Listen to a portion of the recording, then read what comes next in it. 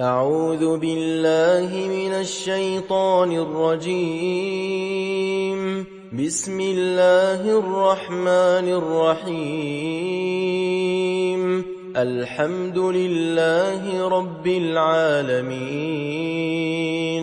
الرحمن الرحيم، مالك يوم الدين. إياك نعبد وإياك نستعين. اهدنا الصراط المستقيم، صراط الذين أنعمت عليهم غير المغضوب عليهم ولا الضالين.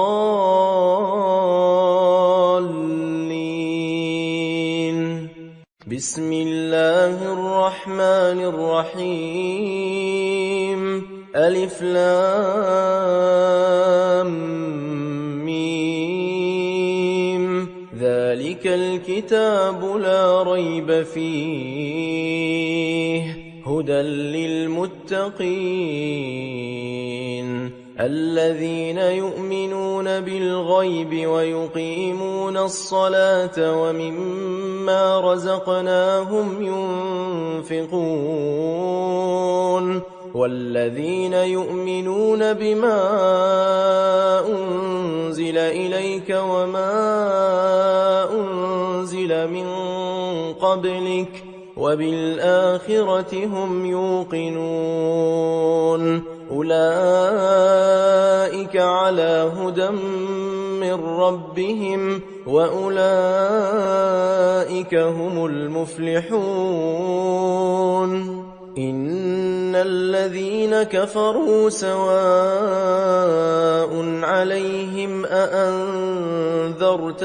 أم لم تنذرهم لا يؤمنون. ختم الله على قلوبهم وعلى سمعهم وعلى أبصارهم غشاوة ولهم عذاب عظيم. ومن الناس من يقول آمنا بالله وباليوم الآخر وما هم بمؤمنين، يخادعون الله والذين آمنوا وما يخدعون إلا أنفسهم وما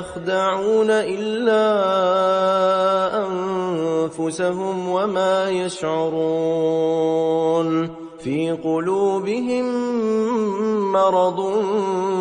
فزادهم الله مرضا ولهم عذاب أليم بما كانوا يكذبون. وإذا قيل لهم لا تفسدوا في الأرض قالوا إنما نحن مصلحون. ألا إنهم هم المفسدون ولكن لا يشعرون. وإذا قيل لهم آمنوا كما آمن الناس قالوا أنؤمن كما آمن السفهاء. ألا إنهم هم السفهاء ولكن لا يعلمون.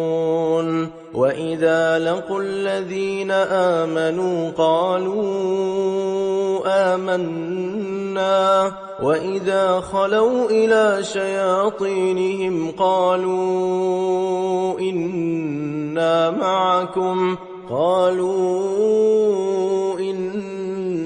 معكم إنما نحن مستهزئون. الله يستهزئ بهم ويمدهم في طغيانهم يعمهون. أولئك الذين اشتروا الضلالة بالهدى فما ربحت تجارتهم وما كانوا مهتدين. مثلهم كمثل الذي استوقد نارا فلما أضاءت ما حوله ذهب الله بنورهم وتركهم في ظلمات لا يبصرون صم بكم عمي فهم لا يرجعون أو كصيب من السماء فيه ظلمات ورعد وبرق يجعلون أصابعهم في آذانهم من الصواعق حذر الموت والله محيط بالكافرين يكاد البرق يخطف أبصارهم كلما أضاء لهم مشوا فيه وإذا أظلم عليهم قاموا ولو شاء الله لذهب بسمعهم وأبصارهم إن الله على كل شيء قدير يا أيها الناس اعبدوا ربكم الذي خلقكم والذين من قبلكم لعلكم تتقون الذي جعل لكم الأرض فراشا والسماء بناء وأنزل من السماء ماء فأخرج به من الثمرات رزقا لكم فلا تجعلوا لله أندادا وأنتم تعلمون وإن كنتم في ريب مما نزلنا على عبدنا فأتوا بسورة من مثله وادعوا شهداءكم من دون الله إن كنتم صادقين فإن لم تفعلوا ولن تفعلوا فاتقوا النار التي وقودها الناس والحجارة أعدت للكافرين وبشر الذين آمنوا وعملوا الصالحات أن لهم جنات تجري من تحتها الأنهار كلما رزقوا منها من ثمرة رزقا قالوا هذا الذي رزقنا من قبل وأتوا به متشابها ولهم فيها أزواج مطهرة وهم فيها خالدون إن الله لا يستحيي أن يضرب مثلا ما بعوضة فما فوقها فأما الذين آمنوا فيعلمون أنه الحق من ربهم وأما الذين كفروا فيقولون ماذا أراد الله بهذا مثلا يضل به كثيرا ويهدي به كثيرا وما يضل به إلا الفاسقين الذين ينقضون عهد الله من بعد ميثاقه ويقطعون ما أمر الله به أن يوصل ويفسدون في الأرض أولئك هم الخاسرون كيف تكفرون بالله وكنتم أمواتا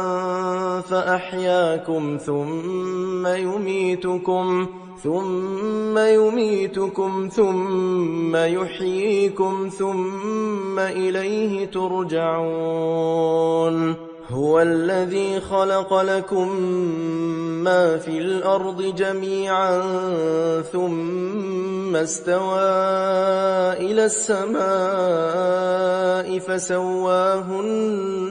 7 سماوات وهو بكل شيء عليم وإذ قال ربك للملائكة إني جاعل في الأرض خليفة قالوا أتجعل فيها من يفسد فيها ويسفك الدماء ونحن نسبح بحمدك ونقدس لك قال إني أعلم ما لا تعلمون وعلم آدم الأسماء كلها ثم عرضهم على الملائكة فقال أنبئوني بأسماء هؤلاء إن كنتم صادقين قالوا سبحانك لا علم لنا إلا ما علمتنا إنك أنت العليم الحكيم قال يا آدم أنبئهم بأسمائهم فلما أنبأهم بأسمائهم قال ألم أقل لكم إني أعلم غيب السماوات والأرض وأعلم ما تبدون وما كنتم تكتمون وإذ قلنا للملائكة اسجدوا لآدم فسجدوا إلا إبليس أبى واستكبر وكان من الكافرين وقلنا يا آدم اسكن أنت وزوجك الجنة وكلا منها رغدا حيث شئتما ولا تقربا هذه الشجرة فتكونا من الظالمين فأزلهما الشيطان عنها فأخرجهما مما كانا فيه وقلنا اهبطوا بعضكم لبعض عدو ولكم في الأرض مستقر ومتاع إلى حين فتلقى آدم من ربه كلمات فتاب عليه إنه هو التواب الرحيم قلنا اهبطوا منها جميعا فإما يأتينكم مني هدى فمن تبع هداي فلا خوف عليهم ولا هم يحزنون والذين كفروا وكذبوا بآياتنا أولئك أصحاب النار هم فيها خالدون يا بني إسرائيل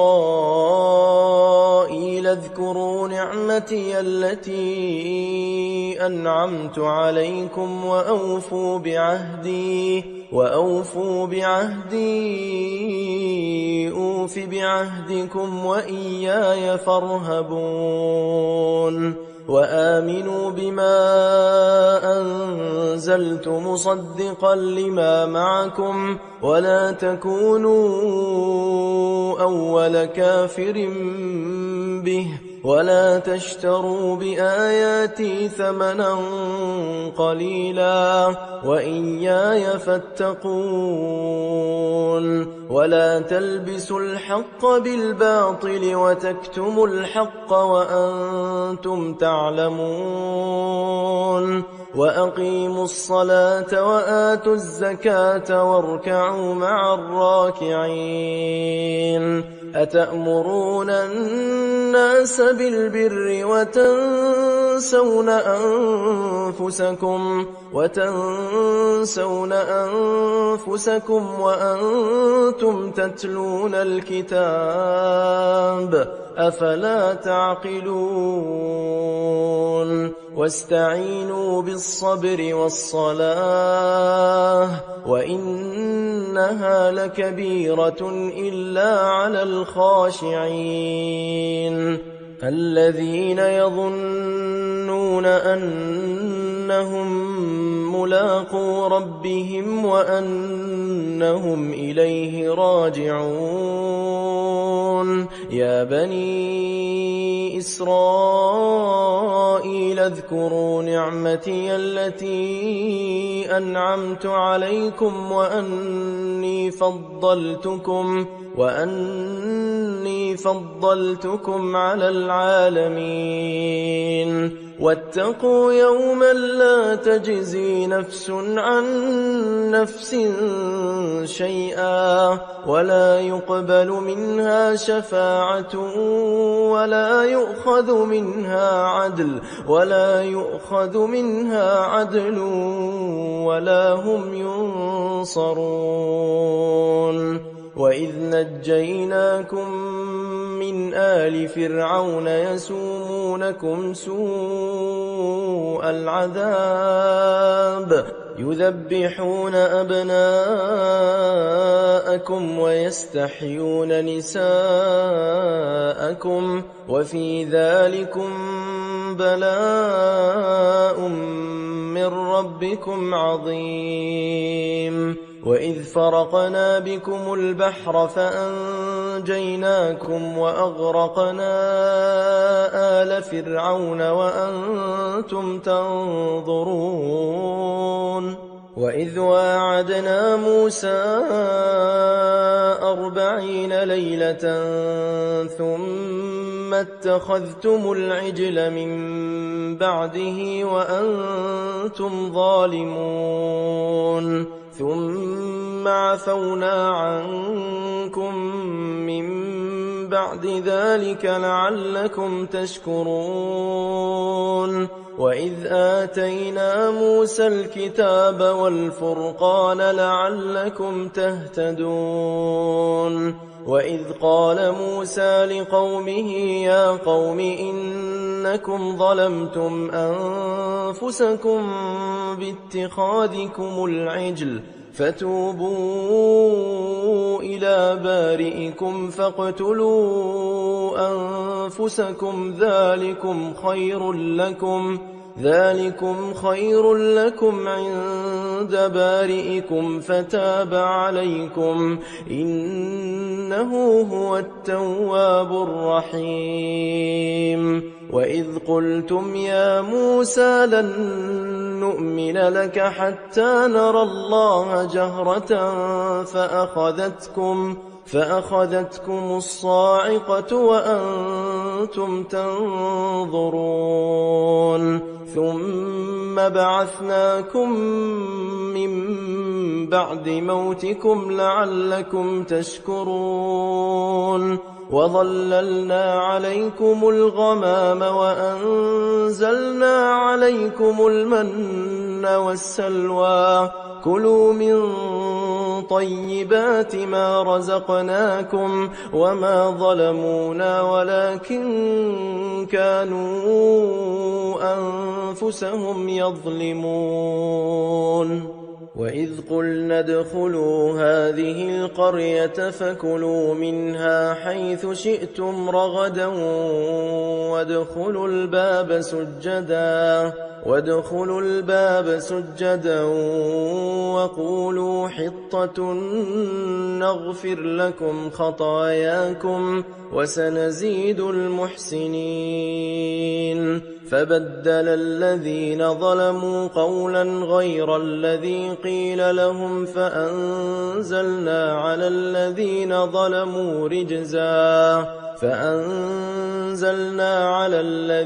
ظلموا رجزا من السماء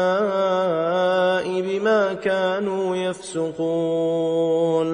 وإذ استسقى موسى لقومه فقلنا اضرب بعصاك الحجر فانفجرت منه 12 عينا قد علم كل أناس مشربهم كلوا واشربوا من رزق الله ولا تعثوا في الأرض مفسدين.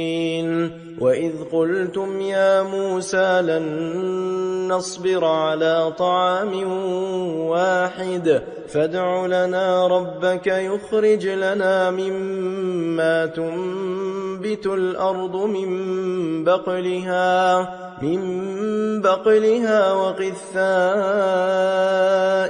وفومها وعدسها وبصلها قال أتستبدلون الذي هو أدنى بالذي هو خير اهبطوا مصرا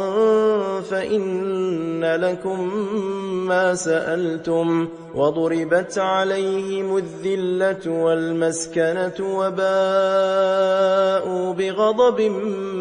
من الله ذلك بأنهم كانوا يكفرون بآيات الله ويقتلون النبيين بغير الحق ذلك بما عصوا وكانوا يعتدون. إن الذين آمنوا والذين هادوا والنصارى والصابئين من آمن بالله واليوم الآخر وعمل صالحا فلهم أجرهم عند ربهم ولا خوف عليهم ولا هم يحزنون. وإذ أخذنا ميثاقكم ورفعنا فوقكم الطور خذوا ما آتيناكم بقوة واذكروا ما فيه لعلكم تتقون. ثم توليتم من بعد ذلك فلولا فضل الله عليكم ورحمته لكنتم من الخاسرين. ولقد علمتم الذين اعتدوا منكم في السبت فقلنا لهم كونوا قردة خاسئين فجعلناها نكالا لما بين يديها وما خلفها وموعظة للمتقين. وإذ قال موسى لقومه إن الله يأمركم أن تذبحوا بقرة قالوا أتتخذنا هزوا قال أعوذ بالله أن أكون من الجاهلين. قالوا ادع لنا ربك يبين لنا ما هي قال إنه يقول إنها بقرة لا فارض ولا بكر عوان بين ذلك فافعلوا ما تؤمرون. قالوا ادع لنا ربك يبين لنا ما لونها قال إنه يقول إنها بقرة صفراء فاقع لونها تسر الناظرين. قالوا ادع لنا ربك يبين لنا ما هي إن البقرة شابه علينا وإنا إن شاء الله لمهتدون قال إنه يقول إنها بقرة لا ذلول تثير الأرض ولا تسقي الحرث مسلمة لا شية فيها قالوا الآن جئت بالحق فذبحوها وما كادوا يفعلون وإذ قتلتم نفسا فادارأتم فيها والله مخرج ما كنتم تكتمون فقلنا اضربوه ببعضها كذلك يحيي الله الموتى ويريكم آياته لعلكم تعقلون ثم قست قلوبكم من بعد ذلك فهي كالحجارة أو أشد قسوة وإن من الحجارة لما يتفجر منه الأنهار وإن منها لما يشقق فيخرج منه الماء وإن منها لما يهبط من خشية الله وما الله بغافل عما تعملون أفتطمعون أن يؤمنوا لكم وقد كان فريق منهم يسمعون كلام الله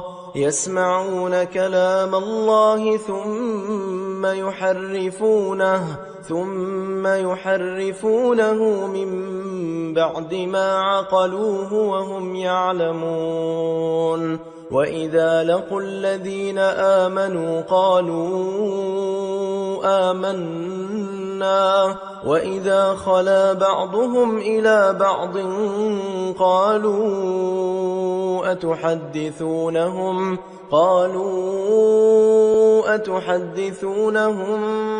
بما فتح الله عليكم ليحاجوكم به عند ربكم أفلا تعقلون أولا يعلمون أن الله يعلم ما يسرون وما يعلنون ومنهم أميون لا يعلمون الكتاب إلا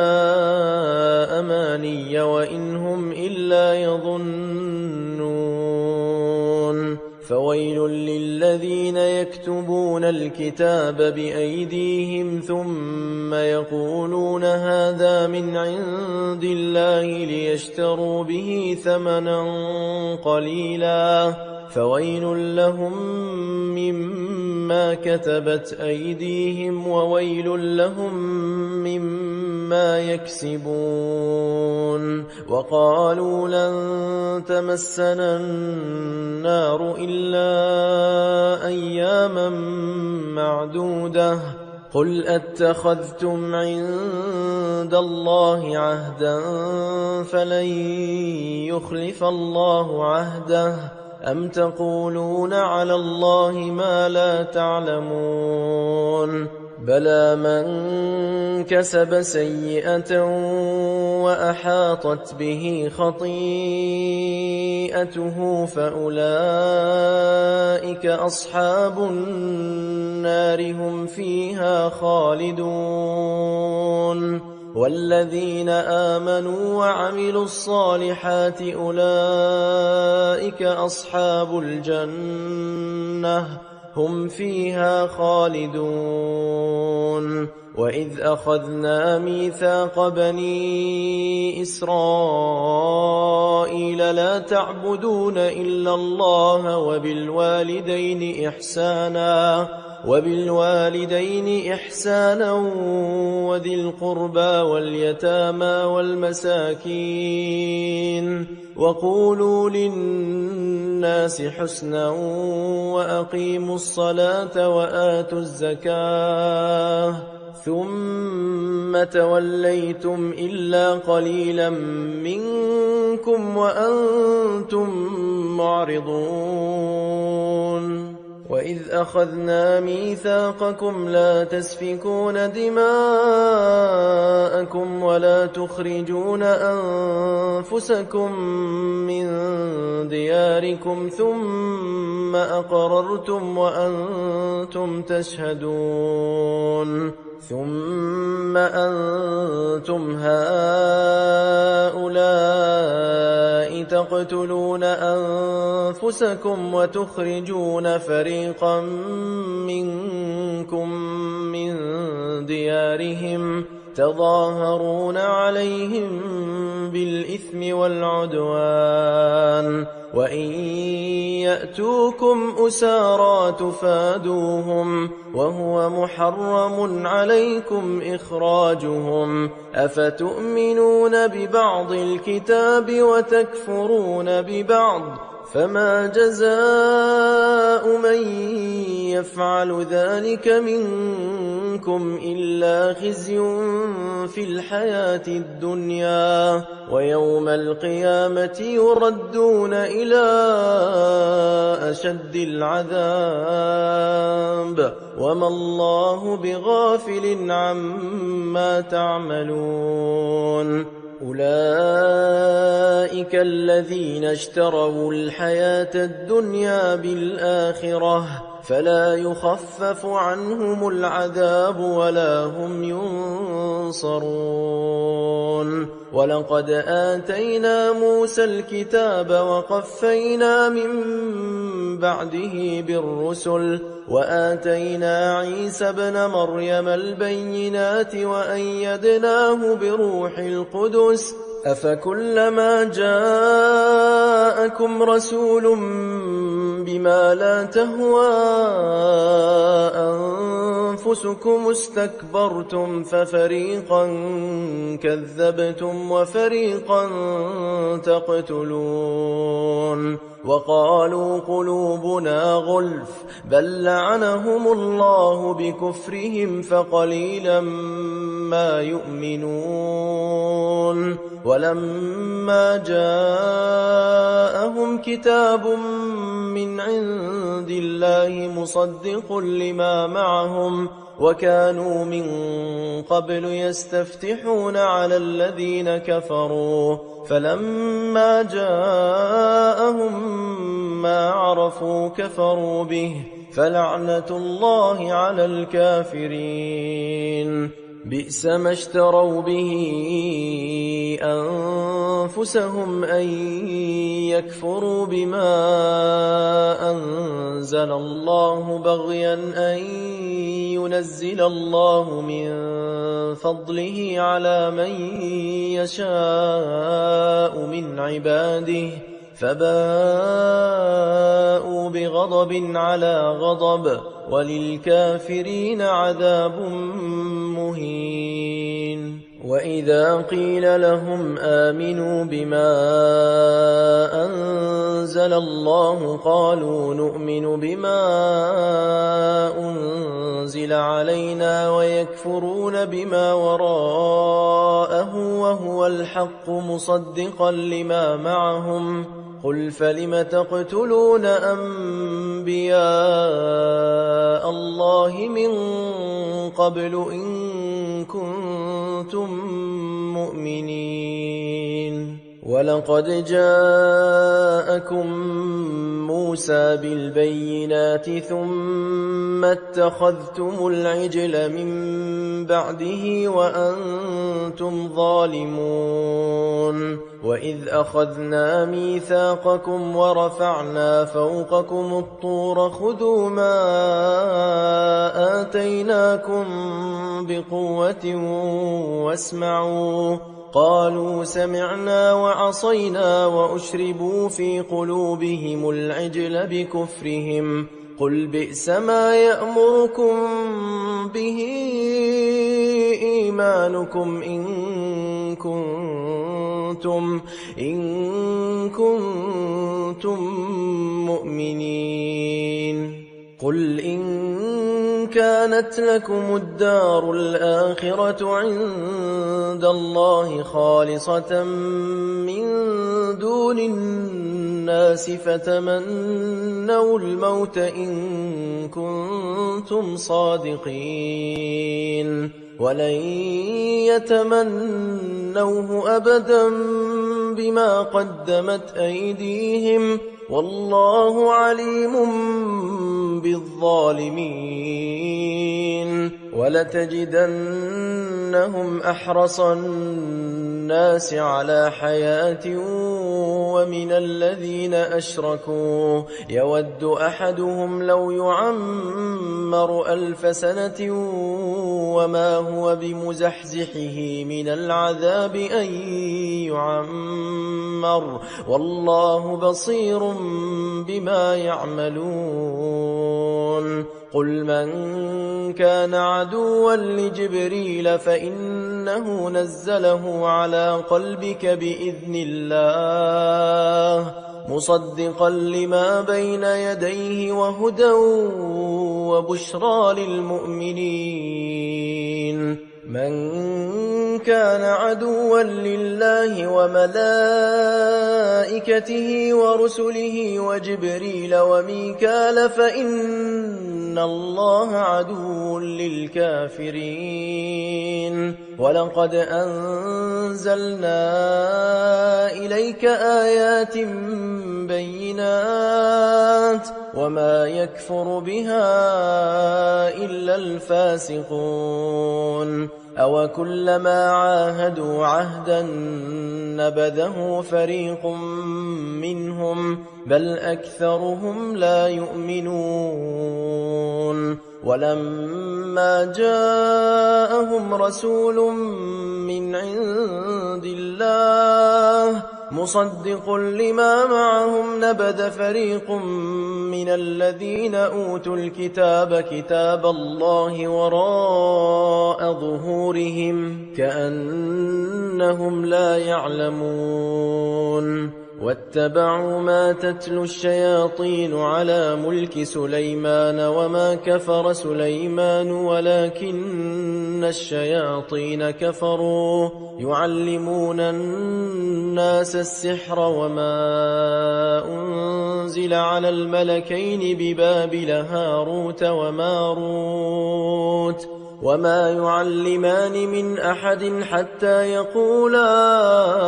إنما نحن فتنة فلا تكفر فيتعلمون منهما ما يفرقون به بين المرء وزوجه وما هم بضارين به من أحد إلا بإذن الله ويتعلمون ما يضرهم ولا ينفعهم ولقد علموا لمن اشتراه ما له في الآخرة من خلاق ولبئس ما شروا به أنفسهم لو كانوا يعلمون. ولو أنهم آمنوا واتقوا لمثوبة من عند الله خير لو كانوا يعلمون. يا أيها الذين آمنوا لا تقولوا راعنا وقولوا انظرنا واسمعوا وللكافرين عذاب أليم. ما يود الذين كفروا من أهل الكتاب ولا المشركين أن ينزل عليكم من خير من ربكم والله يختص برحمته من يشاء والله ذو الفضل العظيم. ما ننسخ من آية أو ننسها نأت بخير منها أو مثلها ألم تعلم أن الله على كل شيء قدير ألم تعلم أن الله له ملك السماوات والأرض وما لكم من دون الله من ولي ولا نصير أم تريدون أن تسألوا رسولكم كما سئل موسى من قبل ومن يتبدل الكفر بالإيمان فقد ضل سواء السبيل ود كثير من أهل الكتاب لو يردونكم من بعد إيمانكم كفارا حسدا من عند أنفسهم من بعد ما تبين لهم الحق فاعفوا واصفحوا حتى يأتي الله بأمره إن الله على كل شيء قدير وأقيموا الصلاة وآتوا الزكاة وما تقدموا لأنفسكم من خير تجدوه عند الله إن الله بما تعملون بصير وقالوا لن يدخل الجنة إلا من كان هودا أو نصارى تلك أمانيهم قل هاتوا برهانكم إن كنتم صادقين بلى من أسلم وجهه لله وهو محسن فله أجره عند ربه ولا خوف عليهم ولا هم يحزنون وقالت اليهود ليست النصارى على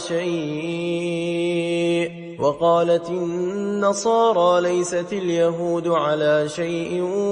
وهم يتلون الكتاب كذلك قال الذين لا يعلمون مثل قولهم فالله يحكم بينهم يوم القيامة فيما كانوا فيه يختلفون ومن أظلم ممن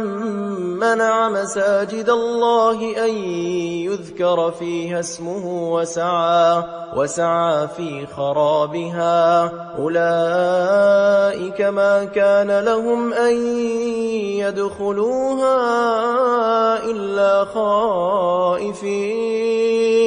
لهم في الدنيا خزي ولهم في الآخرة عذاب عظيم ولله المشرق والمغرب فأينما تولوا فثم وجه الله إن الله واسع عليم وقالوا اتخذ الله ولدا سبحانه بل له ما في السماوات والأرض كل له قانتون بديع السماوات والأرض وإذا قضى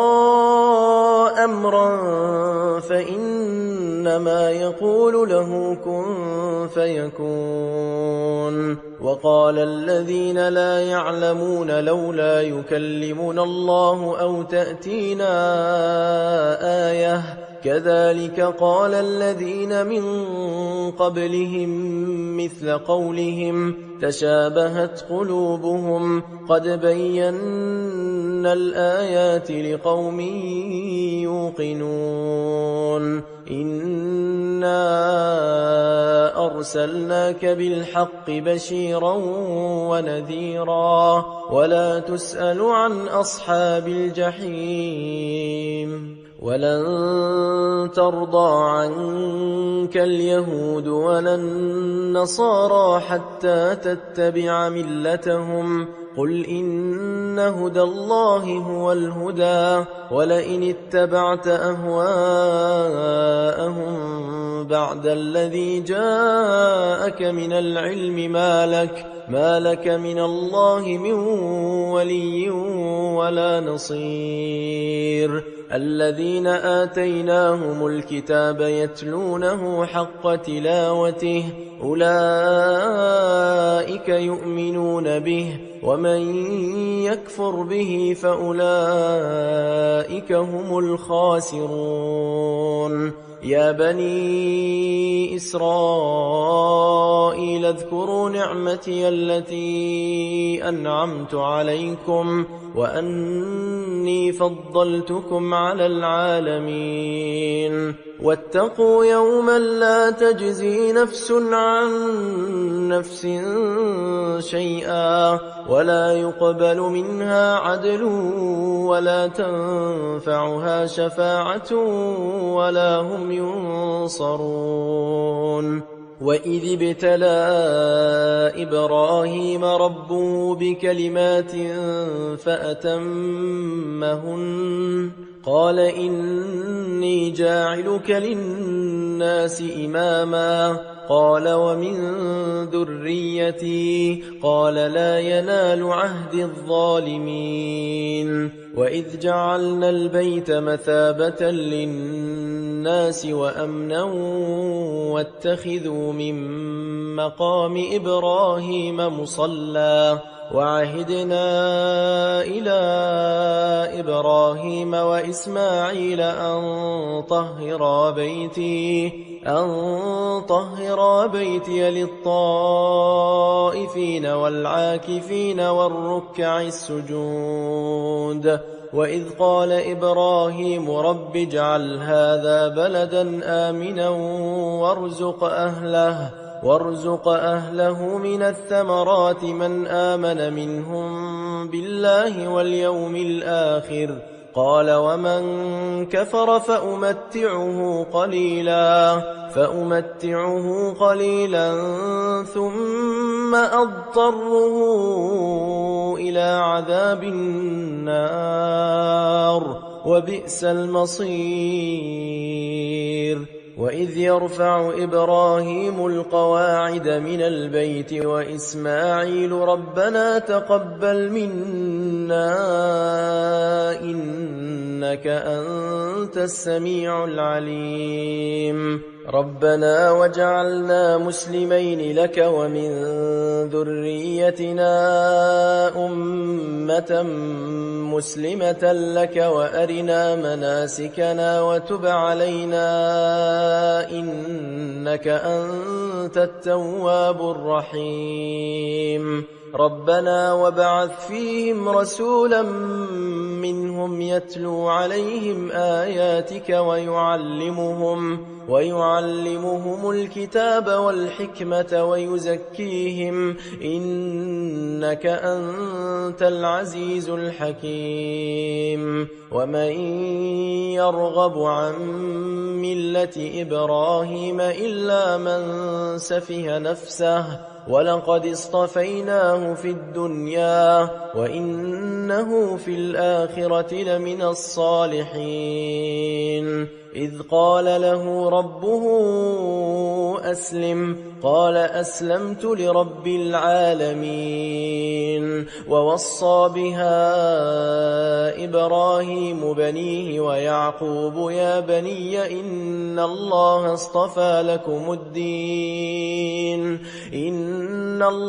اصطفى لكم الدين فلا تموتن إلا وأنتم مسلمون أم كنتم شهداء إذ حضر يعقوب الموت إذ قال لبنيه ما تعبدون من بعدي قالوا نعبد إلهك وإله آبائك إبراهيم وإسماعيل وإسحاق إلها واحدا ونحن له مسلمون تلك أمة قد خلت لها ما كسبت ولكم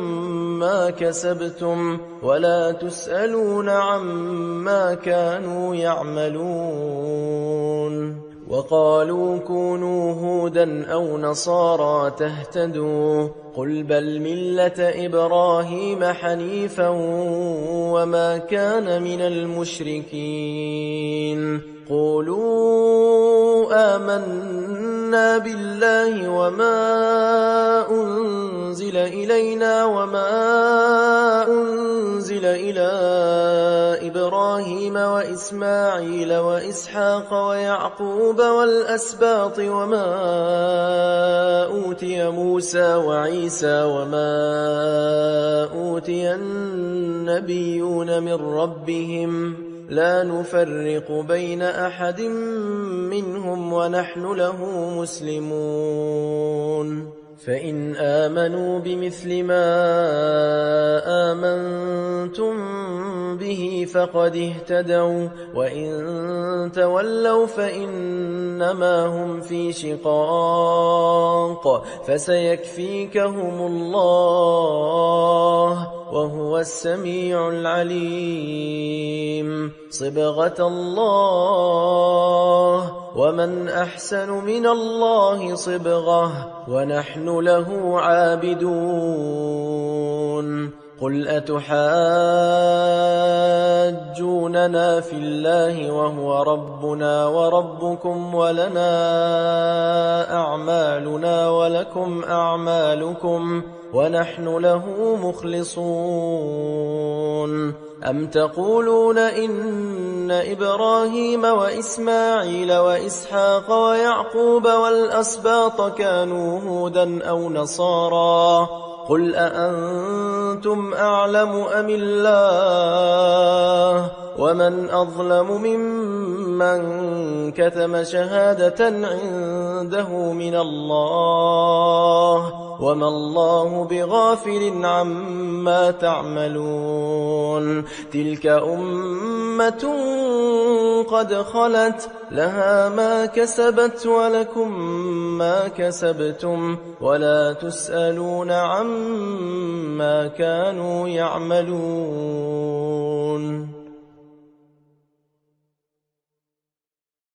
سيقول السفهاء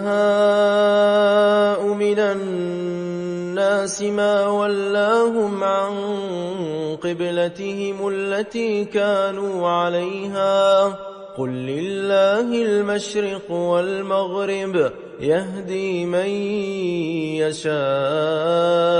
إلى صراط مستقيم وكذلك جعلناكم أمة وسطا لتكونوا شهداء على الناس ويكون الرسول عليكم شهيدا وما جعلنا القبلة التي كنت عليها إلا لنعلم من يتبع الرسول ممن ينقلب على عقبيه وإن كانت لكبيرة إلا على الذين هدى الله وما كان الله ليضيع إيمانكم إن الله بالناس لرءوف رحيم قد نرى تقلب وجهك في السماء فلنولينك قبلة ترضاها فول وجهك شطر المسجد الحرام وحيث ما كنتم فولوا وجوهكم شطره وإن الذين أوتوا الكتاب ليعلمون أنه الحق من ربهم وما الله بغافل عما يعملون ولئن أتيت الذين أوتوا الكتاب بكل آية ما تبعوا قبلتك وما أنت بتابع قبلتهم وما بعضهم بتابع قبلة بعض ولئن اتبعت أهواءهم من بعد ما جاءك من العلم إنك إذا لمن الظالمين الذين آتيناهم الكتاب يعرفونه كما يعرفون أبناءهم وإن فريقا منهم ليكتمون الحق وهم يعلمون الحق من ربك فلا تكونن من الممترين ولكل وجهة هو موليها فاستبقوا الخيرات أينما تكونوا يأت بكم الله جميعا إن الله على كل شيء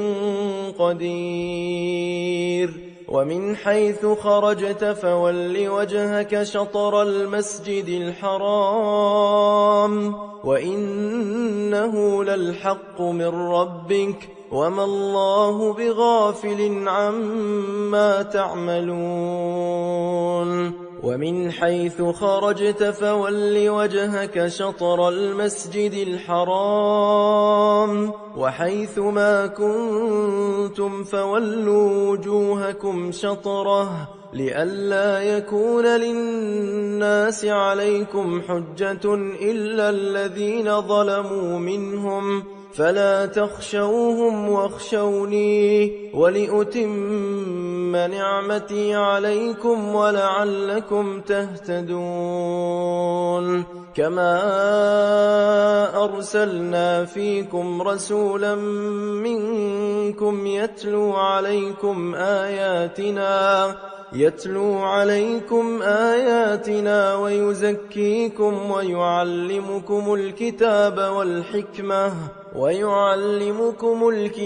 والحكمة ويعلمكم ما لم تكونوا تعلمون فاذكروني أذكركم واشكروا لي ولا تكفرون يا أيها الذين آمنوا استعينوا بالصبر والصلاة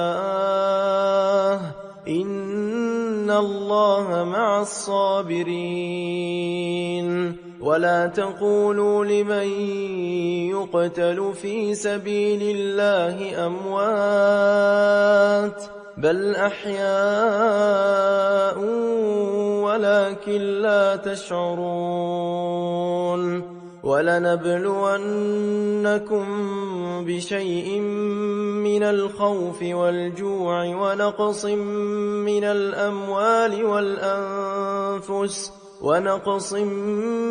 الأموال والأنفس والثمرات وبشر الصابرين الذين إذا أصابتهم مصيبة قالوا إنا لله وإنا إليه راجعون أولئك عليهم صلوات من ربهم ورحمة وأولئك هم المهتدون إن الصفا والمروة من شعائر الله فمن حج البيت أو اعتمر فلا جناح عليه أن يطوف بهما ومن تطوع خيرا فإن الله شاكر عليم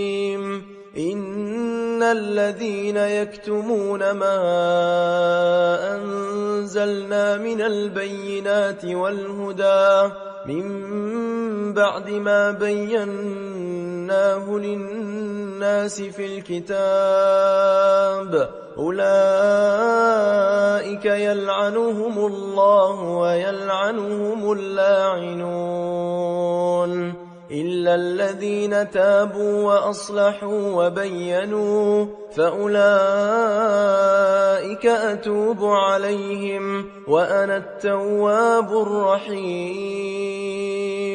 إن الذين كفروا وماتوا وهم كفار أولئك عليهم لعنة الله والملائكة والناس أجمعين خالدين فيها لا يخفف عنهم العذاب ولا هم ينظرون. وإلهكم إله واحد لا إله إلا هو الرحمن الرحيم. إن في خلق السماوات والأرض واختلاف الليل والنهار والفلك التي تجري في البحر بما ينفع الناس وما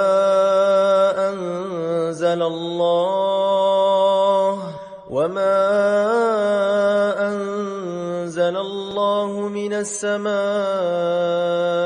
من ماء فأحيا به الأرض بعد موتها وبث فيها من كل دابة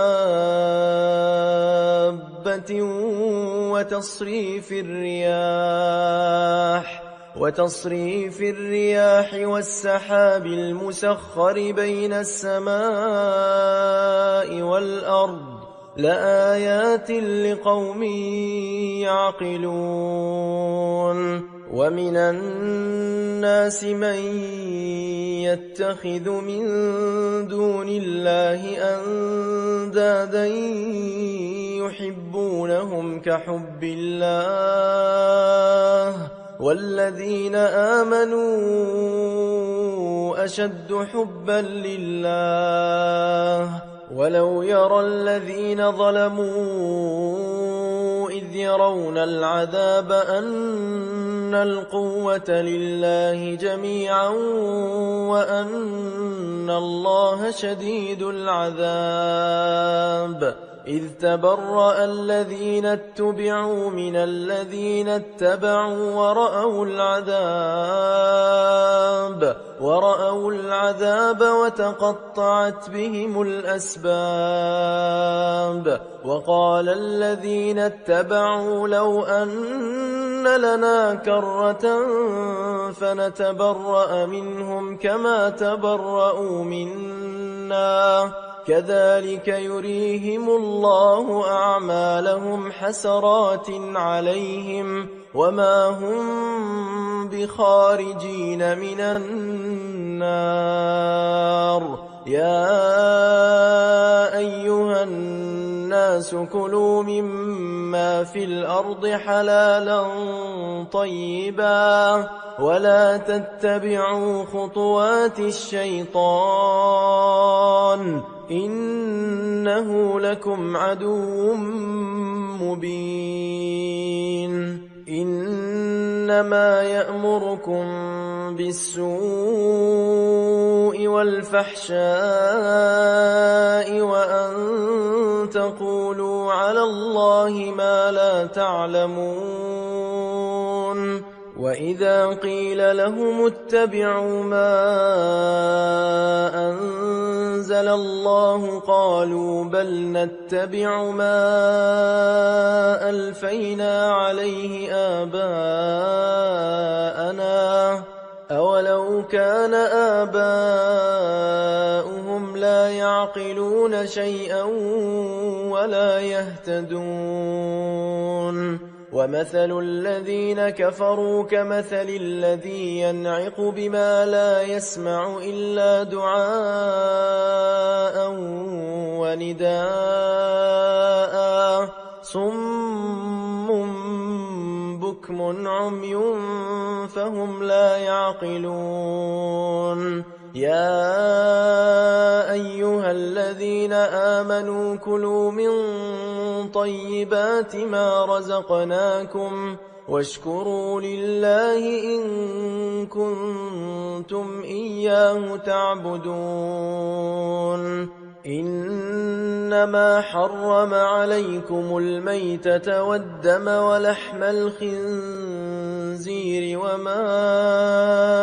أهل به لغير الله فمن اضطر غير باغ ولا عاد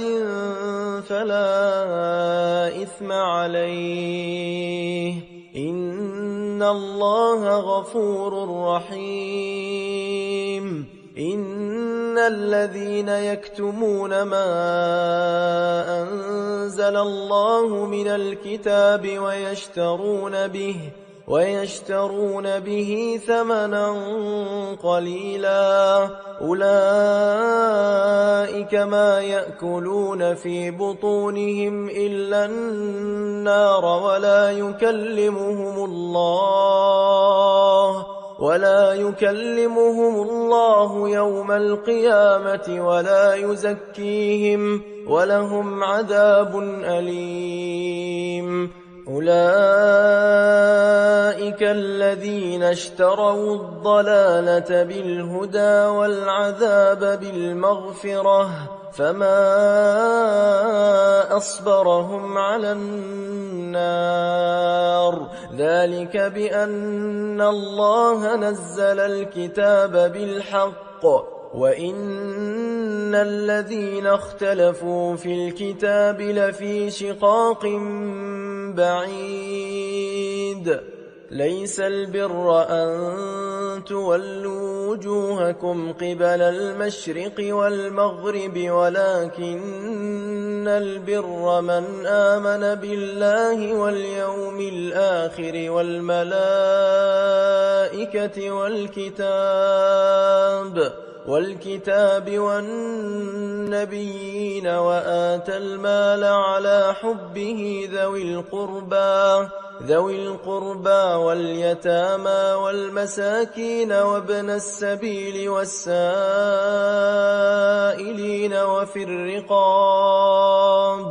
وفي الرقاب وأقام الصلاة وآتى الزكاة والموفون بعهدهم إذا عاهدوا والصابرين في البأساء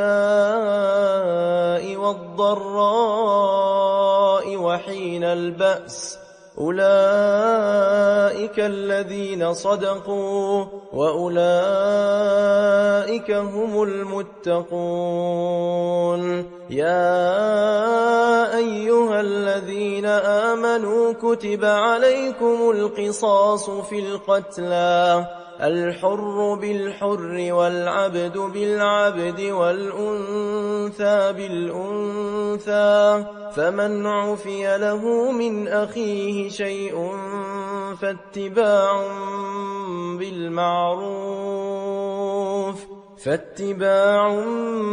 بالمعروف وأداء إليه بإحسان ذلك تخفيف من ربكم ورحمة فمن اعتدى بعد ذلك فله عذاب أليم ولكم في القصاص حياة يا أولي الألباب لعلكم تتقون كتب عليكم إذا حضر أحدكم الموت إن ترك خيرا الوصية للوالدين والأقربين بالمعروف حقا على المتقين فمن بدله بعدما سمعه فإنما إثمه على الذين يبدلونه إن الله سميع عليم فمن خاف من موص جنفا أو إثما فأصلح بينهم فلا إثم عليه إن الله غفور رحيم يا أيها الذين آمنوا كتب عليكم الصيام كما كتب على الذين من قبلكم لعلكم تتقون أياما معدودات فمن كان منكم مريضا أو على سفر فعدة من أيام أخر وعلى الذين يطيقونه فدية طعام مسكين فمن تطوع خيرا فهو خير له وأن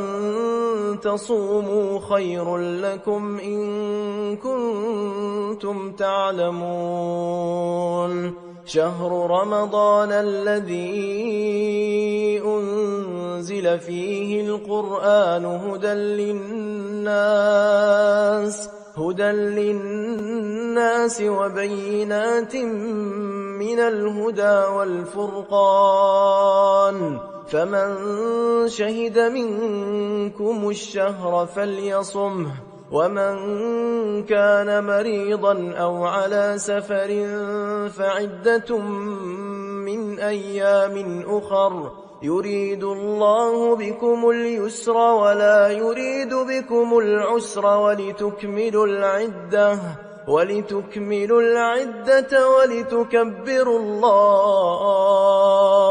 ولتكبروا الله على ما هداكم ولعلكم تشكرون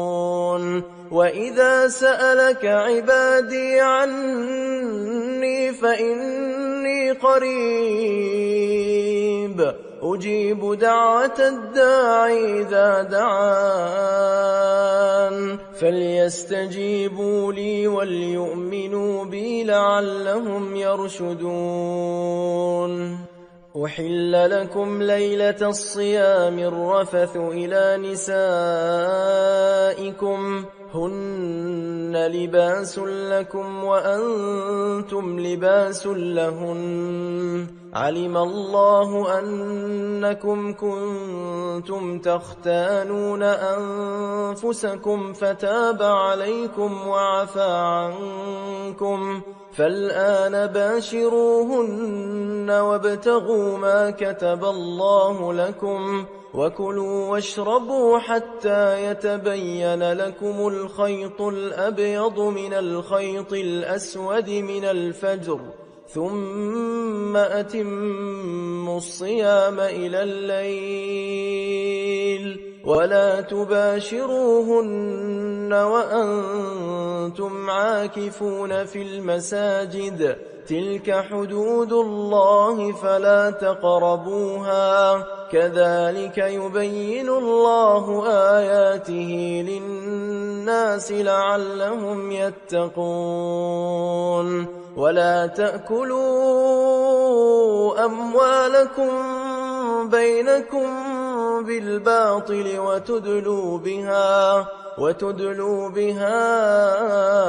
إلى الحكام لتأكلوا فريقا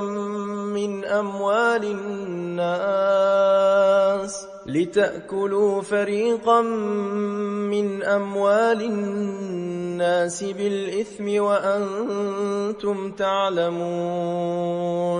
يسألونك عن الأهلة قل هي مواقيت للناس والحج وليس البر بأن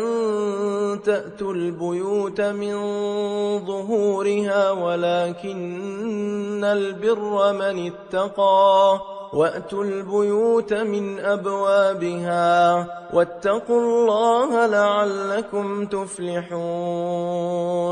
وقاتلوا في سبيل الله الذين يقاتلونكم ولا تعتدوا إن الله لا يحب المعتدين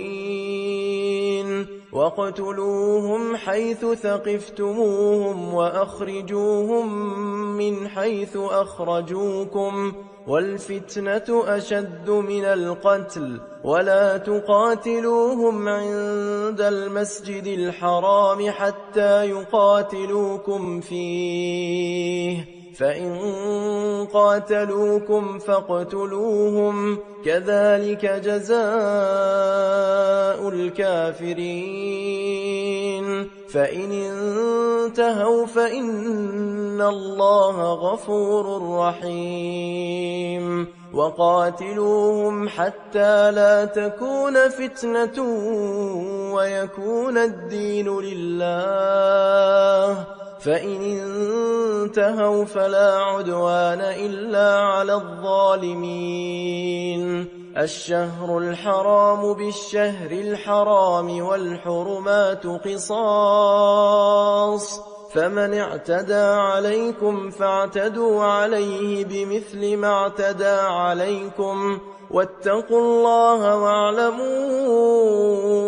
أن الله مع المتقين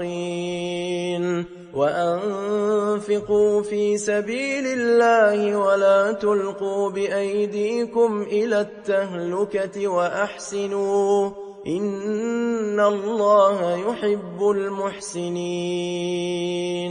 وأتموا الحج والعمرة لله فإن أحصرتم فما استيسر من الهدي ولا تحلقوا رؤوسكم حتى يبلغ الهدي محله فمن كان منكم مريضا أو به أذى من رأسه ففدية من صيام أو صدقة أو نسك فإذا أمنتم فمن تمتع بالعمرة إلى الحج فما استيسر من الهدي فمن لم يجد فصيام 3 أيام في الحج و7 إذا رجعتم تلك 10 كاملة ذلك لمن لم يكن أهله حاضر المسجد الحرام واتقوا الله واعلموا أن الله شديد العقاب الحج أشهر معلومات فمن فرض فيهن الحج فلا رفث ولا فسوق ولا جدال في الحج وما تفعلوا من خير يعلمه الله وتزودوا فإن خير الزاد التقوى واتقون يا أولي الألباب ليس عليكم جناح أن تبتغوا فضلا من ربكم فإذا أفضتم من عرفات فاذكروا الله عند المشعر الحرام واذكروه كما هداكم وإن كنتم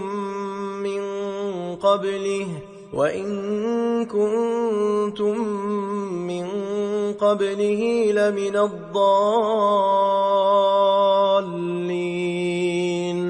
ثم أفيضوا من حيث أفاض الناس واستغفروا الله إن الله غفور رحيم فإذا قضيتم مناسككم فاذكروا الله كذكركم آباءكم أو أشد ذكرا فمن الناس من يقول ربنا آتنا في الدنيا وما له في الآخرة من خلاق ومنهم من يقول ربنا آتنا في الدنيا حسنة وفي الآخرة حسنة وقنا عذاب النار أولئك لهم نصيب مما كسبوا والله سريع الحساب واذكروا الله في أيام معدودات فمن تعجل في يومين فلا إثم عليه ومن تأخر فلا إثم عليه لمن اتقى واتقوا الله واعلموا أنكم إليه تحشرون ومن الناس من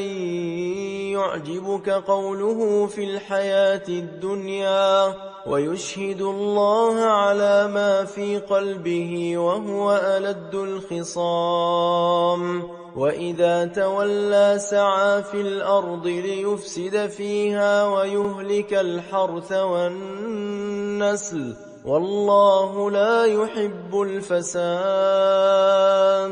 وإذا قيل له اتق الله أخذته العزة بالإثم فحسبه جهنم ولبئس المهاد ومن الناس من يشري نفسه ابتغاء مرضات الله والله رؤوف بالعباد يا أيها الذين آمنوا ادخلوا في السلم كافة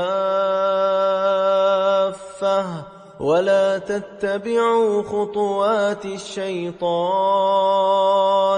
إنه لكم عدو مبين فإن زللتم من بعد ما جاءتكم البينات فاعلموا أن الله عزيز حكيم هل ينظرون إلا أن يأتيهم الله في ظلل من الغمام والملائكة وقضي الأمر وإلى الله ترجع الأمور سل بني إسرائيل كم آتيناهم من آية بينة ومن يبدل نعمة الله من بعد ما جاءته فإن الله شديد العقاب زين للذين كفروا الحياة الدنيا ويسخرون من الذين آمنوا والذين اتقوا فوقهم يوم القيامة والله يرزق من يشاء بغير حساب كان الناس أمة واحدة فبعث الله النبيين مبشرين ومنذرين وأنزل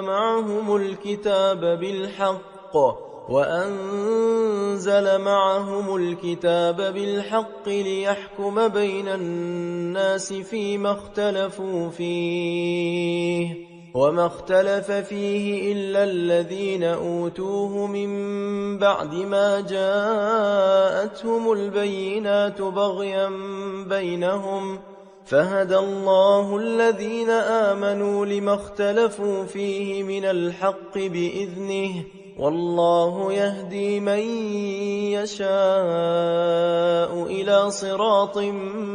مستقيم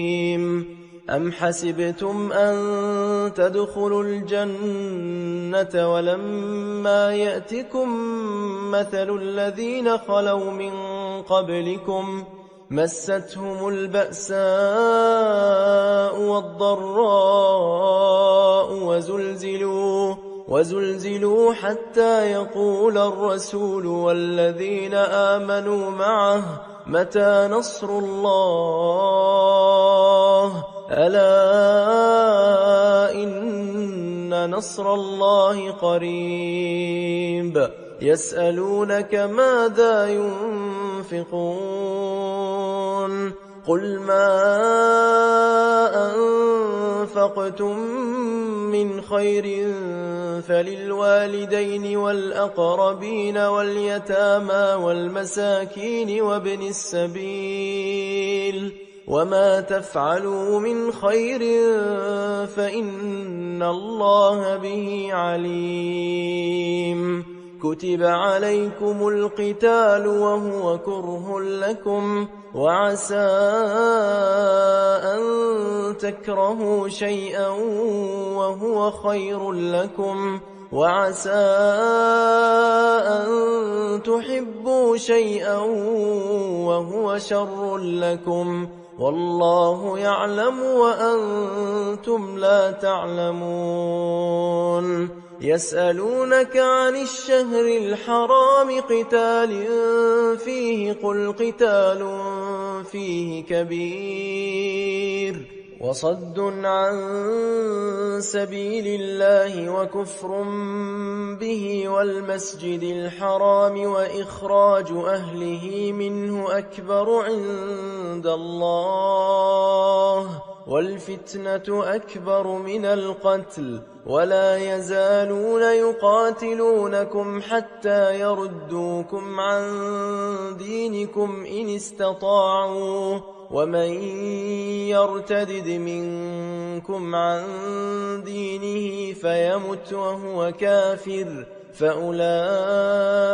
حبطت أعمالهم في الدنيا والآخرة وأولئك أصحاب النار هم فيها خالدون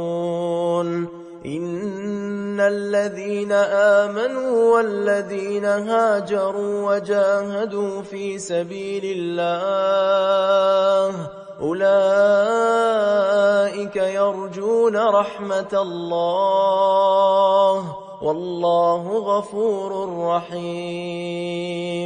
يسألونك عن الخمر والميسر قل فيهما إثم كبير ومنافع للناس وإثمهما أكبر من نفعهما ويسألونك ماذا ينفقون قل العفو كذلك يبين الله لكم الآيات لعلكم تتفكرون في الدنيا والآخرة ويسألونك عن اليتامى قل إصلاح لهم خير وإن تخالطوهم فإخوانكم والله يعلم المفسد من المصلح ولو شاء الله لأعنتكم إن الله عزيز حكيم ولا تنكحوا المشركات حتى يؤمن ولأمة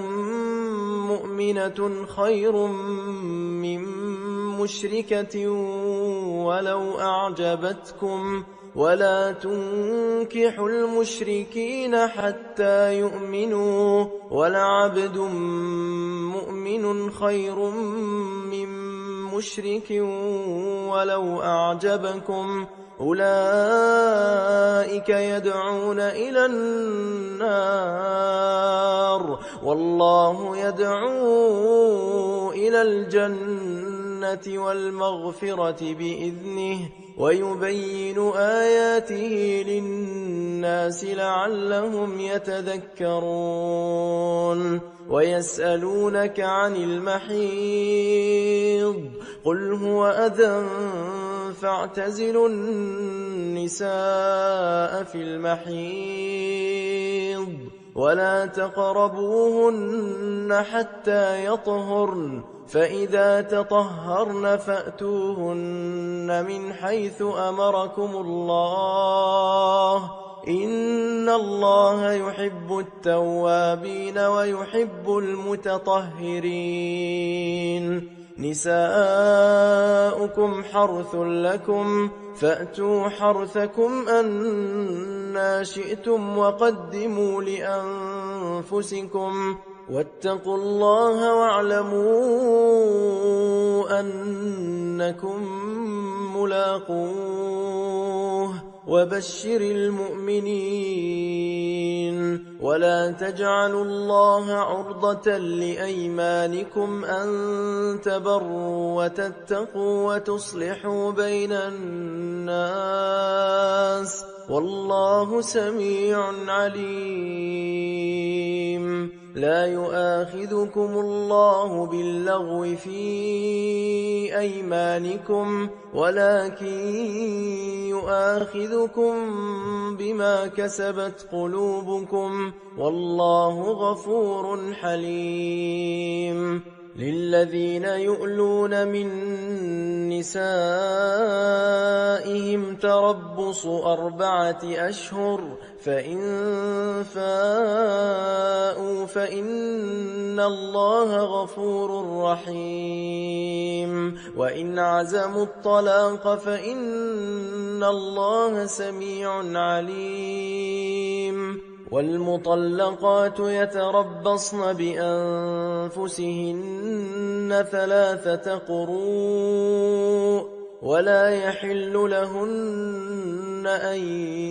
يكتمن ما خلق الله في أرحامهن إن كن يؤمن بالله واليوم الآخر وبعولتهن أحق بردهن في ذلك إن أرادوا إصلاحا ولهن مثل الذي عليهن بالمعروف وللرجال عليهن درجة والله عزيز حكيم الطلاق 2 فإمساك بمعروف أو تسريح بإحسان ولا يحل لكم أن تأخذوا مما آتيتموهن شيئا إلا أن يخافا ألا يقيما حدود الله فإن خفتم ألا يقيما حدود الله فلا جناح عليهما فيما افتدت به تلك حدود الله فلا تعتدوها ومن يتعد حدود الله فأولئك هم الظالمون فإن طلقها فلا تحل له من بعد حتى تنكح زوجا غيره فإن طلقها فلا جناح عليهما أن يتراجعا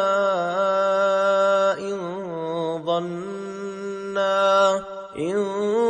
ظنا أن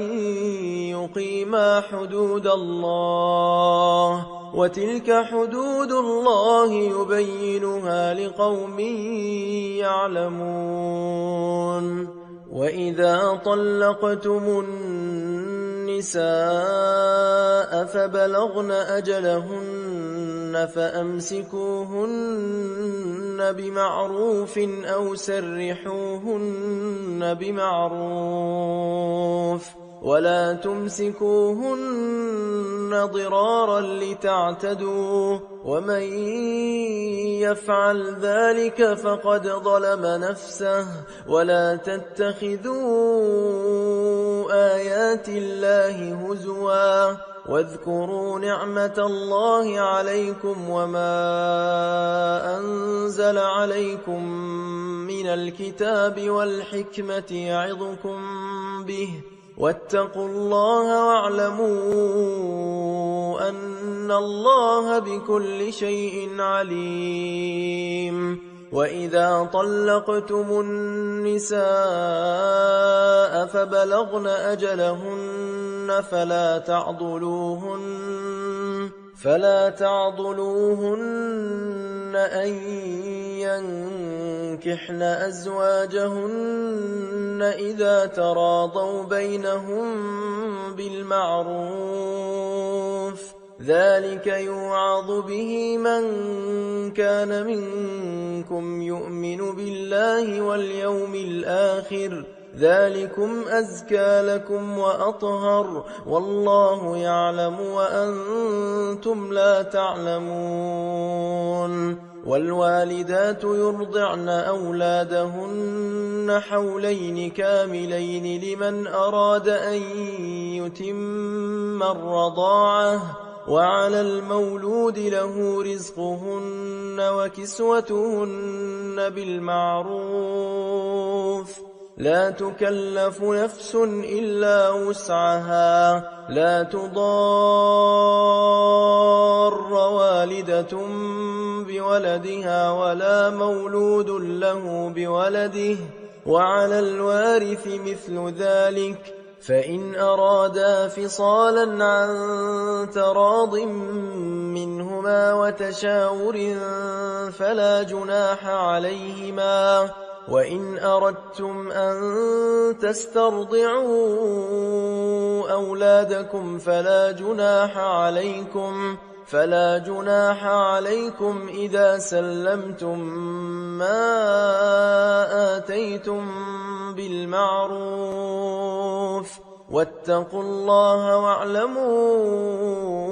أن الله بما تعملون بصير. والذين يتوفون منكم ويذرون أزواجا يتربصن بأنفسهن 4 أشهر و10، فإذا بلغن أجلهن فلا جناح عليكم فيما فعلن في أنفسهن بالمعروف، والله بما تعملون خبير. ولا جناح عليكم فيما عرضتم به من خطبة النساء أو أكننتم في أنفسكم، علم الله أنكم ستذكرونهن ولكن لا تواعدوهن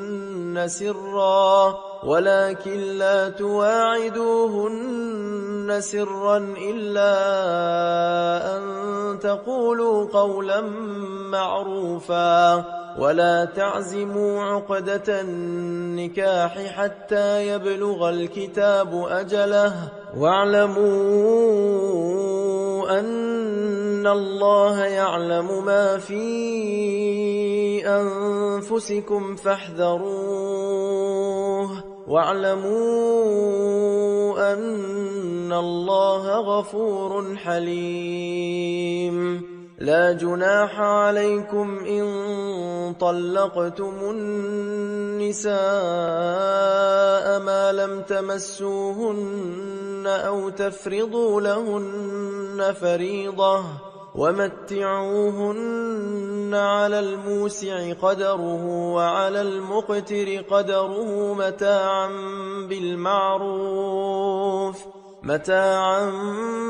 بالمعروف حقا على المحسنين. وإن طلقتموهن من قبل أن تمسوهن وقد فرضتم لهن فريضة، فنصف ما فرضتم إلا أن يعفون أو يعفو الذي بيده عقدة النكاح، وأن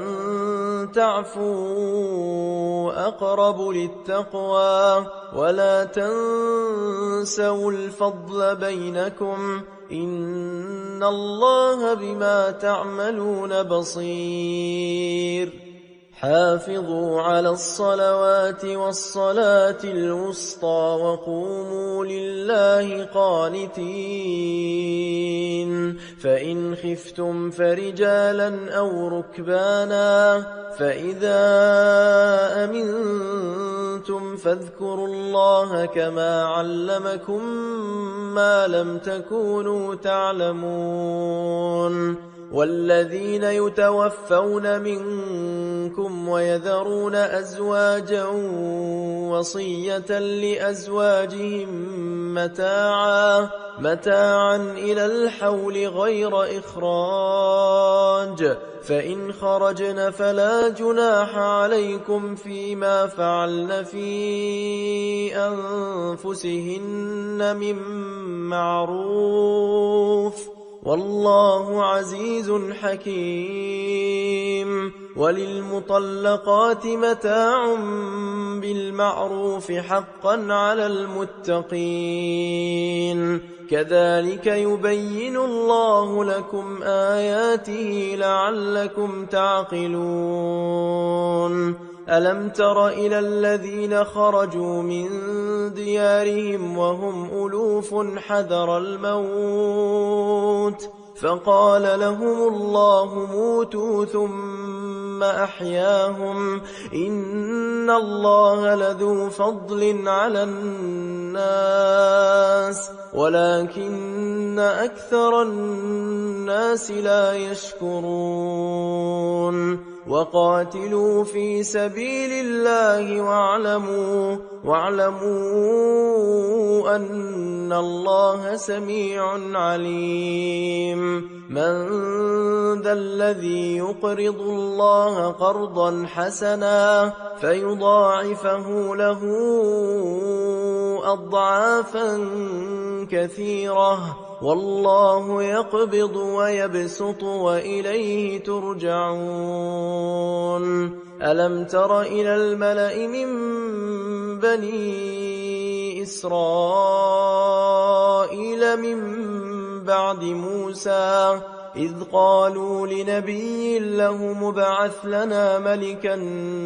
نقاتل في سبيل الله قال هل عسيتم إن كتب عليكم القتال ألا تقاتلوا قالوا وما لنا ألا نقاتل في سبيل الله وقد أخرجنا من ديارنا وأبنائنا فلما كتب عليهم القتال تولوا إلا قليلا منهم والله عليم بالظالمين وقال لهم نبيهم إن الله قد بعث لكم طالوت ملكا قالوا أنى يكون له الملك علينا ونحن أحق بالملك منه ولم يؤت سعة من المال قال إن الله اصطفاه عليكم وزاده بسطة في العلم والجسم والله يؤتي ملكه من يشاء والله واسع عليم وقال لهم نبيهم إن آية ملكه أن يأتيكم التابوت فيه سكينة من ربكم وبقية مما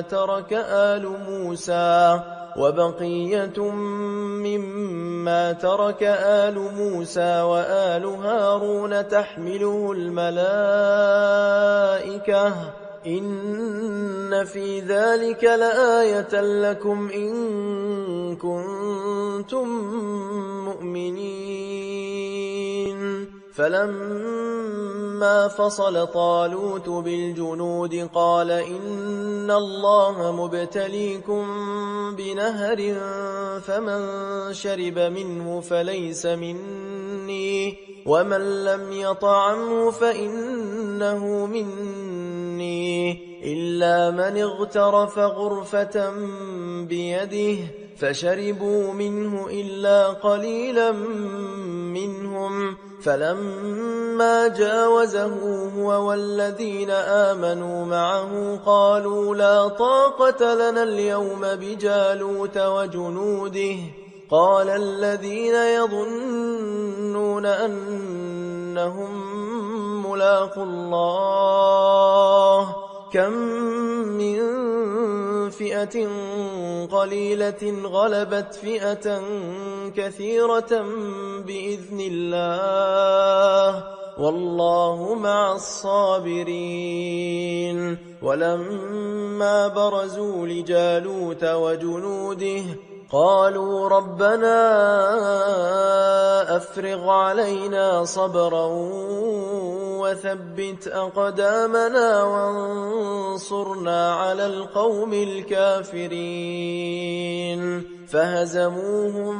بإذن الله وقتل داود جالوت وآتاه الله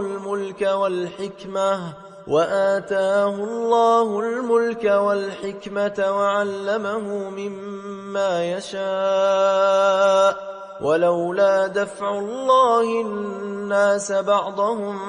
ببعض لفسدت الأرض ولكن الله ذو فضل على العالمين تلك آيات الله نتلوها عليك بالحق وإنك لمن المرسلين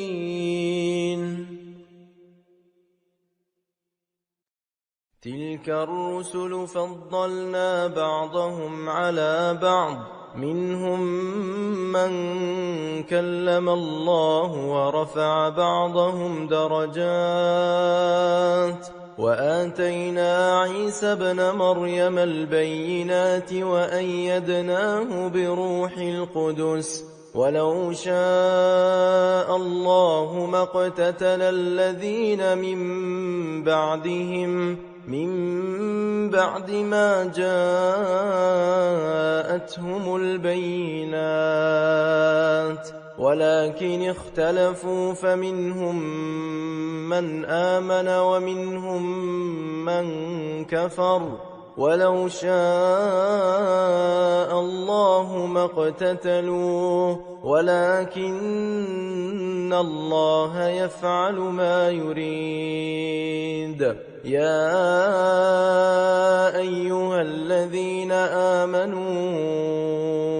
أنفقوا مما رزقناكم من قبل أن يأتي يوم لا بيع فيه ولا خلة ولا شفاعة والكافرون هم الظالمون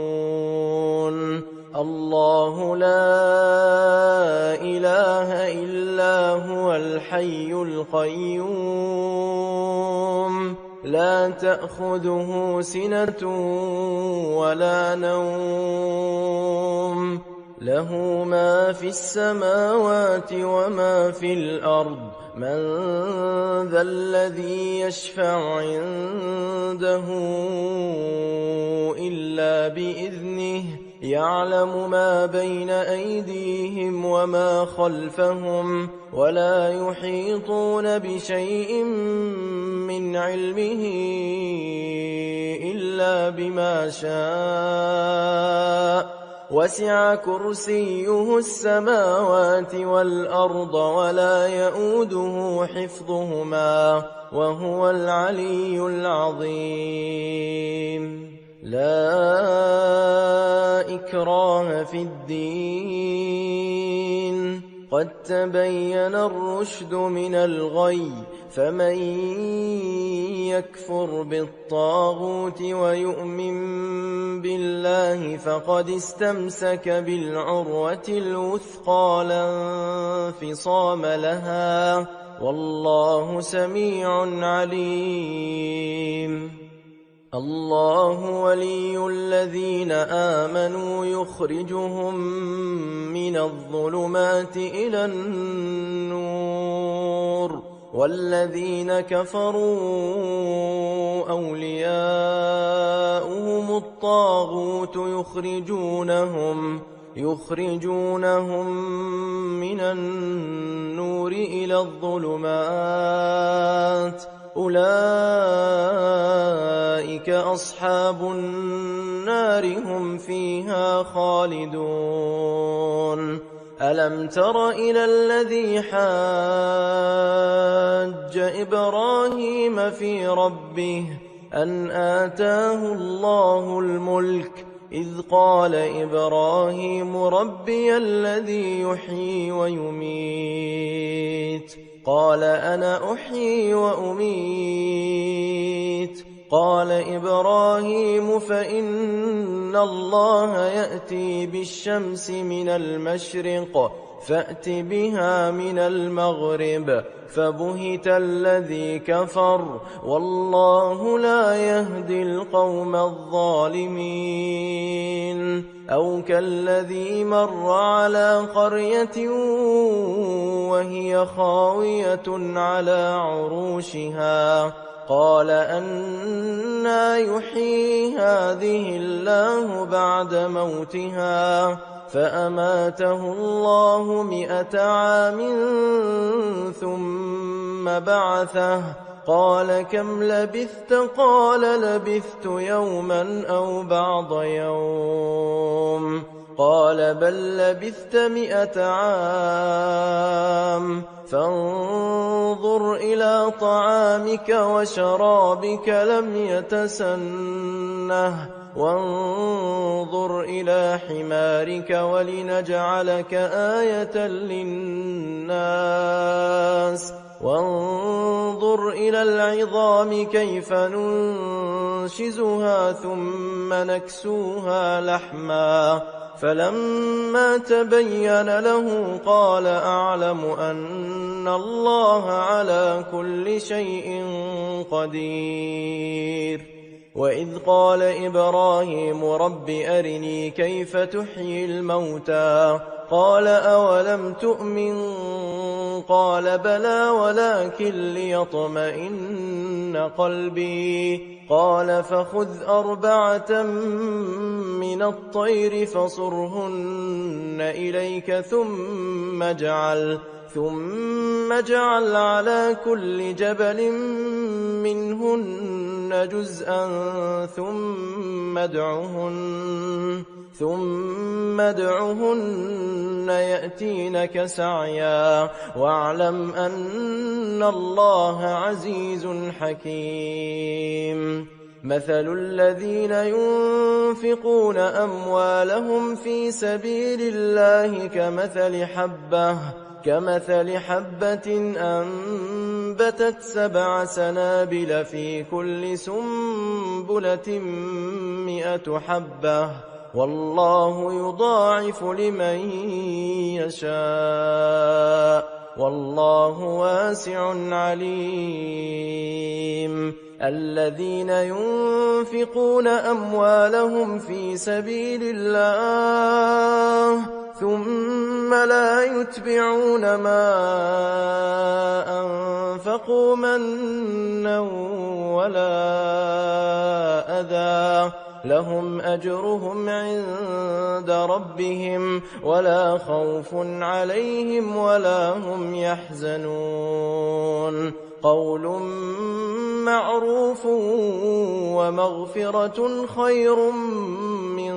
صدقة يتبعها أذى والله غني حليم يا أيها الذين آمنوا لا تبطلوا صدقاتكم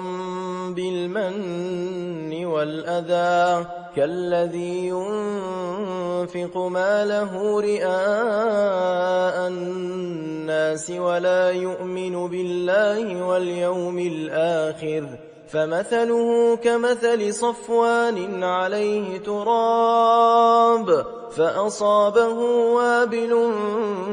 فتركه صلدا لا يقدرون على شيء مما مما كسبوا والله لا يهدي القوم الكافرين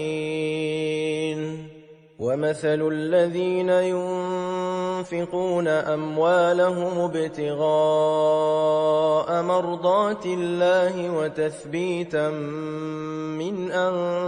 أنفسهم كمثل جنة بربوة أصابها وابل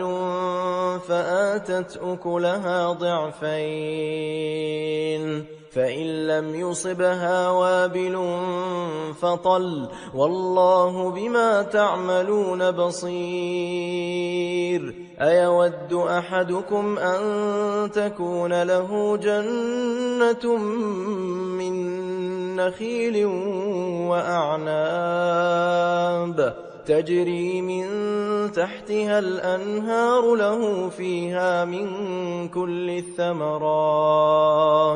وأصابه الكبر وله ذرية ضعفاء فأصابها إعصار فيه نار فاحترقت كذلك يبين الله لكم الآيات لعلكم تتفكرون يا أيها الذين آمنوا أنفقوا من طيبات ما كسبتم ومما أخرجنا لكم من الأرض ولا تيمموا الخبيث منه تنفقون ولستم بآخذيه إلا أن تغمضوا فيه واعلموا أن الله غني حميد الشيطان يعدكم الفقر ويأمركم بالفحشاء والله يعدكم مغفرة منه وفضلا والله واسع عليم يؤتي الحكمة من يشاء ومن يؤت الحكمة فقد أوتي خيرا كثيرا وما يذكر إلا أولو الألباب وما أنفقتم من نفقة أو نذرتم من نذر فإن الله يعلمه وما للظالمين من أنصار إن تبدوا الصدقات فنعما هي وإن تخفوها وتؤتوها الفقراء فهو خير لكم ويكفر عنكم من سيئاتكم والله بما تعملون خبير ليس عليك هداهم ولكن الله يهدي من يشاء وما تنفقوا من خير فلأنفسكم وما تنفقون إلا ابتغاء وجه الله وما تنفقوا من خير يوفى إليكم وأنتم لا تظلمون للفقراء الذين أحصروا في سبيل الله لا يستطيعون ضربا في الأرض يحسبهم الجاهل أغنياء من التعفف تعرفهم بسيماهم لا يسألون الناس إلحافا وما تنفقوا من خير فإن الله به عليم الذين ينفقون أموالهم بالليل والنهار سرا وعلانية فلهم أجرهم عند ربهم ولا خوف عليهم ولا هم يحزنون الذين يأكلون الربا لا يقومون إلا كما يقوم الذي يتخبطه الشيطان من المس ذلك بأنهم قالوا إنما البيع مثل الربا وأحل الله البيع وحرم الربا فمن جاءه موعظة من ربه فانتهى فله ما سلف وأمره إلى الله ومن عاد فأولئك أصحاب النار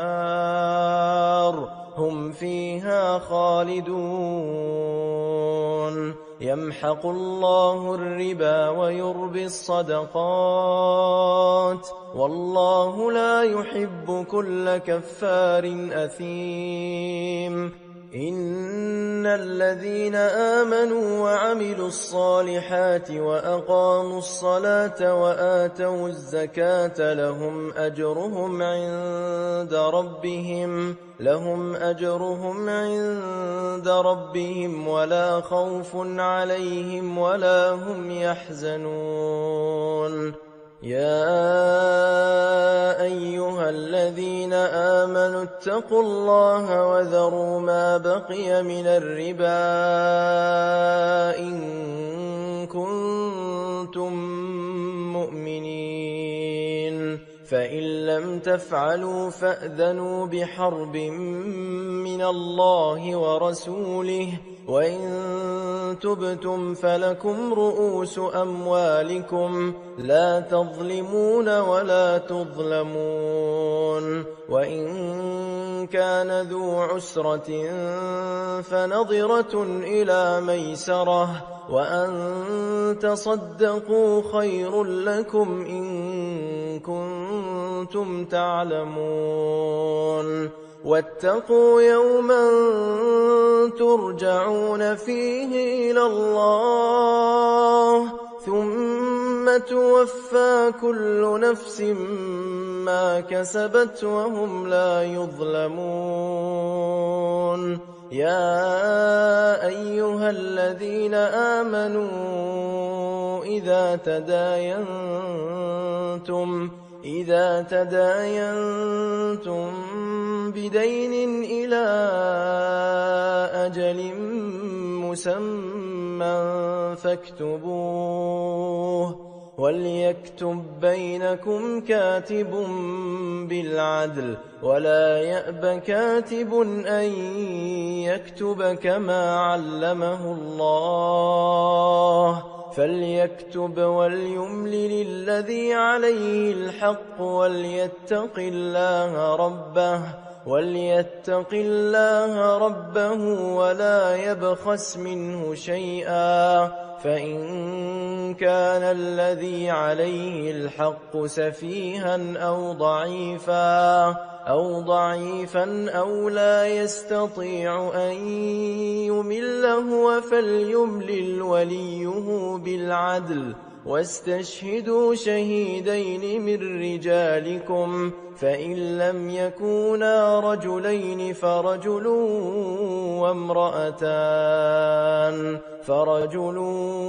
وامرأتان ممن ترضون من الشهداء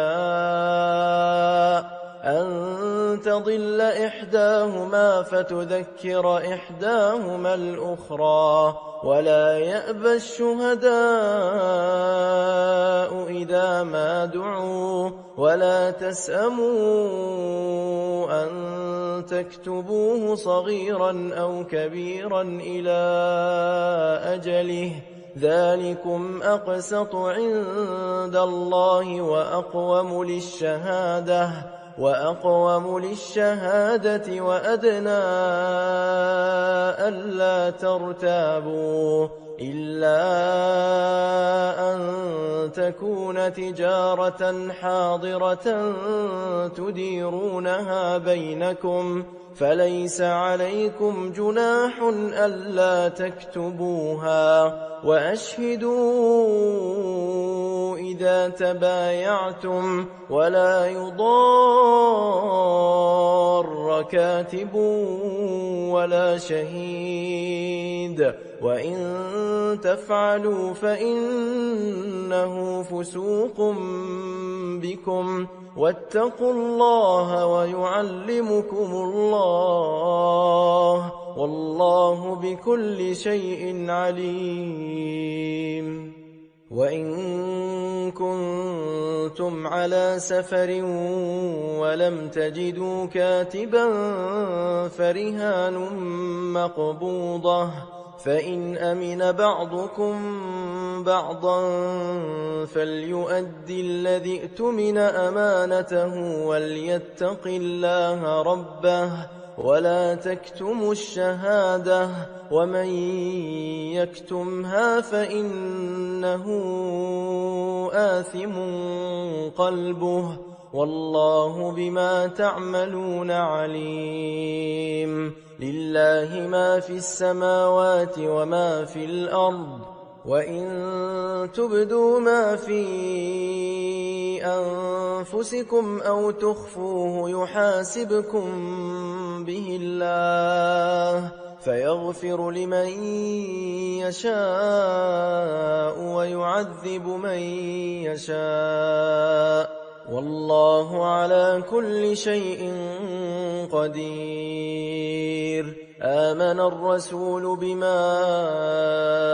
أنزل إليه من ربه والمؤمنون كل آمن بالله وملائكته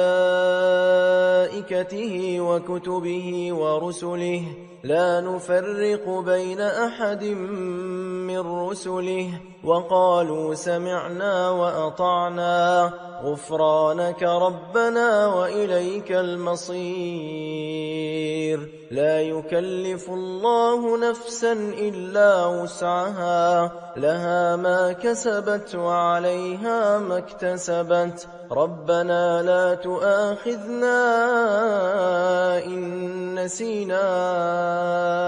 أو أخطأنا ربنا ولا تحمل علينا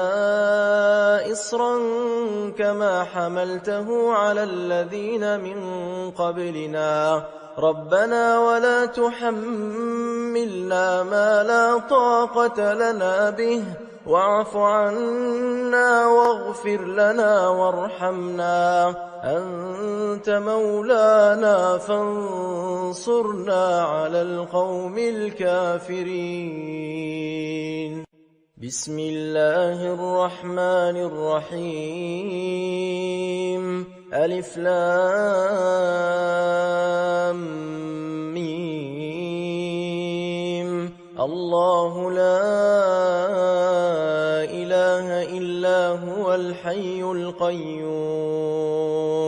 نزل عليك الكتاب بالحق مصدقا لما بين يديه وأنزل التوراة والإنجيل من قبل هدى للناس وأنزل الفرقان إن الذين كفروا بآيات الله لهم عذاب شديد والله عزيز ذو انتقام. إن الله لا يخفى عليه شيء في الأرض ولا في السماء هو الذي يصوركم في الأرحام كيف يشاء لا إله إلا هو العزيز الحكيم. هو الذي أنزل عليك الكتاب منه آيات محكمات هن أم الكتاب وأخر متشابهات فأما الذين في قلوبهم زيغ فيتبعون ما تشابه منه ابتغاء الفتنة وابتغاء تأويله وما يعلم تأويله إلا الله والراسخون في العلم يقولون آمنا به كل من عند ربنا وما يذكر إلا أولو الألباب ربنا لا تزغ قلوبنا بعد إذ هديتنا وهب لنا من لدنك رحمة إنك أنت الوهاب ربنا إنك جامع الناس ليوم لا ريب فيه إن الله لا يخلف الميعاد إن الذين كفروا لن تغني عنهم أموالهم ولا أولادهم من الله شيئا وأولئك هم وقود النار كدأب آل فرعون والذين من قبلهم كذبوا بآياتنا فأخذهم الله بذنوبهم والله شديد العقاب قل للذين كفروا ستغلبون وتحشرون إلى جهنم وبئس المهاد قد كان لكم آية في فئتين التقتا فئة تقاتل في سبيل الله وأخرى كافرة يرونهم مثليهم رأي العين والله يؤيد بنصره من يشاء إن في ذلك لعبرة لأولي الأبصار زين للناس حب الشهوات من النساء والبنين والقناطير المقنطرة من الذهب والفضة والخيل المسومة والأنعام والحرث ذلك متاع الحياة الدنيا والله عنده حسن المآب قل أنبئكم بخير من ذلكم للذين اتقوا عند ربهم جنات تجري من تحتها الأنهار خالدين فيها وأزواج مطهرة ورضوان من الله والله بصير بالعباد الذين يقولون ربنا إننا آمنا فاغفر لنا ذنوبنا وقنا عذاب النار الصابرين والصادقين والقانتين والمنفقين والمستغفرين بالأسحار شهد الله أنه لا إله إلا هو والملائكة وأولو العلم قائما بالقسط لا إله إلا هو العزيز الحكيم إن الدين عند الله الإسلام وما اختلف الذين أوتوا الكتاب إلا من بعد ما جاءهم العلم بغيا بينهم ومن يكفر بآيات الله فإن الله سريع الحساب فإن حاجوك فقل أسلمت وجهي لله ومن اتبعن وقل للذين أوتوا الكتاب والأميين أأسلمتم فإن أسلموا فقد اهتدوا وإن تولوا فإنما عليك البلاغ والله بصير بالعباد إن الذين يكفرون بآيات الله ويقتلون النبيين بغير حق ويقتلون الذين يأمرون بالقسط من الناس فبشرهم بعذاب أليم أولئك الذين حبطت أعمالهم في الدنيا والآخرة وما لهم من ناصرين ألم تر إلى الذين أوتوا نصيبا من الكتاب يدعون إلى كتاب الله ليحكم بينهم ثم يتولى فريق منهم وهم معرضون ذلك بأنهم قالوا لن تمسنا النار إلا أياما معدودات وغرهم في دينهم ما كانوا يفترون فكيف إذا جمعناهم ليوم لا ريب فيه ووفيت كل نفس ما كسبت وهم لا يظلمون قل اللهم مالك الملك تؤتي الملك من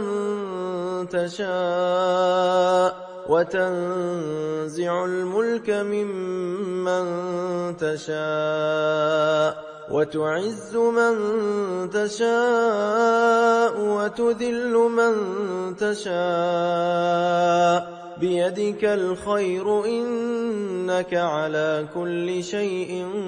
قدير تولج الليل في النهار وتولج النهار في الليل وتخرج الحي من الميت وتخرج الميت من الحي وترزق من تشاء بغير حساب لا يتخذ المؤمنون الكافرين أولياء من دون المؤمنين ومن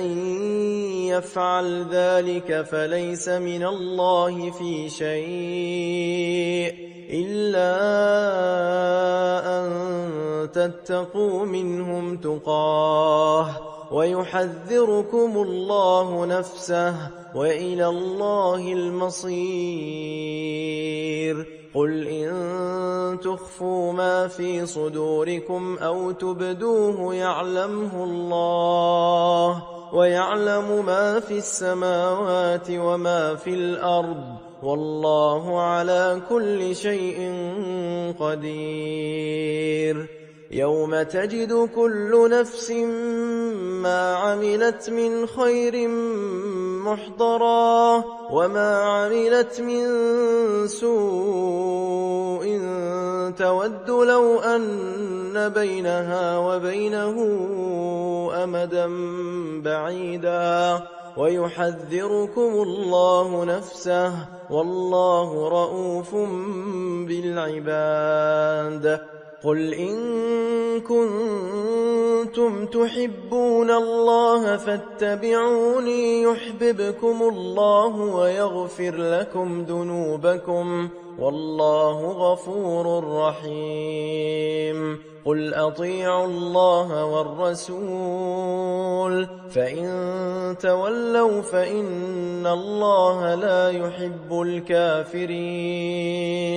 إن الله اصطفى آدم ونوحا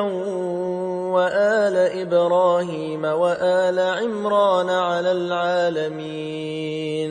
ذرية بعضها من بعض والله سميع عليم إذ قالت امرأة عمران رب إني نذرت لك ما في بطني محررا فتقبل مني إنك أنت السميع العليم فلما وضعتها قالت رب إني وضعتها أنثى والله أعلم بما وضعت وليس الذكر كالأنثى وإني سميتها مريم وإني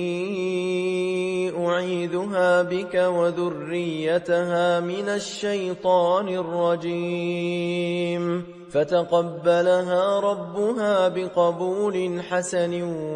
وأنبتها نباتا حسنا وكفلها زكريا كلما دخل عليها زكريا المحراب وجد عندها رزقا قال يا مريم أنى لك هذا قالت هو من عند الله إن الله يرزق من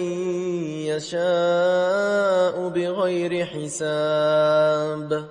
هنالك دعا زكريا ربه قال رب هب لي من لدنك ذرية طيبة إنك سميع الدعاء فنادته الملائكة وهو قائم يصلي في المحراب أن الله يبشرك بيحيى مصدقا بكلمة من الله وسيدا وحصورا ونبيا من الصالحين قال رب أنى يكون لي غلام وقد بلغني الكبر وامرأتي عاقر قال كذلك الله يفعل ما يشاء قال رب اجعل لي آية قال آيتك ألا تكلم الناس 3 أيام إلا رمزا واذكر ربك كثيرا وسبح بالعشي والإبكار وإذ قالت الملائكة يا مريم إن الله اصطفاك وطهرك واصطفاك على نساء العالمين يا مريم اقنتي لربك واسجدي واركعي مع الراكعين ذلك من أنباء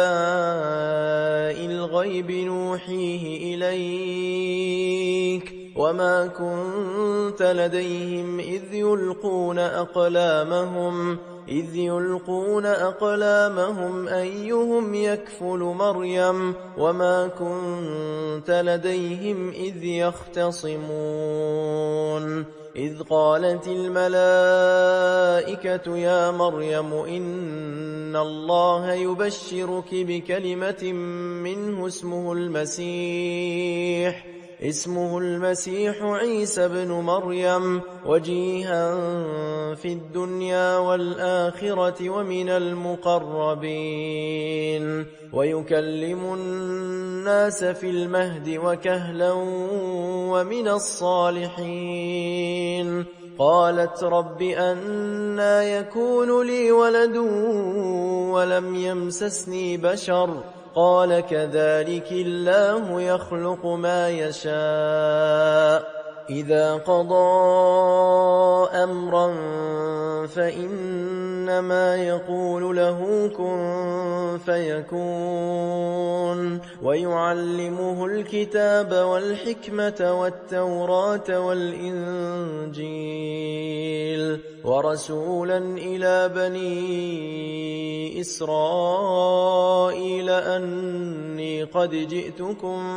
بآية من ربكم أني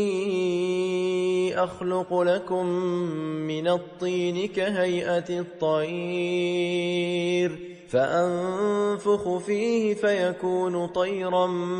بإذن الله وأبرئ الأكمه والأبرص وأحيي الموتى بإذن الله وأنبئكم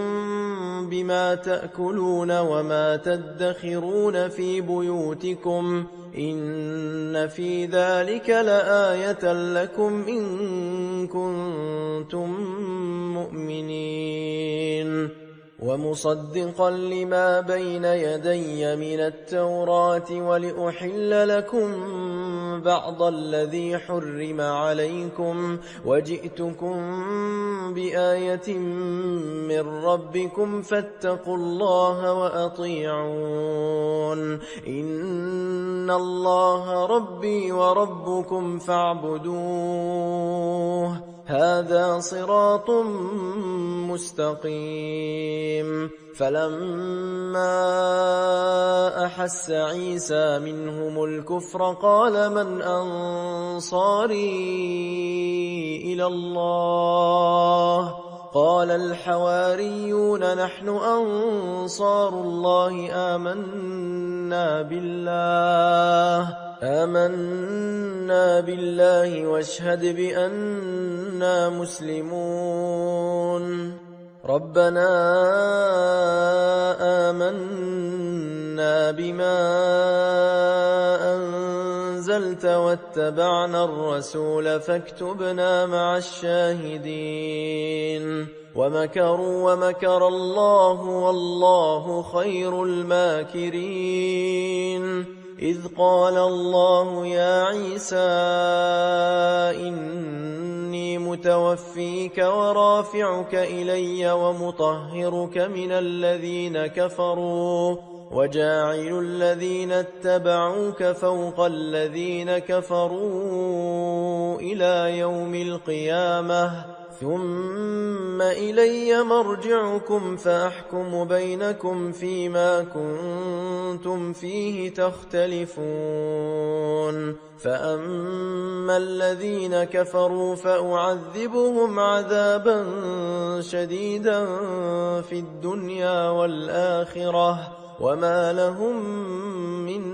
ناصرين وأما الذين آمنوا وعملوا الصالحات فيوفيهم أجورهم والله لا يحب الظالمين ذلك نتلوه عليك من الآيات والذكر الحكيم إن مثل عيسى عند الله كمثل آدم خلقه من تراب ثم قال له كن فيكون الحق من ربك فلا تكن من الممترين فمن حاجك فيه من بعد ما جاءك من العلم فقل تعالوا ندع أبناءنا وأبناءكم ونساءنا ونساءكم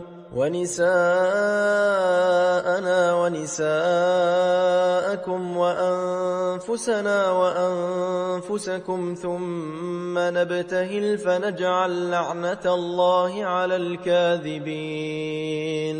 إن هذا لهو القصص الحق وما من إله إلا الله وإن الله لهو العزيز الحكيم فإن تولوا فإن إن الله عليم بالمفسدين قل يا أهل الكتاب تعالوا إلى كلمة سواء بيننا وبينكم ألا نعبد إلا الله ولا نشرك به شيئا ولا يتخذ بعضنا بعضا أربابا من دون الله فإن تولوا فقولوا اشهدوا بأننا مسلمون يا أهل الكتاب لم تحاجون في إبراهيم وما أنزلت التوراة والإنجيل إلا من بعده أفلا تعقلون ها أنتم هؤلاء حاججتم فيما لكم به علم فلم تحاجون فيما ليس لكم به علم والله يعلم وأنتم لا تعلمون ما كان إبراهيم يهوديا ولا نصرانيا ولكن كان حنيفا مسلما وما كان من المشركين إن أولى الناس بإبراهيم للذين اتبعوه وهذا النبي والذين آمنوا والله ولي المؤمنين ودت طائفة من أهل الكتاب لو يضلونكم وما يضلون إلا أنفسهم وما يشعرون يا أهل الكتاب لم تكفرون بآيات الله وأنتم تشهدون يا أهل الكتاب لم تلبسون الحق بالباطل وتكتمون الحق وأنتم تعلمون وقالت طائفة من أهل الكتاب آمنوا بالذي أنزل على الذين آمنوا وجه النهار واكفروا آخره لعلهم يرجعون ولا تؤمنوا إلا لمن تبع دينكم قل إن الهدى هدى الله أن يؤتى أحد مثل ما أوتيتم أو يحاجوكم عند ربكم قل إن الفضل بيد الله يؤتيه من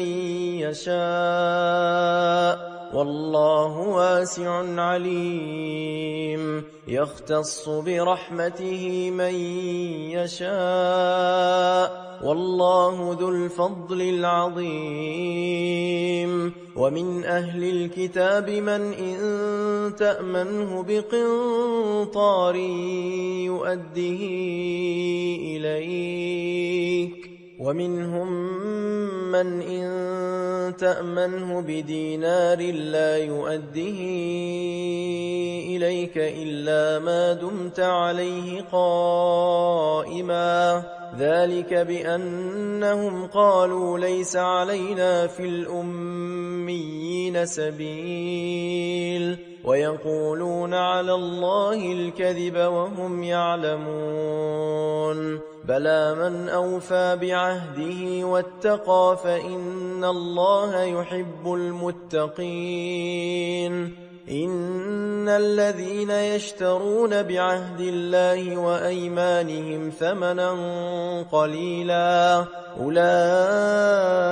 لا خلاق لهم في الآخرة ولا يكلمهم الله ولا يكلمهم الله ولا ينظر إليهم يوم القيامة ولا يزكيهم ولهم عذاب أليم. وإن منهم لفريقا يلوون ألسنتهم بالكتاب لتحسبوه من الكتاب وما هو من الكتاب ويقولون هو من عند الله وما هو من عند الله ويقولون على الله الكذب وهم يعلمون. ما كان لبشر أن يؤتيه الله الكتاب والحكم والنبوة ثم يقول للناس كونوا عبادا لي من دون الله ولكن كونوا ربانيين بما كنتم تعلمون الكتاب وبما كنتم تدرسون. ولا يأمركم أن تتخذوا الملائكة والنبيين أربابا أيأمركم بالكفر بعد إذ أنتم مسلمون. وإذ أخذ الله ميثاق النبيين لما آتيتكم من كتاب وحكمة ثم جاءكم رسول مصدق لما معكم لتؤمنن به ولتنصرنه قال أأقررتم وأخذتم على ذلكم إصري قالوا أقررنا قال فاشهدوا وأنا معكم من الشاهدين. فمن تولى بعد ذلك فأولئك هم الفاسقون. أفغير دين الله يبغون وله أسلم من في السماوات والأرض طوعا وكرها وإليه يرجعون. قل آمنا بالله وما أنزل علينا وما أنزل على إبراهيم وإسماعيل وإسحاق ويعقوب والأسباط وما أوتي موسى وعيسى والنبيون من ربهم لا نفرق بين أحد منهم ونحن له مسلمون. ومن يبتغ غير الإسلام دينا فلن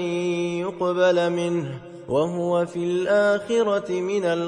الخاسرين. كيف يهدي الله قوما كفروا بعد إيمانهم وشهدوا أن الرسول حق وجاءهم البينات والله لا يهدي القوم الظالمين. أولئك جزاؤهم أن عليهم لعنة الله والملائكة والناس أجمعين خالدين فيها لا يخفف عنهم العذاب ولا هم ينظرون إلا الذين تابوا من بعد ذلك وأصلحوا فإن الله غفور رحيم. إن الذين كفروا بعد إيمانهم ثم ازدادوا كفرا لن تقبل توبتهم وأولئك هم الضالون. إن الذين كفروا وماتوا وهم كفار فلن يقبل من أحدهم ملء الأرض ذهبا ولو افتدى به أولئك لهم عذاب أليم وما لهم من ناصرين لن تنالوا البر حتى تنفقوا مما تحبون وما تنفقوا من شيء فإن الله به عليم كل الطعام كان حلا لبني إسرائيل إلا ما حرم إسرائيل على نفسه من قبل أن تنزل التوراة قل فأتوا بالتوراة فاتلوها إن كنتم صادقين فمن افترى على الله الكذب من بعد ذلك فأولئك هم الظالمون قل صدق الله فاتبعوا ملة إبراهيم حنيفا وما كان من المشركين إن أول بيت وضع للناس للذي ببكة مباركا وهدى للعالمين فيه آيات بينات مقام إبراهيم ومن دخله كان آمنا ولله على الناس حج البيت من استطاع إليه سبيلا ومن كفر فإن الله غني عن العالمين قل يا أهل الكتاب لم تكفرون بآيات الله والله شهيد على ما تعملون قل يا أهل الكتاب لم تصدون عن سبيل الله من آمن تبغونها عوجا وأنتم شهداء وما الله بغافل عما تعملون يا أيها الذين آمنوا إن تطيعوا فريقا من الذين أوتوا الكتاب يردوكم بعد إيمانكم كافرين وكيف تكفرون وأنتم تتلى عليكم آيات الله وفيكم رسوله ومن يعتصم بالله فقد هدي إلى صراط مستقيم يا أيها الذين آمنوا اتقوا الله حق تقاته ولا تموتن إلا وأنتم مسلمون واعتصموا بحبل الله جميعا ولا تفرقوا واذكروا نعمة الله عليكم إذ كنتم أعداء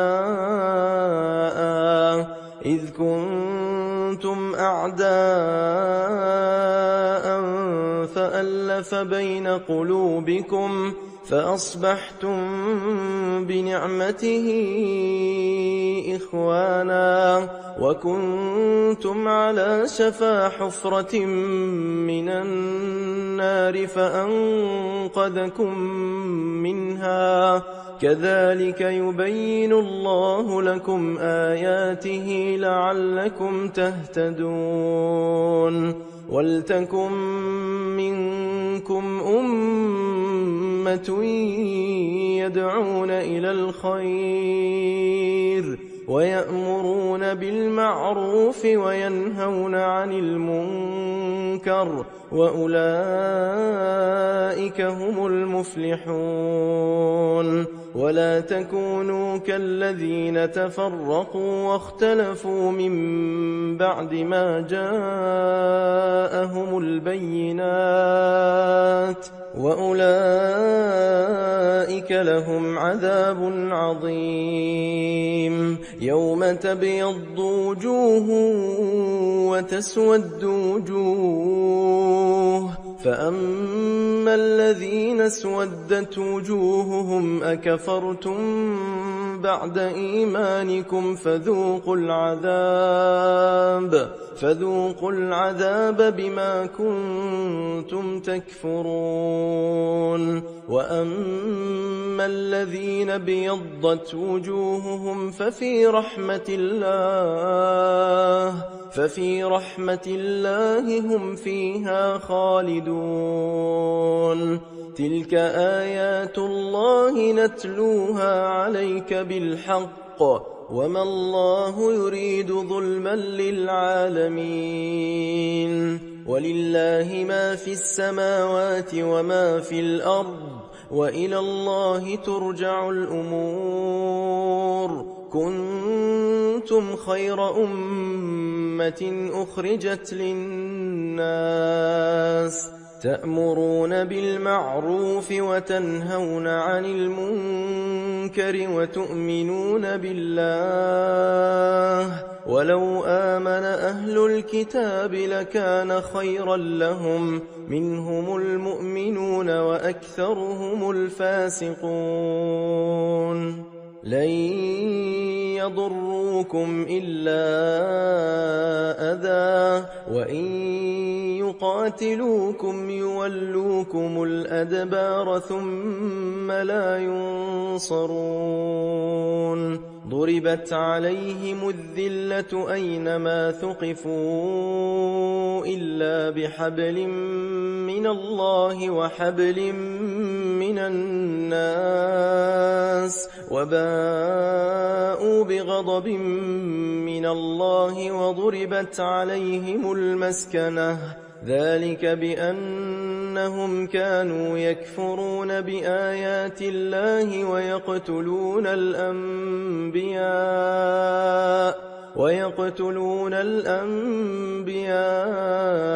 بغير حق ذلك بما عصوا وكانوا يعتدون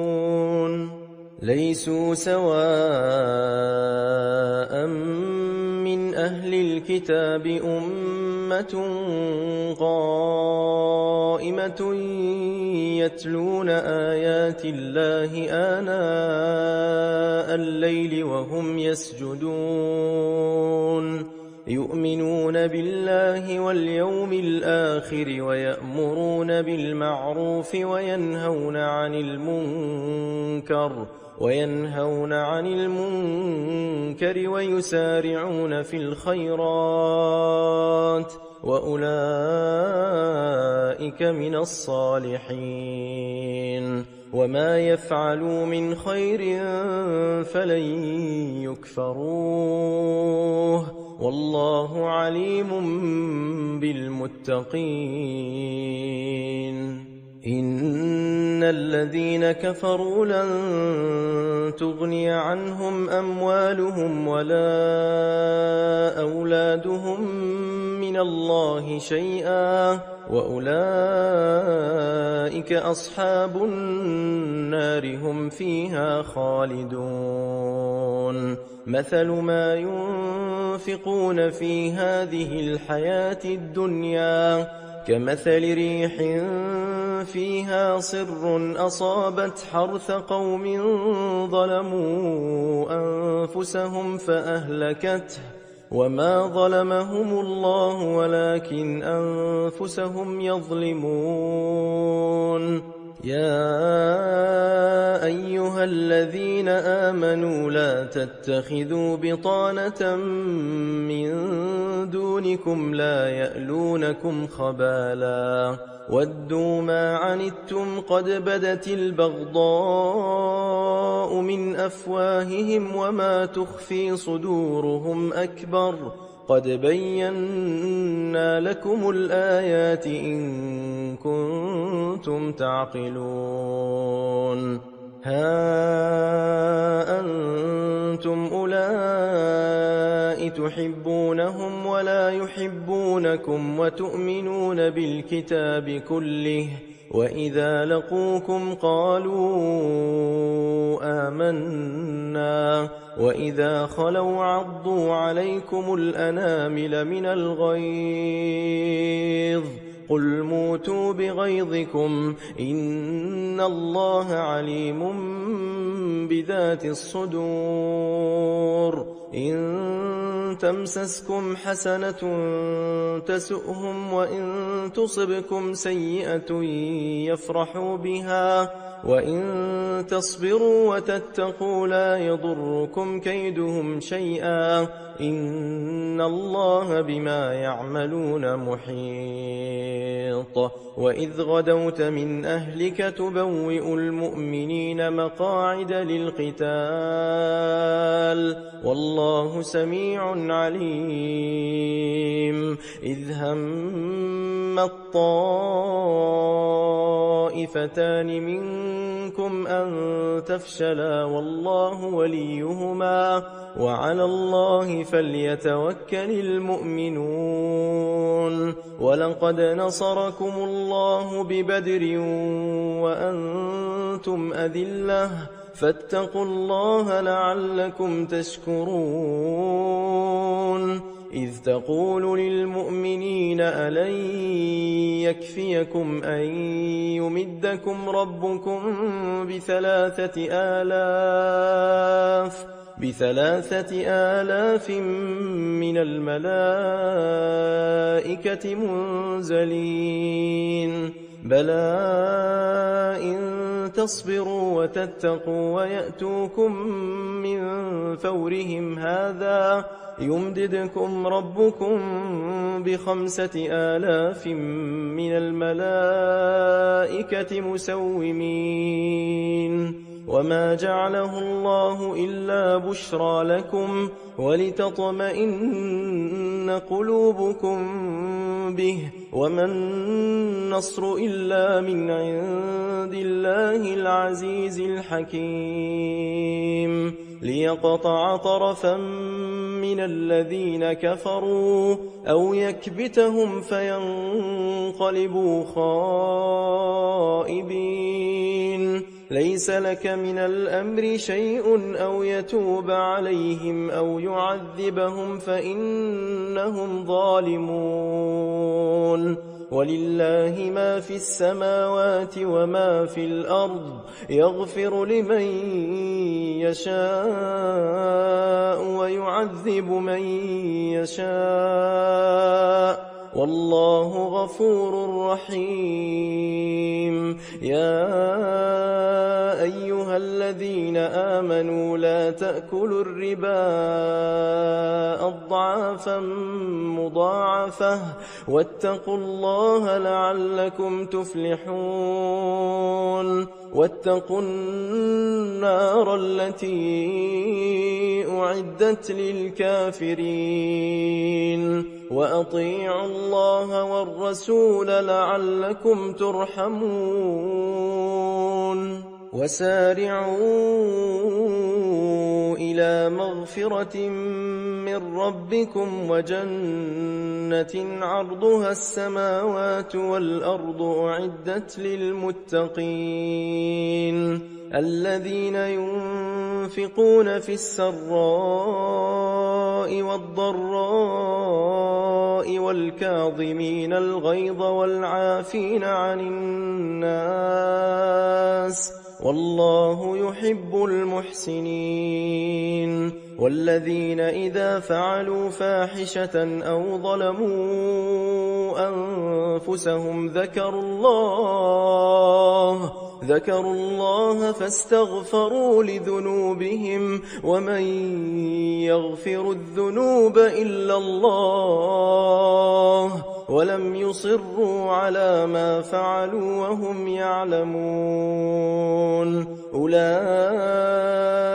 جزاؤهم مغفرة من ربهم وجنات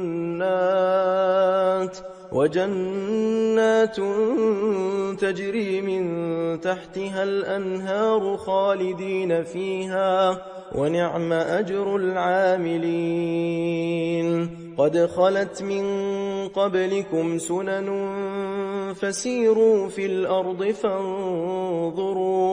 فانظروا كيف كان عاقبة المكذبين هذا بيان للناس وهدى وموعظة للمتقين ولا تهنوا ولا تحزنوا وأنتم الأعلون إن كنتم مؤمنين إن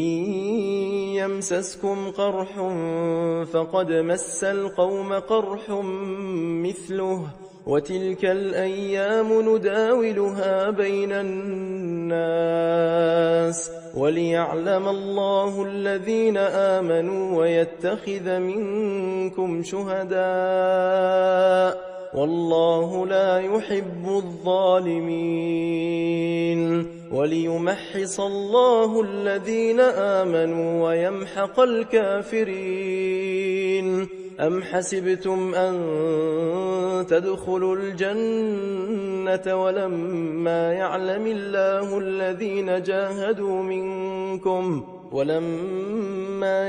الله الذين جاهدوا منكم ويعلم الصابرين ولقد كنتم تمنون الموت من قبل أن تلقوه فقد رأيتموه وأنتم تنظرون وما محمد إلا رسول قد خلت من قبله الرسل أفإن مات أو قتل انقلبتم على أعقابكم ومن ينقلب على عقبيه فلن يضر الله شيئا وسيجزي الله الشاكرين وما كان لنفس أن تموت إلا بإذن الله كتابا مؤجلا ومن يرد ثواب الدنيا نؤته منها ومن يرد ثواب الآخرة نؤته منها وسنجزي الشاكرين وكأي من نبي قاتل معه ربيون كثير فما وهنوا لما أصابهم في سبيل الله وما ضعفوا وما استكانوا والله يحب الصابرين وما كان قولهم إلا أن قالوا ربنا اغفر لنا ذنوبنا وإسرافنا في أمرنا وثبت أقدامنا وانصرنا على القوم الكافرين فآتاهم الله ثواب الدنيا وحسن ثواب الآخرة والله يحب المحسنين يا أيها الذين آمنوا إن تطيعوا الذين كفروا يردوكم على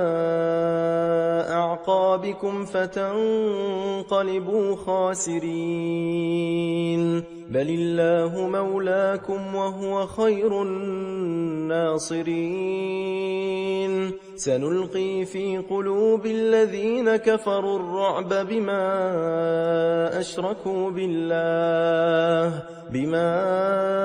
أشركوا بالله ما لم ينزل به سلطانا ومأواهم النار وبئس مثوى الظالمين. ولقد صدقكم الله وعده إذ تحسونهم بإذنه حتى إذا فشلتم وتنازعتم في الأمر وعصيتم من بعد ما أراكم ما تحبون منكم من يريد الدنيا ومنكم من يريد الآخرة ثم صرفكم عنهم ليبتليكم ولقد عفا عنكم والله ذو فضل على المؤمنين. إذ تصعدون ولا تلوون على أحد والرسول يدعوكم في أخراكم فأثابكم غما بغم لكي لا تحزنوا على ما فاتكم ولا ما أصابكم والله خبير بما تعملون. ثم أنزل عليكم من بعد الغم أمنة نعاسا يغشى طائفة منكم وطائفة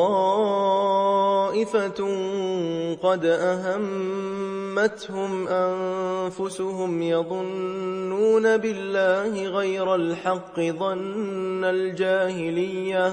يقولون هل لنا من الأمر من شيء قل إن الأمر كله لله يخفون في أنفسهم ما لا يبدون لك يقولون لو كان لنا من الأمر شيء ما قتلنا هاهنا قل لو كنتم في بيوتكم لبرز الذين كتب عليهم القتل إلى مضاجعهم وليبتلي الله ما في صدوركم وليمحص ما في قلوبكم والله عليم بذات الصدور. إن الذين تولوا منكم يوم التقى الجمعان إنما استزلهم الشيطان ببعض ما كسبوا ولقد عفى الله عنهم إن الله غفور حليم. يا أيها الذين آمنوا لا تكونوا كالذين كفروا وقالوا لإخوانهم إذا ضربوا في الأرض أو كانوا غزا لو كانوا عندنا ما ماتوا وما قتلوا ليجعل الله ذلك حسرة في قلوبهم والله يحيي ويميت والله بما تعملون بصير. ولئن قتلتم في سبيل الله أو متم لمغفرة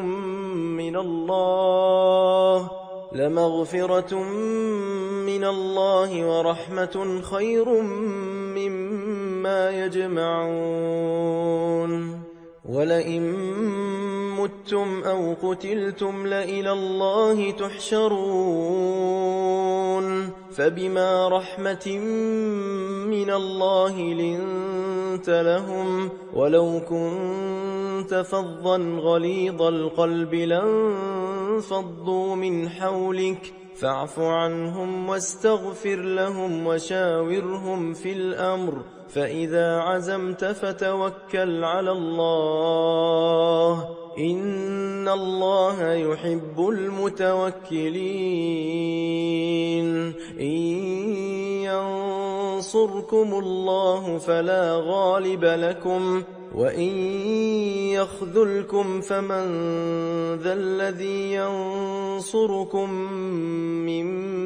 بعده وعلى الله فليتوكل المؤمنون وما كان لنبي أن يغل ومن يغل يأت بما غل يوم القيامة ثم توفى كل نفس ما كسبت وهم لا يظلمون أفمن اتبع رضوان الله كمن باء بسخط من الله ومأواه جهنم وبئس المصير هم درجات عند الله والله بصير بما يعملون لقد من الله على المؤمنين إذ بعث فيهم رسولا من أنفسهم يتلو عليهم آياته ويزكيهم ويعلمهم الكتاب والحكمة وإن كانوا من قبل لفي ضلال مبين أولما أصابتكم مصيبة قد أصبتم مثليها قلتم أنى هذا قل هو من عند أنفسكم إن الله على كل شيء قدير وما أصابكم يوم التقى الجمعان فبإذن الله وليعلم الذين نافقوا وقيل لهم تعالوا قاتلوا في سبيل الله أو ادفعوا قالوا لو نعلم قتالا لاتبعناكم هم للكفر يومئذ أقرب منهم للإيمان يقولون بأفواههم ما ليس في قلوبهم والله أعلم بما يكتمون الذين قالوا لإخوانهم وقعدوا لو أطاعونا ما قتلوا قل فادرءوا عن أنفسكم الموت إن كنتم صادقين ولا تحسبن الذين قتلوا في سبيل الله أمواتا بل أحياء عند ربهم يرزقون فرحين بما آتاهم الله من فضله ويستبشرون بالذين لم يلحقوا بهم من خلفهم ألا خوف عليهم ولا هم يحزنون يستبشرون بنعمة من الله وفضل وأن الله لا يضيع أجر المؤمنين الذين استجابوا لله والرسول من بعد ما أصابهم القرح للذين أحسنوا منهم واتقوا أجر عظيم الذين قال لهم الناس إن الناس قد جمعوا لكم فاخشوهم فزادهم إيمانا وقالوا حسبنا الله ونعم الوكيل فانقلبوا بنعمة من الله وفضل لم يمسسهم سوء واتبعوا رضوان الله والله ذو فضل عظيم إنما ذلكم الشيطان يخوف أولياءه فلا تخافوهم وخافون إن كنتم مؤمنين ولا يحزنك الذين يسارعون في الكفر إنهم لن يضروا الله شيئا يريد الله ألا يجعل لهم حظا في الآخرة ولهم عذاب عظيم إن الذين اشتروا الكفر بالإيمان لن يضروا الله شيئا ولهم عذاب أليم ولا يحسبن الذين كفروا أنما نملي لهم خير لأنفسهم إنما نملي لهم ليزدادوا إثما ولهم عذاب مهين ما كان الله ليذر المؤمنين على ما أنتم عليه حتى يميز الخبيث من الطيب وما كان الله ليطلعكم على الغيب ولكن الله يجتبي من رسله من يشاء فآمنوا بالله ورسله وإن تؤمنوا وتتقوا فلكم أجر عظيم ولا يحسبن الذين يبخلون بما آتاهم الله من فضله هو خيرا لهم بل هو شر لهم سيطوقون ما بخلوا به يوم القيامة ولله ميراث السماوات والأرض والله بما تعملون خبير لقد سمع الله قول الذين قالوا إن الله فقير ونحن أغنياء سنكتب ما قالوا وقتلهم الأنبياء بغير حق ونقول ذوقوا عذاب الحريق ذلك بما قدمت أيديكم وأن الله ليس بظلام للعبيد الذين قالوا إن الله عهد إلينا ألا نؤمن لرسول حتى يأتينا بقربان تأكله النار قل قد جاءكم رسل من قبلي بالبينات وبالذي قلتم فلم قتلتموهم إن كنتم صادقين فإن كذبوك فقد كذب رسل من قبلك جاءوا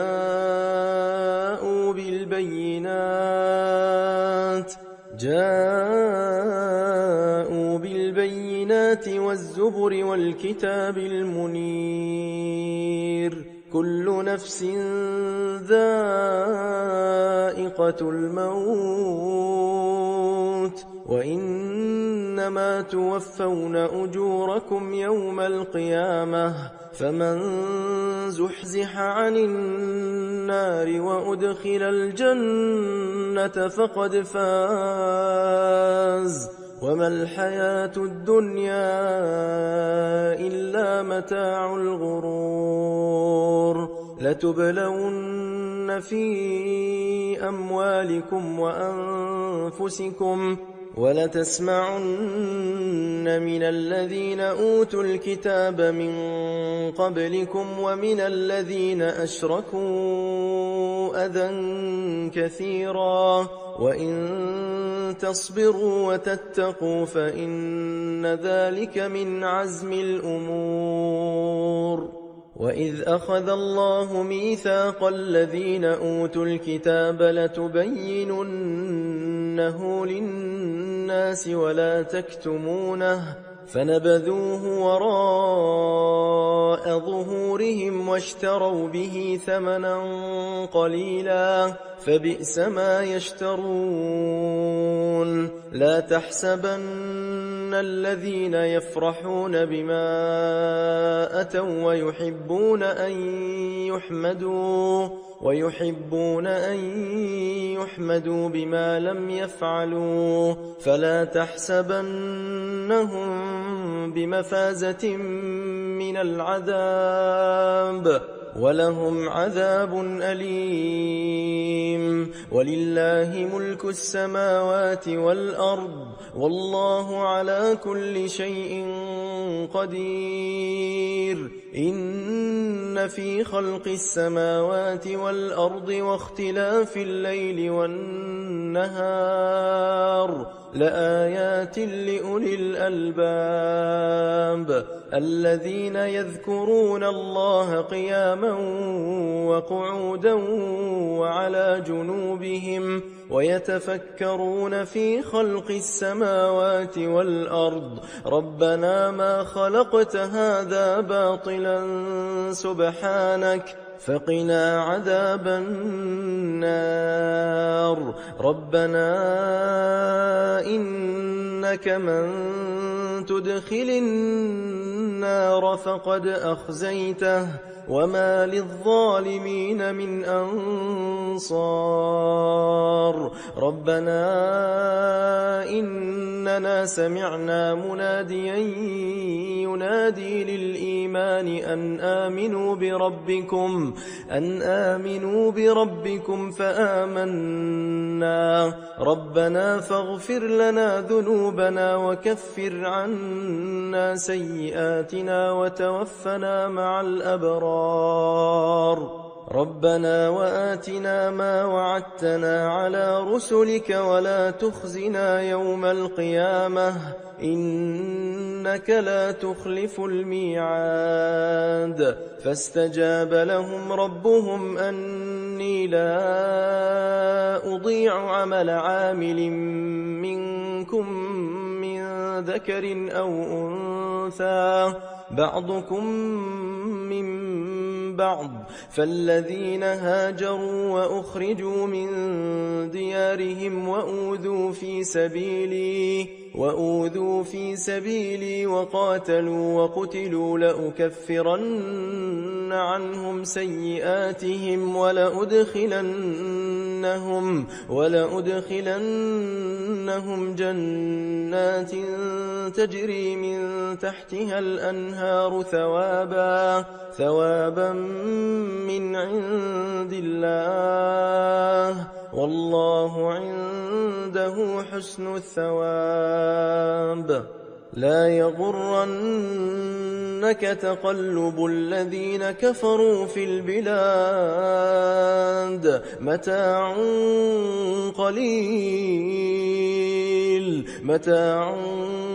قليل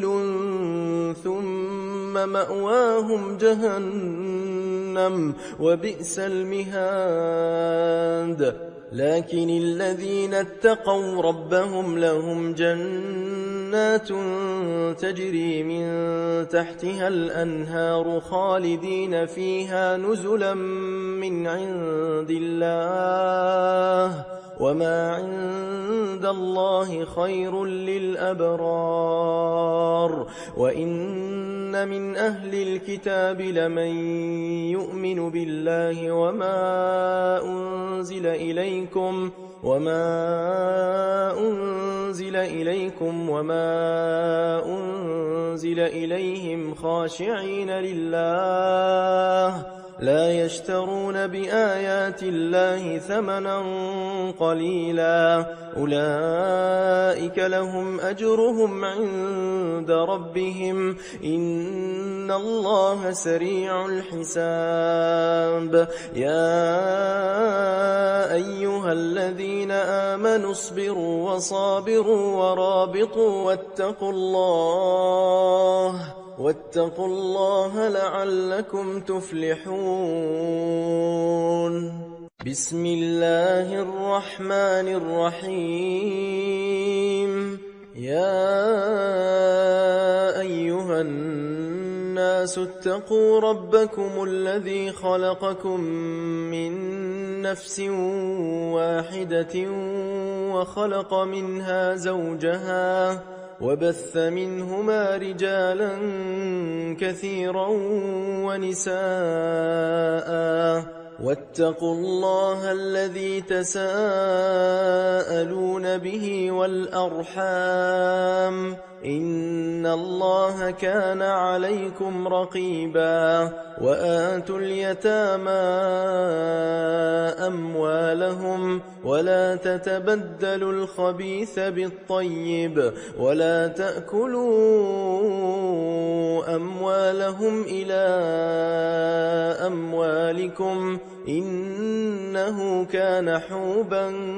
كبيرا وإن خفتم ألا تقسطوا في اليتامى فانكحوا ما طاب لكم من النساء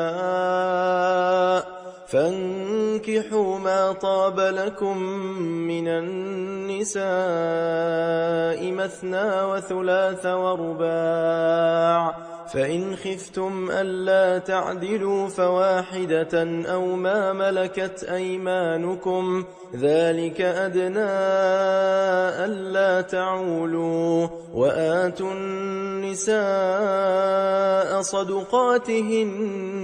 نحلة فإن طبن لكم عن شيء منه نفسا فكلوه هنيئا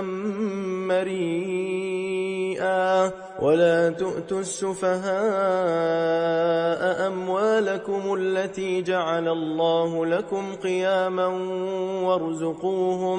وارزقوهم فيها واكسوهم وقولوا لهم قولا معروفا وابتلوا اليتامى حتى إذا بلغوا النكاح فإن آنستم منهم رشدا فادفعوا إليهم أموالهم ولا تأكلوها إسرافا وبدارا أن يكبروا ومن كان غنيا فليستعفف ومن كان فقيرا فليأكل بالمعروف فإذا دفعتم إليهم أموالهم فأشهدوا عليهم وكفى بالله حسيبا للرجال نصيب مما ترك الوالدان والأقربون وللنساء نصيب مما ترك الوالدان والأقربون مما قل منه أو كثر نصيبا مفروضا وإذا حضر القسمة أولو القربى واليتامى والمساكين فارزقوهم منه وقولوا لهم قولا معروفا وليخشى الذين لو تركوا من خلفهم ذرية ضعافا خافوا عليهم فليتقوا الله وليقولوا قولا سديدا إن الذين يأكلون أموال اليتامى ظلما إنما يأكلون في بطونهم نارا وسيصلون سعيرا يوصيكم الله في أولادكم للذكر مثل حظ الأنثيين فإن كن نساء فوق 2 فلهن ثلثا ما ترك وإن كانت واحدة فلها النصف ولأبويه لكل واحد منهما السدس مما ترك إن كان له ولد فإن لم يكن له ولد وورثه أبواه فلأمه الثلث فإن كان له إخوة فلأمه السدس من بعد وصية يوصي بها أو دين آباؤكم وأبناؤكم لا تدرون أيهم أقرب لكم نفعا فريضة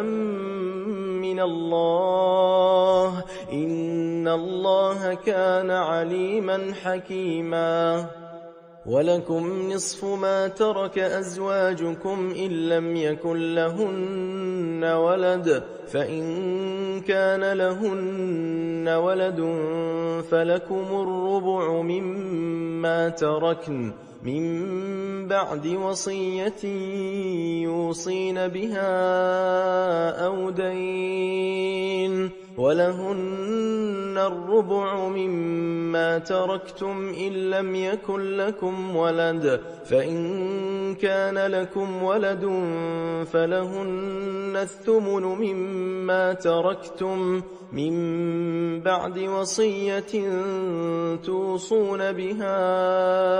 أو دين وإن كان رجل يورث كلالة أو امرأة وله أخ أو أخت فلكل واحد منهما السدس فإن كانوا أكثر من ذلك فهم شركاء في الثلث من بعد وصية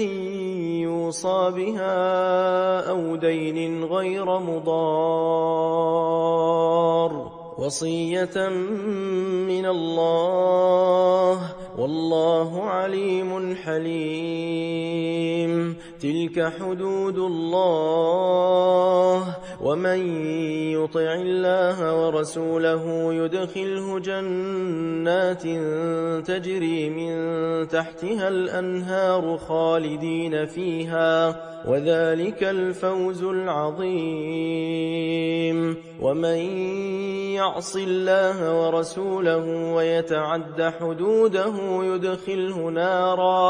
يدخله نارا خالدا فيها وله عذاب مهين واللاتي يأتين الفاحشة من نسائكم فاستشهدوا عليهن 4 منكم فإن شهدوا فأمسكوهن في البيوت حتى يتوفاهن الموت أو يجعل الله لهن سبيلا واللذان يأتيانها منكم فآذوهما فإن تابا وأصلحا فأعرضوا عنهما إن الله كان توابا رحيما إنما التوبة على الله للذين يعملون السوء بجهالة ثم يتوبون من قريب فأولئك يتوب الله عليهم وكان الله عليما حكيما وليست التوبة للذين يعملون السيئات حتى إذا حضر أحدهم الموت قال إني تبت الآن ولا الذين يموتون وهم كفار أولئك أعتدنا لهم عذابا أليما يا أيها الذين آمنوا لا يحل لكم أن ترثوا النساء كرها ولا تعضلوهن لتذهبوا ببعض ما آتيتموهن إلا أن يأتين بفاحشة مبينة وعاشروهن بالمعروف فإن كرهتموهن فعسى أن تكرهوا شيئا ويجعل الله فيه خيرا كثيرا وإن أردتم استبدال زوج مكان زوج وآتيتم إحداهن قنطارا فلا تأخذوا منه شيئا أتأخذونه بهتانا وإثما مبينا وكيف تأخذونه وقد أفضى بعضكم إلى بعض وأخذن منكم ميثاقا غليظا ولا تنكحوا ما نكح آباؤكم من النساء إلا ما قد سلف إنه كان فاحشة ومقتا وساء سبيلا حرمت عليكم أمهاتكم وبناتكم وأخواتكم وعماتكم وخالاتكم وبنات الأخ وبنات الأخت وأمهاتكم اللاتي أرضعنكم وأخواتكم من الرضاعة وأمهات نسائكم وربائبكم اللاتي في حجوركم من نسائكم اللاتي دخلتم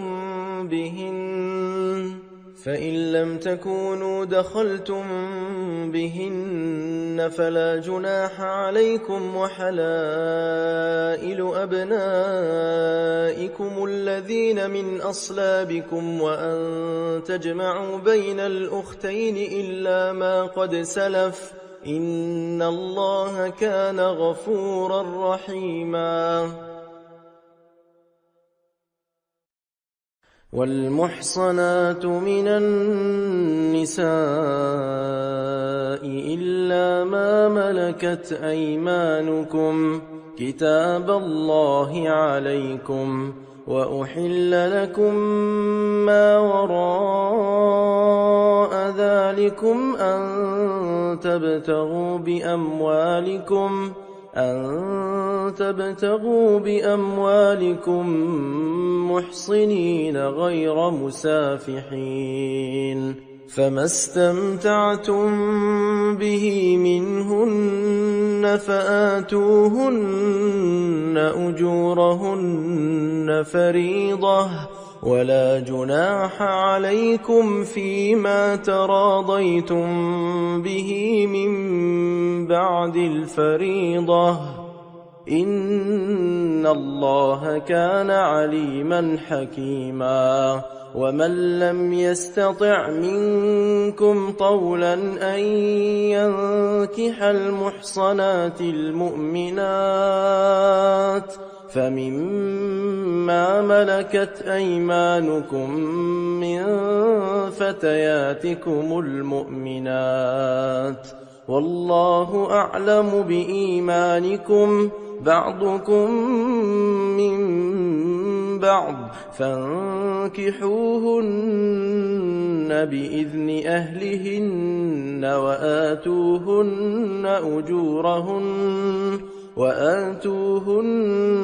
أجورهن بالمعروف محصنات غير مسافحات ولا متخذات أخدان فإذا أحصن فإن أتين بفاحشة فعليهن نصف ما على المحصنات من العذاب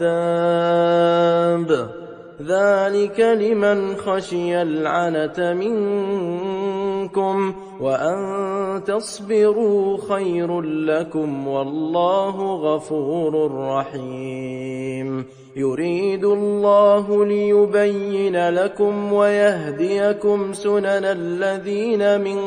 قبلكم ويتوب عليكم والله عليم حكيم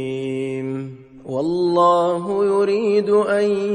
يتوب عليكم ويريد الذين يتبعون الشهوات أن تميلوا ميلا عظيما يريد الله أن يخفف عنكم وخلق الإنسان ضعيفا يا أيها الذين آمنوا لا تأكلوا أموالكم بينكم بالباطل إلا أن تكون تجارة عن تراض منكم ولا تقتلوا أنفسكم إن الله كان بكم رحيما ومن يفعل ذلك عدوانا وظلما فسوف نصليه نارا وكان ذلك على الله يسيرا إن تجتنبوا كبائر ما تنهون عنه نكفر عنكم سيئاتكم وندخلكم مدخلا كريما ولا تتمنوا ما فضل الله به بعضكم على بعض للرجال نصيب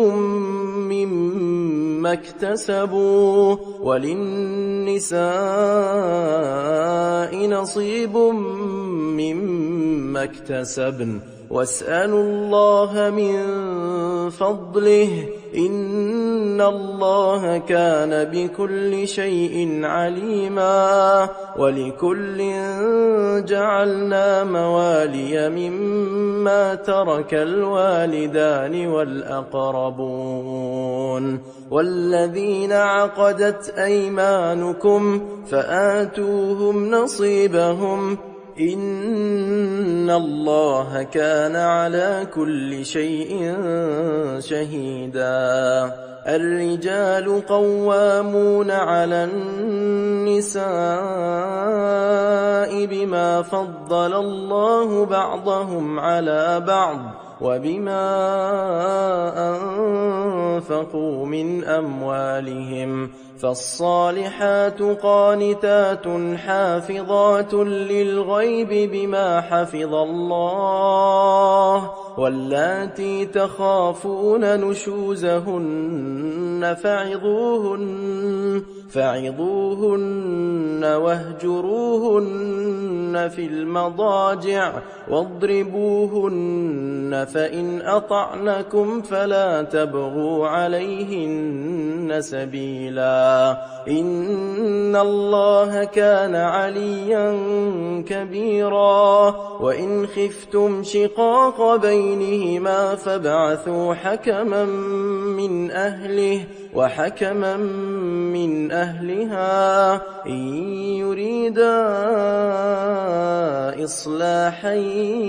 يوفق الله بينهما إن الله كان عليما خبيرا واعبدوا الله ولا تشركوا به شيئا وبالوالدين إحسانا وبذي القربى واليتامى والمساكين والجار ذي القربى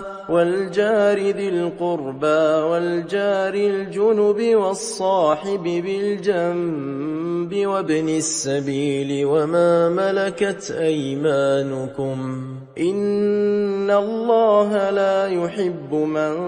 كان مختالا فخورا الذين يبخلون ويأمرون الناس بالبخل ويكتمون ما آتاهم الله من فضله وأعتدنا للكافرين عذابا مهينا والذين ينفقون أموالهم رئاء الناس ولا يؤمنون بالله ولا باليوم الآخر ومن يكن الشيطان له قرينا فساء قرينا وماذا عليهم لو آمنوا بالله واليوم الآخر وأنفقوا مما رزقهم الله وكان الله بهم عليما إن الله لا يظلم مثقال ذرة وإن تك حسنة يضاعفها ويؤت من لدنه أجرا عظيما فكيف إذا جئنا من كل أمة بشهيد وجئنا بك على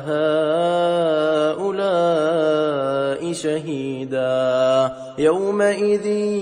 يود الذين كفروا وعصوا الرسول لو تسوى بهم الأرض ولا يكتمون الله حديثا يا أيها الذين آمنوا لا تقربوا الصلاة وأنتم سكارى حتى تعلموا ما تقولون ولا جنبا إلا عابري سبيل حتى تغتسلوا وإن كنتم مرضى أو على سفر أو جاء أحد منكم من الغائط أو لامستم النساء فلم تجدوا ماء فتيمموا صعيدا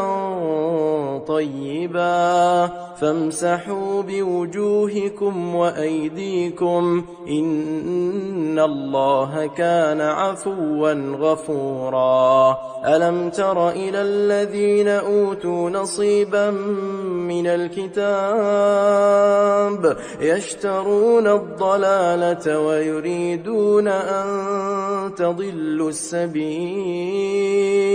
والله أعلم بأعدائكم وكفى بالله وليا وكفى بالله نصيرا من الذين هادوا يحرفون الكلم عن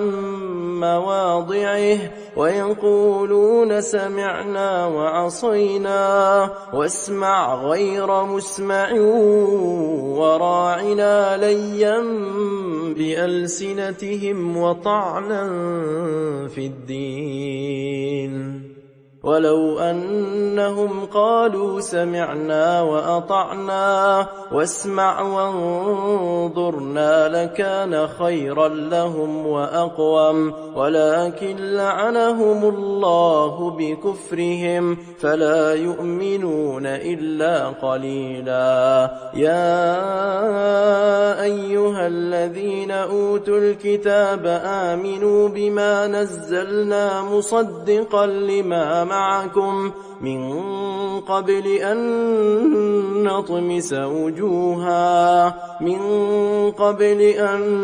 نطمس وجوها فنردها على أدبارها أو نلعنهم كما لعنا أصحاب السبت وكان أمر الله مفعولا إن الله لا يغفر أن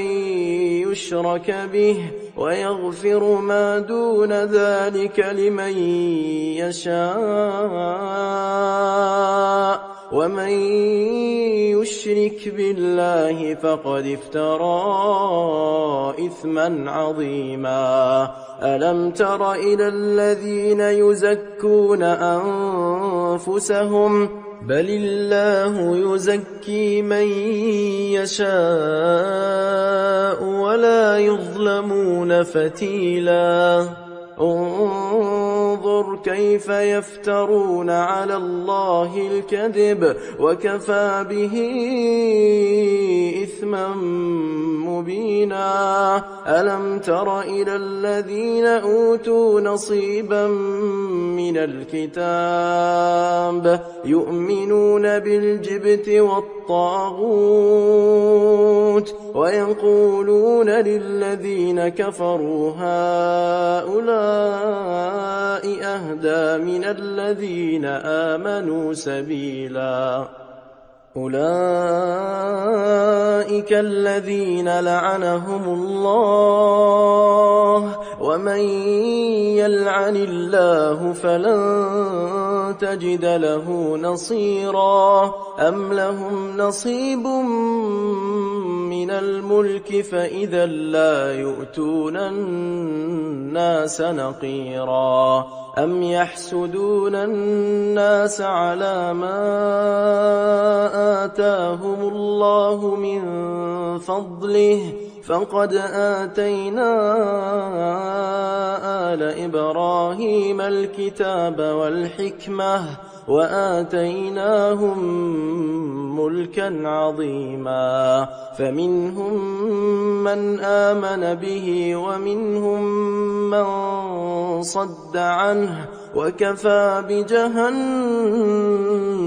سعيرا إن الذين كفروا بآياتنا سوف نصليهم نارا كلما نضجت جلودهم بدلناهم جلودا غيرها ليذوقوا العذاب إن الله كان عزيزا حكيما والذين آمنوا وعملوا الصالحات سندخلهم جنات تجري من تحتها الأنهار خالدين فيها أبدا لهم فيها أزواج مطهرة وندخلهم ظلا ظليلا إن الله يأمركم أن تؤدوا الأمانات إلى أهلها وإذا حكمتم بين الناس أن تحكموا بالعدل إن الله نعم يعظكم به إن الله كان سميعا بصيرا يا أيها الذين آمنوا أطيعوا الله وأطيعوا الرسول وأولي الأمر منكم فإن تنازعتم في شيء فردوه إلى الله والرسول إن كنتم تؤمنون بالله واليوم الآخر ذلك خير وأحسن تأويلا ألم تر إلى الذين يزعمون أنهم آمنوا بما أنزل إليك وما أنزل من قبلك يريدون أن يتحاكموا إلى الطاغوت وقد أمروا أن يكفروا به ويريد الشيطان أن يضلهم ضلالا بعيدا وإذا قيل لهم تعالوا إلى ما أنزل الله وإلى الرسول رأيت المنافقين يصدون عنك صدودا فكيف إذا أصابتهم مصيبة بما قدمت أيديهم ثم جاءوك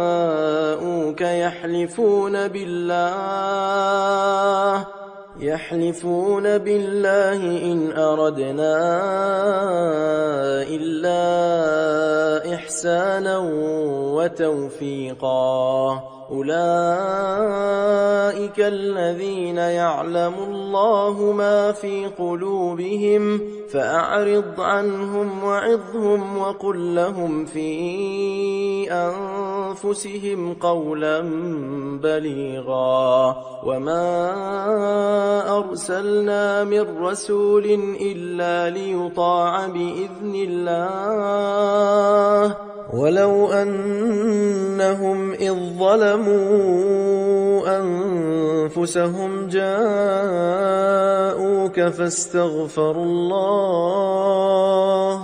واستغفر لهم الرسول لوجدوا الله توابا رحيما. فلا وربك لا يؤمنون حتى يحكموك فيما شجر بينهم ثم لا يجدوا في أنفسهم حرجا مما قضيت ويسلموا تسليما. ولو أنا كتبنا عليهم أن اقتلوا أنفسكم أو اخرجوا من دياركم ما فعلوه إلا قليل منهم ولو أنهم فعلوا ما يوعظون به لكان خيرا لهم وأشد تثبيتا. وإذا لآتيناهم من لدنا أجرا عظيما ولهديناهم صراطا مستقيما. ومن يطع الله والرسول فأولئك مع الذين أنعم الله عليهم من النبيين والصديقين والشهداء والصالحين وحسن أولئك رفيقا. ذلك الفضل من الله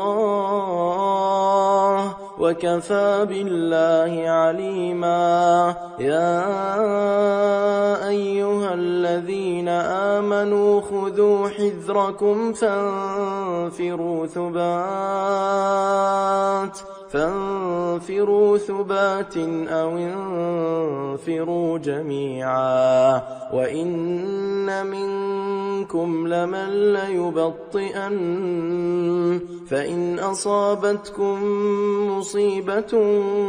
قال قد أنعم الله علي إذ لم أكن معهم شهيدا. ولئن أصابكم فضل من الله ليقولن كأن لم تكن بينكم وبينه مودة يا ليتني كنت معهم فأفوز فوزا عظيما. فليقاتل في سبيل الله الذين يشرون الحياة الدنيا بالآخرة ومن يقاتل في سبيل الله فيقتل أو يغلب فسوف نؤتيه أجرا عظيما. وما لكم لا تقاتلون في سبيل الله والمستضعفين من الرجال والنساء والولدان الذين يقولون ربنا أخرجنا من هذه القرية الظالم أهلها واجعل لنا من لدنك وليا واجعل لنا من لدنك نصيرا. الذين آمنوا يقاتلون في سبيل الله والذين كفروا يقاتلون في سبيل الطاغوت فقاتلوا أولياء الشيطان إن كيد الشيطان كان ضعيفا. ألم تر إلى الذين قيل لهم كفوا أيديكم وأقيموا الصلاة وآتوا الزكاة فلما كتب عليهم القتال إذا فريق منهم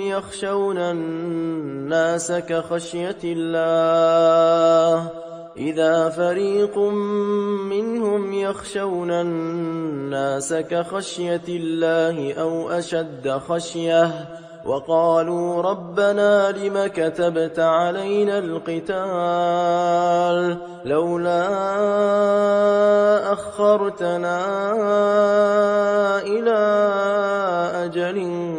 قريب قل متاع الدنيا قليل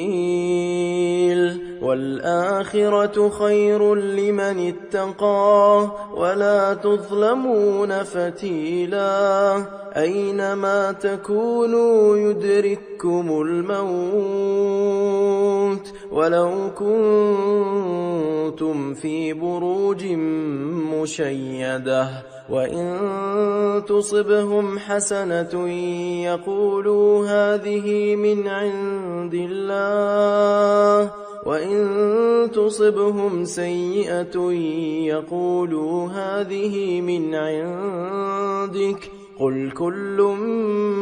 من عند الله فما لهؤلاء القوم لا يكادون يفقهون حديثا ما أصابك من حسنة فمن الله وما أصابك من سيئة فمن نفسك وأرسلناك للناس رسولا وكفى بالله شهيدا من يطع الرسول فقد أطاع الله ومن تولى فما أرسلناك عليهم حفيظا ويقولون طاعة فإذا برزوا من عندك بيت طائفة منهم غير الذي تقول والله يكتب ما يبيتون فأعرض عنهم وتوكل على الله وكفى بالله وكيلا أفلا يتدبرون القرآن ولو كان من عند غير الله لوجدوا فيه اختلافا كثيرا وإذا جاءهم أمر من الأمن أو الخوف أذاعوا به ولو ردوه إلى الرسول وإلى أولي الأمر منهم لعلمه الذين يستنبطونه منهم ولولا فضل الله عليكم ورحمته لاتبعتم الشيطان إلا قليلا فقاتل في سبيل الله لا تكلف إلا نفسك وحرض المؤمنين عسى الله أن يكف بأس الذين كفروا والله أشد بأسا وأشد تنكيلا من يشفع شفاعة حسنة يكن له نصيب منها ومن يشفع شفاعة سيئة يكن له كفل منها وكان الله على كل شيء مقيتا وإذا حييتم بتحية فحيوا بأحسن منها أو ردوها إن الله كان على كل شيء حسيبا الله لا إله إلا هو ليجمعنكم إلى يوم القيامة لا ريب فيه ومن أصدق من الله حديثا فما لكم في المنافقين فئتين والله أركسهم بما كسبوا أتريدون أن تهدوا من أضل الله ومن يضلل الله فلن تجد له سبيلا ودوا لو تكفرون كما كفروا فتكونون سواء فلا تتخذوا منهم أولياء حتى يهاجروا في سبيل الله فإن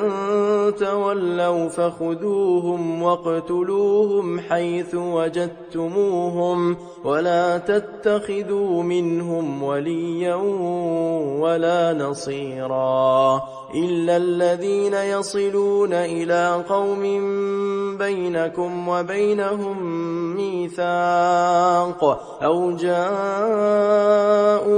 حصرت صدورهم أن يقاتلوكم أو يقاتلوا قومهم ولو شاء الله لسلطهم عليكم فلقاتلوكم فإن اعتزلوكم فلم يقاتلوكم وألقوا إليكم السلم فما جعل الله لكم عليهم سبيلا ستجدون آخرين يريدون أن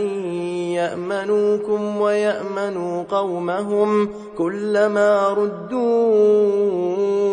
إلى الفتنة أركسوا فيها فإن لم يعتزلوكم ويلقوا إليكم السلم ويكفوا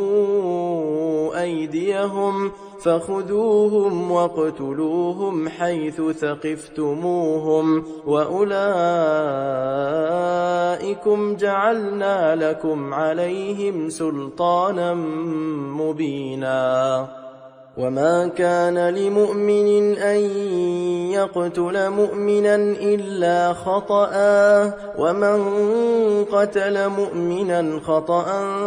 فتحرير رقبة مؤمنة ودية مسلمة إلى أهله إلا أن يصدقوا فإن كان من قوم عدو لكم وهو مؤمن فتحرير رقبة مؤمنة وإن كان من قوم بينكم وبينهم ميثاق فدية مسلمة إلى أهله وتحرير رقبة مؤمنة فمن لم يجد فصيام شهرين متتابعين توبة من الله وكان الله عليما حكيما ومن يقتل مؤمنا متعمدا فجزاؤه جهنم خالدا فيها وغضب الله عليه ولعنه وأعد له عذابا عظيما يا أيها الذين آمنوا إذا ضربتم في سبيل الله فتبينوا ولا تقولوا لمن ألقى إليكم السلام لست مؤمنا تبتغون عرض الحياة الدنيا فعند الله مغانم كثيرة كذلك كنتم من قبل فمن الله عليكم فتبينوا إن الله كان بما تعملون خبيرا لا يستوي القاعدون من المؤمنين غير أولي الضرر والمجاهدون في سبيل الله بأموالهم وأنفسهم فضل الله المجاهدين بأموالهم وأنفسهم على القاعدين درجة وكلا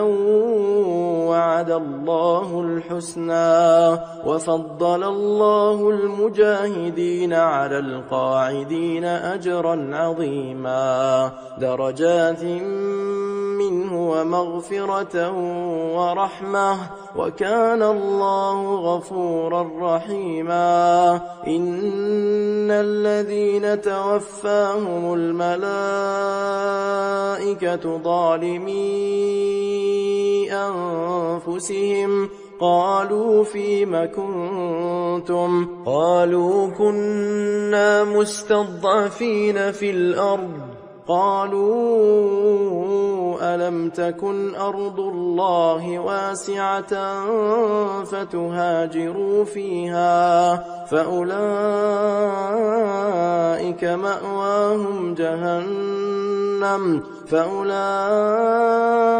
مأواهم جهنم وساءت مصيرا إلا المستضعفين من الرجال والنساء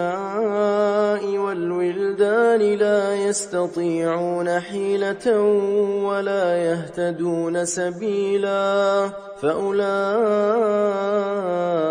عسى الله أن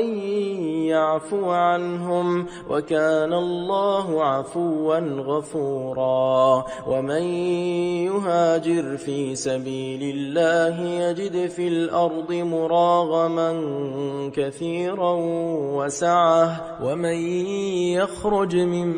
بيته مهاجرا إلى الله ورسوله ثم يدركه الموت فقد وقع أجره على الله وكان الله غفورا رحيما وإذا ضربتم في الأرض فليس عليكم جناح أن تقصروا من الصلاة إن خفتم أن يفتنكم الذين كفروا إن الكافرين كانوا لكم عدوا مبينا وإذا كنت فيهم فأقمت لهم الصلاة فلتقم طائفة منهم معك وليأخذوا أسلحتهم فإذا سجدوا فليكونوا من ورائكم ولتأت طائفة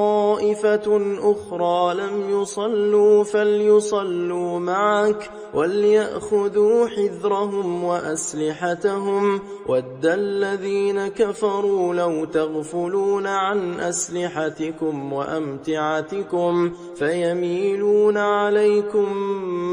ميلة واحدة ولا جناح عليكم إن كان بكم أذى من مطر أو كنتم مرضى أن تضعوا أسلحتكم وخذوا حذركم إن الله أعد للكافرين عذابا مهينا فإذا قضيتم الصلاة فاذكروا الله قياما وقعودا وعلى جنوبكم فإذا اطمأننتم فأقيموا الصلاة إن الصلاة كانت على المؤمنين كتابا موقوتا ولا تهنوا في ابتغاء القوم إن تكونوا تألمون فإنهم يألمون كما تألمون وترجون من الله ما لا يرجون وكان الله عليما حكيما إنا أنزلنا إليك الكتاب بالحق لتحكم بين الناس بما أراك الله ولا تكن للخائنين خصيما واستغفر الله إن الله كان غفورا رحيما ولا تجادل عن الذين يختانون أنفسهم إن الله لا يحب من كان خوانا أثيما يستخفون من الناس ولا يستخفون من الله وهو معهم إذ يبيتون ما لا يرضى من القول وكان الله بما يعملون محيطا ها أنتم هؤلاء جادلتم عنهم في الحياة الدنيا فمن يجادل الله عنهم يوم القيامة أم من يكون عليهم وكيلا ومن يعمل سوءا أو يظلم نفسه ثم يستغفر الله يجد الله غفورا رحيما ومن يكسب إثما فإنما يكسبه على نفسه وكان الله عليما حكيما ومن يكسب خطيئة أو إثما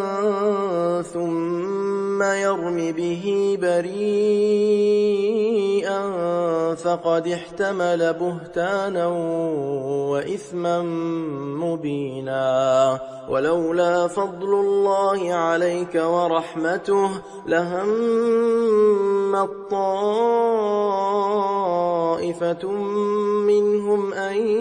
يضلوك وما يضلون إلا أنفسهم وما يضرونك من شيء وأنزل الله عليك الكتاب والحكمة وعلمك ما لم تكن تعلم وكان فضل الله عليك عظيما لا خير في كثير من نجواهم إلا من أمر بصدقة أو معروف أو إصلاح بين الناس ومن يفعل ذلك ابتغاء مرضات الله فسوف نؤتيه أجرا عظيما ومن يشاقق الرسول من بعد ما تبين له الهدى ويتبع غير سبيل المؤمنين نوله ما تولى ونصله جهنم وساءت مصيرا إن الله لا يغفر أن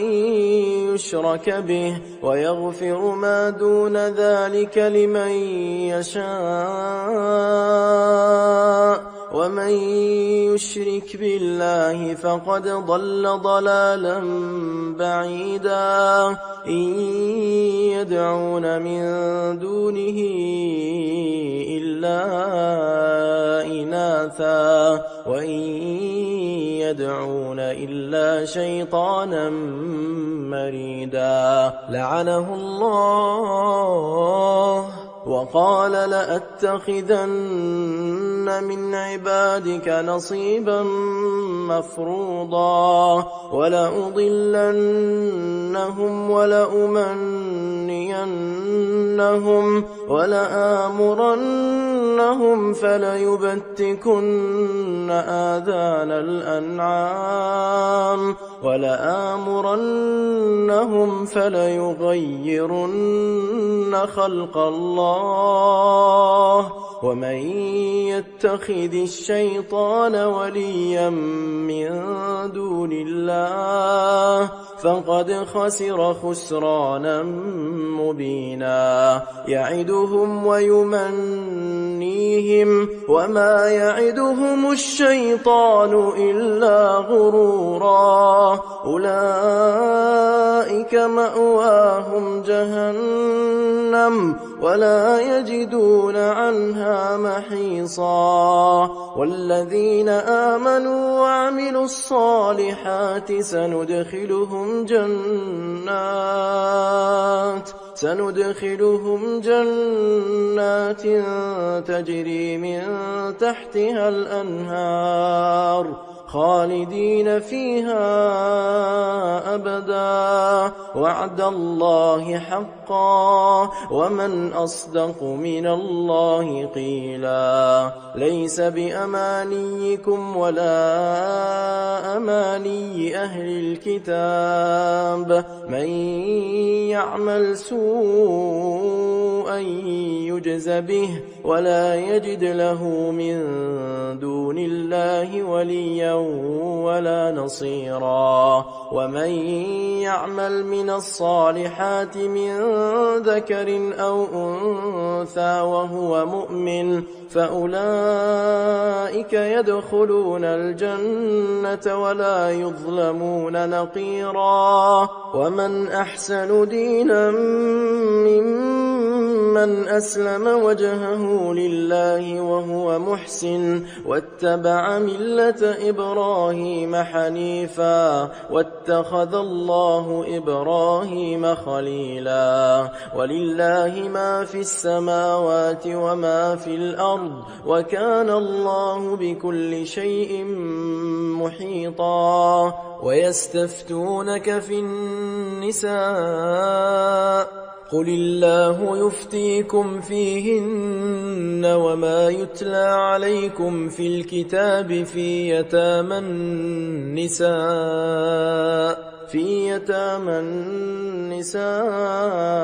اللاتي لا تؤتونهن ما كتب لهن وترغبون أن تنكحوهن والمستضعفين من الولدان وأن تقوموا لليتامى بالقسط وما تفعلوا من خير فإن الله كان به عليما وإن امرأة خافت من بعلها نشوزا أو إعراضا فلا جناح عليهما أن يصلحا بينهما صلحا والصلح خير وأحضرت الأنفس الشح وإن تحسنوا وتتقوا فإن الله كان بما تعملون خبيرا ولن تستطيعوا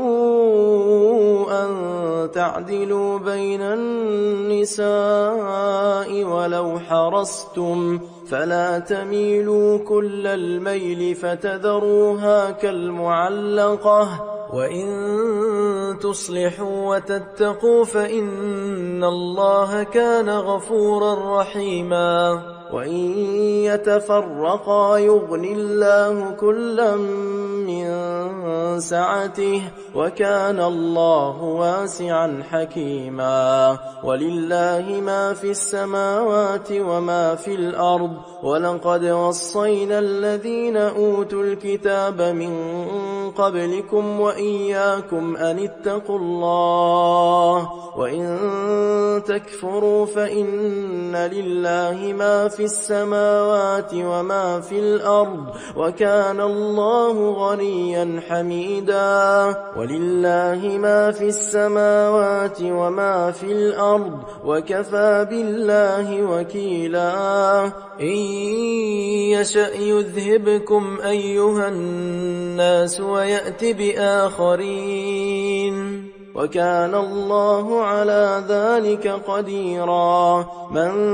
كان يريد ثواب الدنيا فعند الله ثواب الدنيا والآخرة وكان الله سميعا بصيرا يا أيها الذين آمنوا كونوا قوامين بالقسط شهداء لله ولو على أنفسكم أو الوالدين والأقربين إن يكن غنيا أو فقيرا فالله أولى بهما فلا تتبعوا الهوى أن تعدلوا وإن تلووا أو تعرضوا فإن الله كان بما تعملون خبيرا يا أيها الذين آمنوا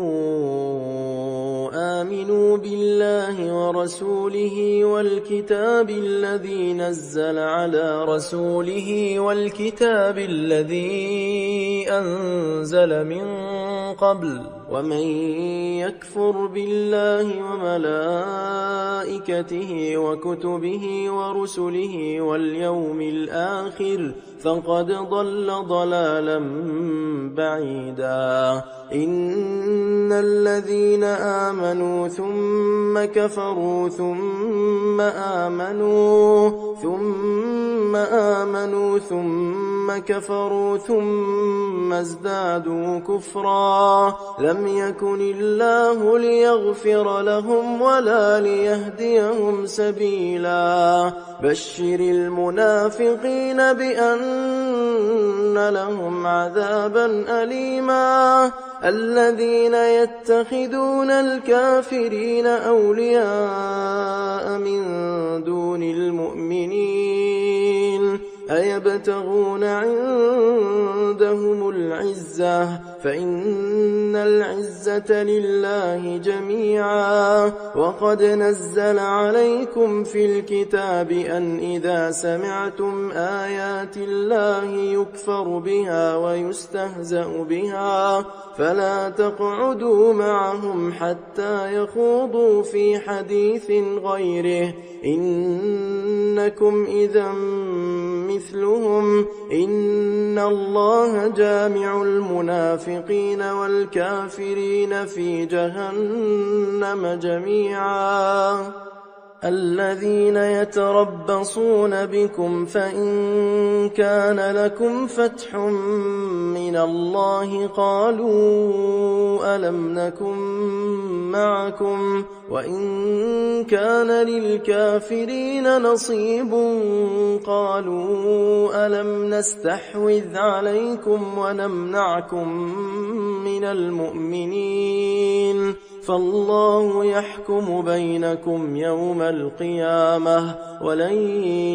يجعل الله للكافرين على المؤمنين سبيلا إن المنافقين يخادعون الله وهو خادعهم وإذا قاموا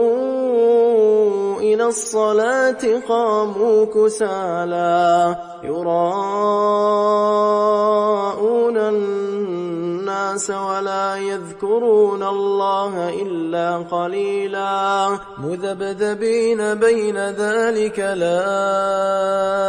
إله هؤلاء ولا إله هؤلاء ومن يضلل الله فلن تجد له سبيلا يا أيها الذين آمنوا لا تتخذوا الكافرين أولياء من دون المؤمنين أتريدون أن تجعلوا لله عليكم سلطانا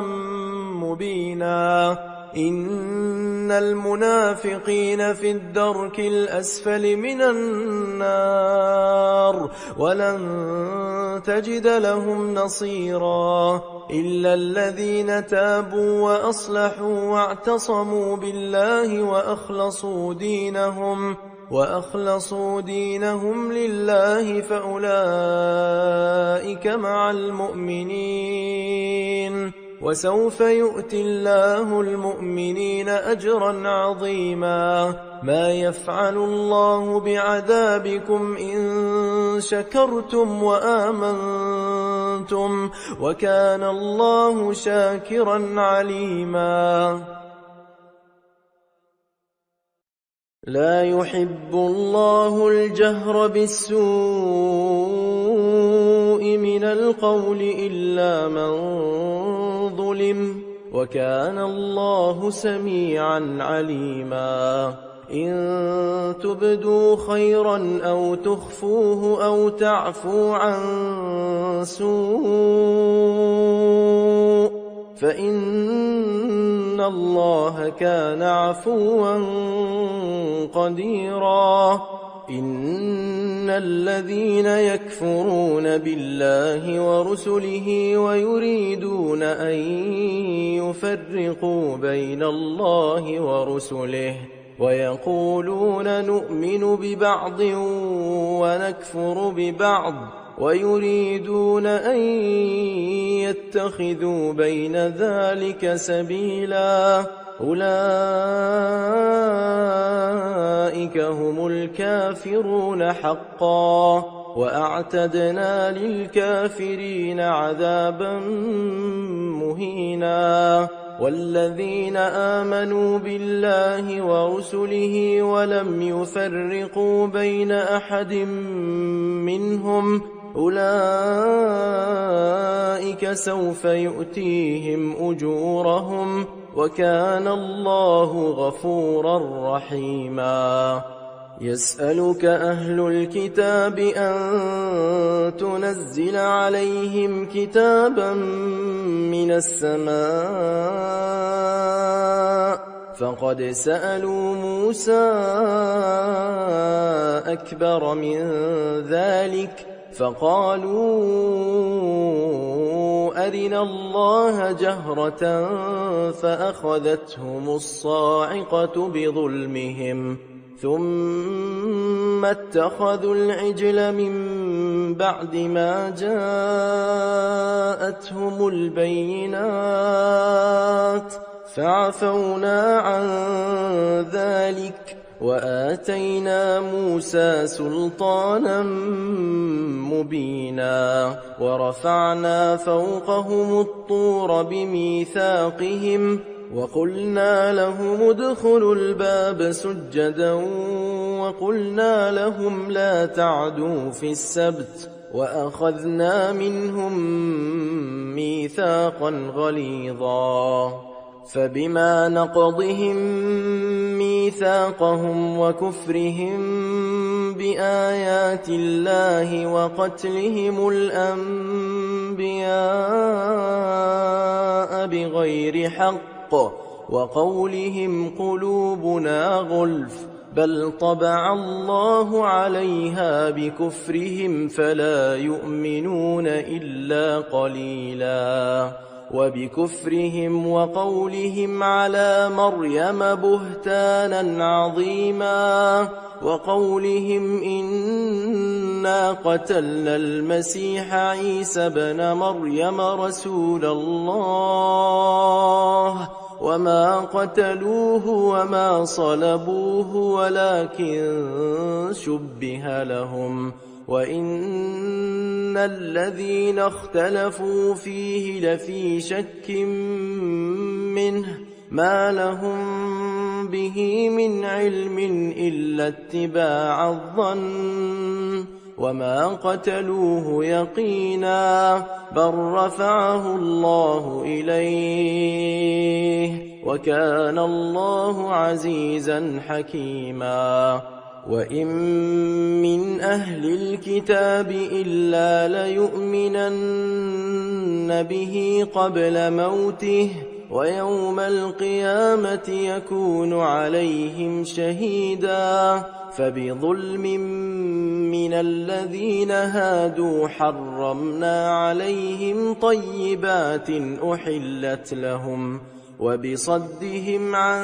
سبيل الله كثيرا وأخذهم الربا وقد نهوا عنه وأكلهم أموال الناس بالباطل وأعتدنا للكافرين منهم عذابا أليما لكن الراسخون في العلم منهم والمؤمنون يؤمنون بما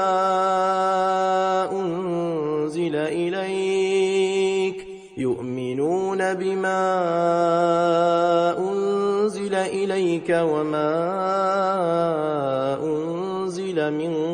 قبلك والمقيمين الصلاة والمؤتون الزكاة والمؤمنون بالله واليوم الآخر أولئك سنؤتيهم أجرا عظيما إنا أوحينا إليك كما أوحينا إلى نوح والنبيين من بعده وأوحينا إلى إبراهيم وإسماعيل وإسحاق ويعقوب والأسباط وعيسى وأيوب ويونس وهارون وسليمان وآتينا داود زبورا ورسلا قد قصصناهم عليك من قبل ورسلا لم نقصصهم عليك وكلم الله موسى تكليما رسلا مبشرين ومنذرين لئلا يكون للناس على الله حجة بعد الرسل وكان الله عزيزا حكيما لكن الله يشهد بما أنزل إليك أنزله بعلمه والملائكة يشهدون وكفى بالله شهيدا إن الذين كفروا وصدوا عن سبيل الله قد ضلوا ضلالا بعيدا إن الذين كفروا وظلموا لم يكن الله ليغفر لهم ولا ليهديهم طريقا إلا طريق جهنم خالدين فيها أبدا وكان ذلك على الله يسيرا يا أيها الناس قد جاءكم الرسول بالحق من ربكم فآمنوا خيرا لكم وإن تكفروا فإن لله ما في السماوات والأرض وكان الله عليما حكيما يا أهل الكتاب لا تغلوا في دينكم ولا تقولوا على الله إلا الحق إنما المسيح عيسى بن مريم رسول الله وكلمته ألقاها إلى مريم وروح منه فآمنوا بالله ورسله ولا تقولوا ثلاثة انتهوا خيرا لكم إنما الله إله واحد سبحانه أن يكون له ولد له ما في السماوات وما في الأرض وكفى بالله وكيلا لن يستنكف المسيح أن يكون عبدا لله ولا الملائكة المقربون ومن يستنكف عن عبادته ويستكبر فسيحشرهم إليه جميعا فأما الذين آمنوا وعملوا الصالحات فيوفيهم أجورهم ويزيدهم من فضله وأما الذين استنكفوا واستكبروا فيعذبهم عذابا أليما ولا يجدون لهم من دون الله وليا ولا نصيرا يا أيها الناس قد جاءكم برهان من ربكم وأنزلنا إليكم نورا مبينا فأما الذين آمنوا بالله واعتصموا به فسيدخلهم في رحمة منه وفضل ويهديهم إليه صراطا مستقيما يستفتونك قل الله يفتيكم في الكلالة إن امرؤ هلك ليس له ولد وله أخت فلها نصف ما ترك وهو يرثها إن لم يكن لها ولد فإن كانت اثنتين فلهما الثلثان مما ترك وإن كانوا إخوة رجالا ونساء فللذكر مثل حظ الأنثيين يبين الله لكم أن تضلوا والله بكل شيء عليم بسم الله الرحمن الرحيم يا أيها الذين آمنوا أوفوا بالعقود أحلت لكم بهيمة الأنعام إلا ما يتلى عليكم غير محل الصيد وأنتم حرم إن الله يحكم ما يريد يا أيها الذين آمنوا لا تحلوا شعائر الله ولا الشهر الحرام ولا الهدي ولا القلائد ولا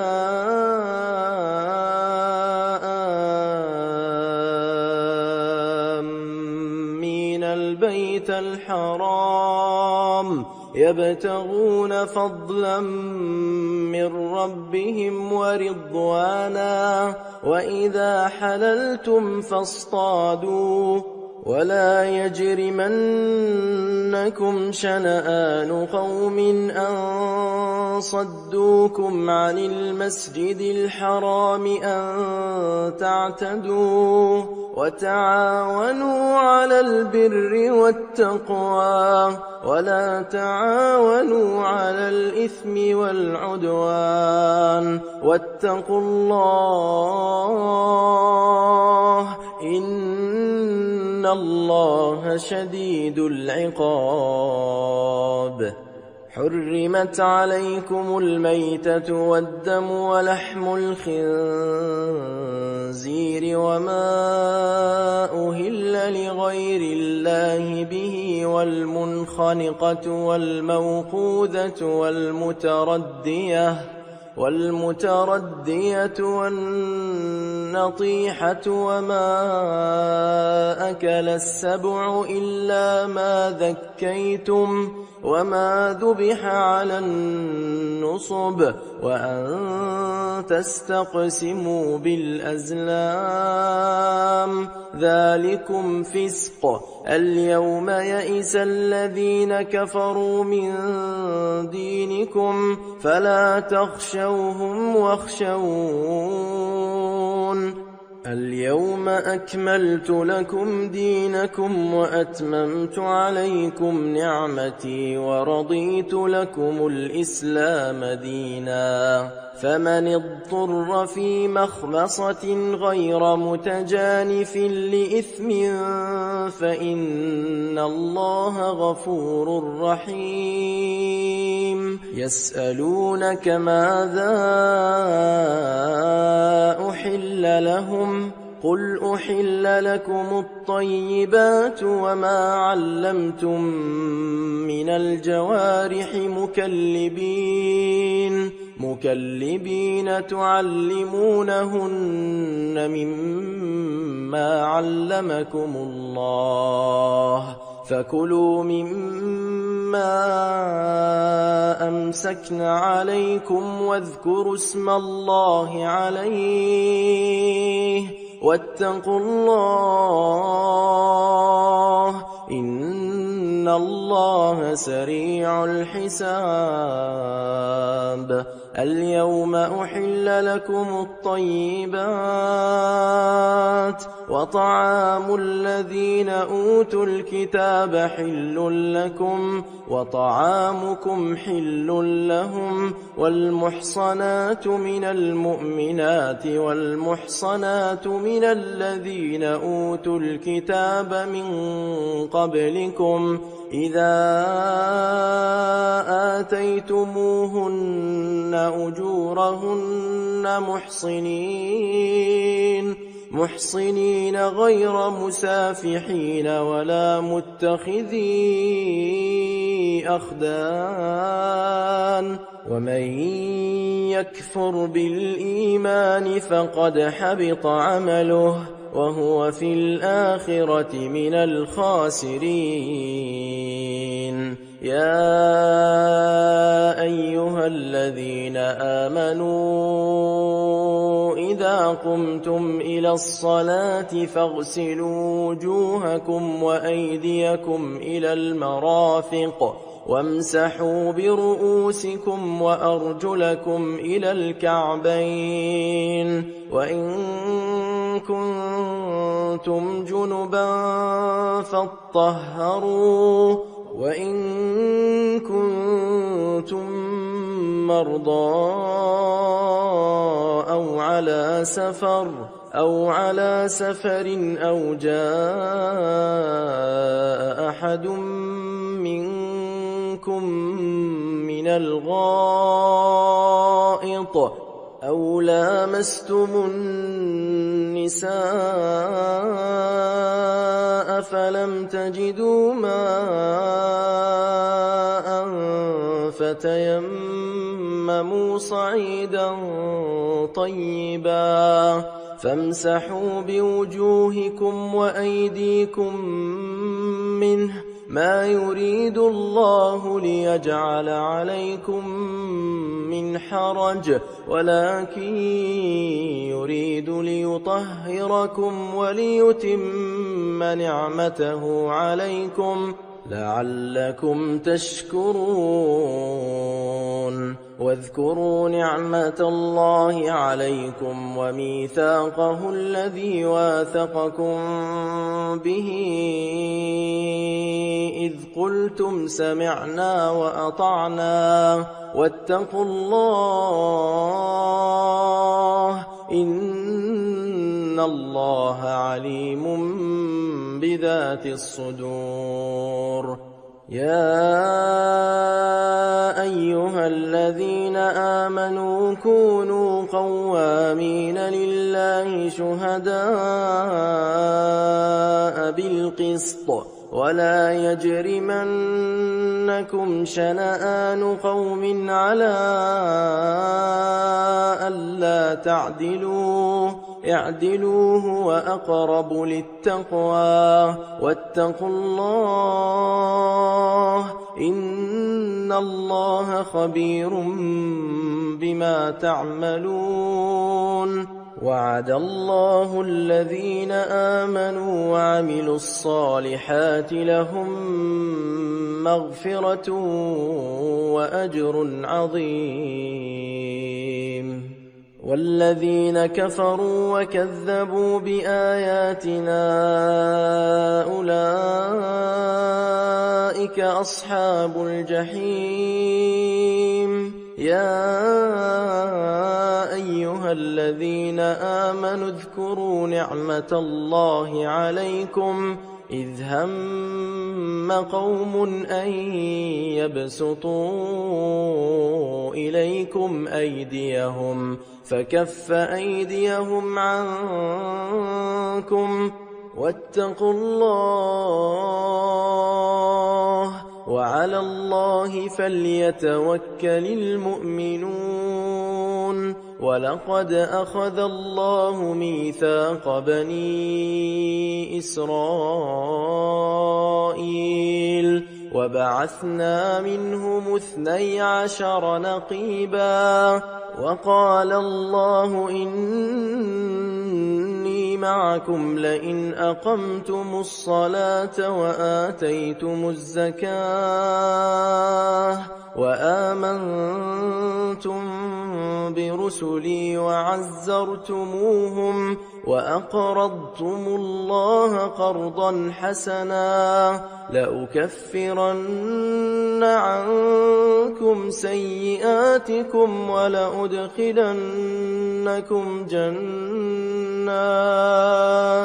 جنات تجري من تحتها الأنهار فمن كفر بعد ذلك منكم فقد ضل سواء السبيل. فبما نقضهم ميثاقهم لعناهم وجعلنا قلوبهم قاسية يحرفون الكلم عن مواضعه ونسوا حظا مما ذكروا به ولا تزال تطلع على خائنة منهم إلا قليلا منهم فاعف عنهم واصفح إن الله يحب المحسنين. ومن الذين قالوا إنا نصارى أخذنا ميثاقهم فنسوا حظا مما ذكروا به فأغرينا بينهم العداوة والبغضاء إلى يوم القيامة وسوف ينبئهم الله بما كانوا يصنعون. يا أهل الكتاب قد جاءكم رسولنا يبين لكم كثيرا مما كنتم تخفون من الكتاب ويعفو عن كثير. قد جاءكم من الله نور وكتاب مبين يهدي به الله من اتبع رضوانه سبل السلام ويخرجهم من الظلمات إلى النور بإذنه ويهديهم إلى صراط مستقيم. لقد كفر الذين قالوا إن الله هو المسيح ابن مريم. قل فمن يملك من الله شيئا إن أراد أن يهلك المسيح ابن مريم وأمه ومن في الأرض جميعا ولله ملك السماوات والأرض وما بينهما يخلق ما يشاء والله على كل شيء قدير. وقالت اليهود والنصارى نحن أبناء الله وأحباؤه. قل فلم يعذبكم بذنوبكم بل أنتم بشر ممن خلق يغفر لمن يشاء ويعذب من يشاء ولله ملك السماوات والأرض وما بينهما وإليه المصير. يا أهل الكتاب قد جاءكم رسولنا يبين لكم على فترة من الرسل أن تقولوا ما جاءنا من بشير ولا نذير فقد جاءكم بشير ونذير والله على كل شيء قدير. وإذ قال موسى لقومه يا قوم اذكروا نعمة الله عليكم إذ جعل فيكم أنبياء وجعلكم ملوكا وآتاكم ما لم يؤت أحدا من العالمين. يا قوم ادخلوا الأرض المقدسة التي كتب الله لكم ولا ترتدوا على أدباركم فتنقلبوا خاسرين. قالوا يا موسى إن فيها قوما جبارين وإنا لن ندخلها حتى يخرجوا منها فإن يخرجوا منها فإنا داخلون. قال رجلان من الذين يخافون أنعم الله عليهما ادخلوا عليهم الباب فإذا دخلتموه فإنكم غالبون وعلى الله فتوكلوا إن كنتم مؤمنين. قالوا يا موسى إنا لن ندخلها أبدا قالوا يا موسى إنا لن ندخلها أبدا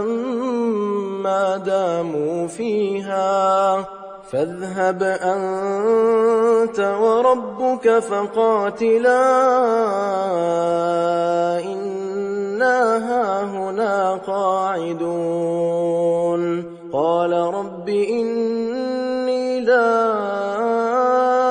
أملك إلا نفسي وأخي فافرق بيننا وبين القوم الفاسقين. قال فإنها محرمة عليهم 40 سنة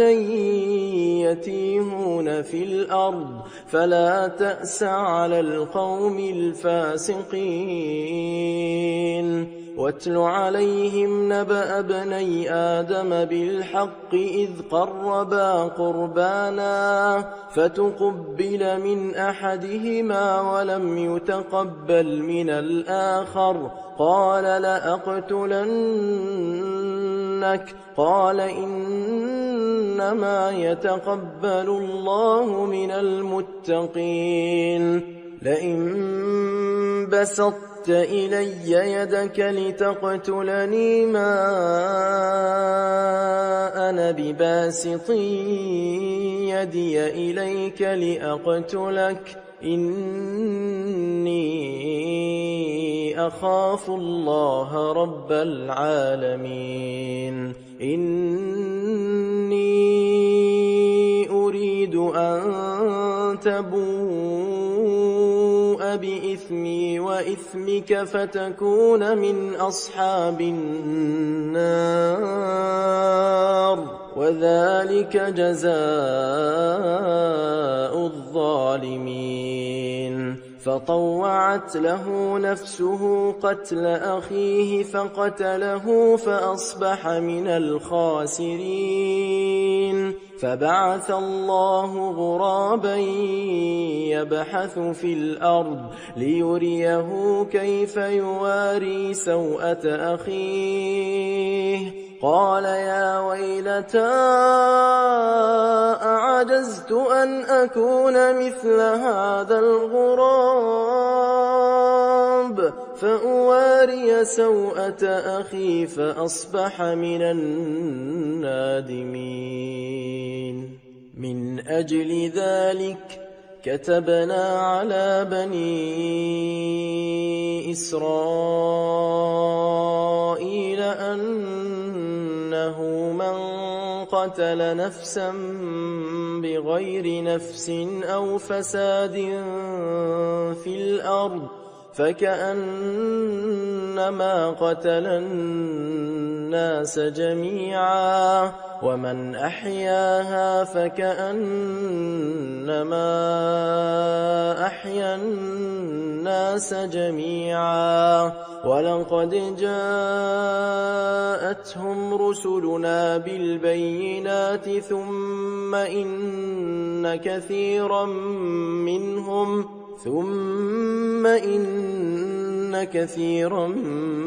منهم بعد ذلك في الأرض لمسرفون. إنما جزاء الذين يحاربون الله ورسوله ويسعون في الأرض فسادا أن يقتلوا أو يصلبوا أو تقطع أيديهم وأرجلهم من خلاف أو ينفوا من الأرض ذلك لهم خزي في الدنيا ولهم في الآخرة عذاب عظيم. إلا الذين تابوا من قبل أن تقدروا عليهم فاعلموا أن الله غفور رحيم. يا أيها الذين آمنوا اتقوا الله وابتغوا إليه الوسيلة وجاهدوا في سبيله لعلكم تفلحون. إن الذين كفروا لو أن لهم ما في الأرض جميعا ومثله معه ليفتدوا به من عذاب يوم القيامة ما تقبل منهم ولهم عذاب أليم. يريدون أن يخرجوا من النار وما هم بخارجين منها ولهم عذاب مقيم والسارق والسارقة فاقطعوا أيديهما جزاء بما كسبا نكالا من الله والله عزيز حكيم فمن تاب من بعد ظلمه وأصلح فإن الله يتوب عليه إن الله غفور رحيم ألم تعلم أن الله له ملك السماوات والأرض يعذب من يشاء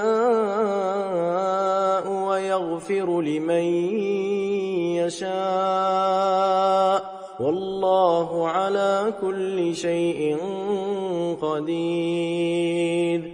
يا أيها الرسول لا يحزنك الذين يسارعون في الكفر من الذين قالوا آمنا بأفواههم ولم تؤمن قلوبهم ومن الذين هادوا سماعون للكذب سماعون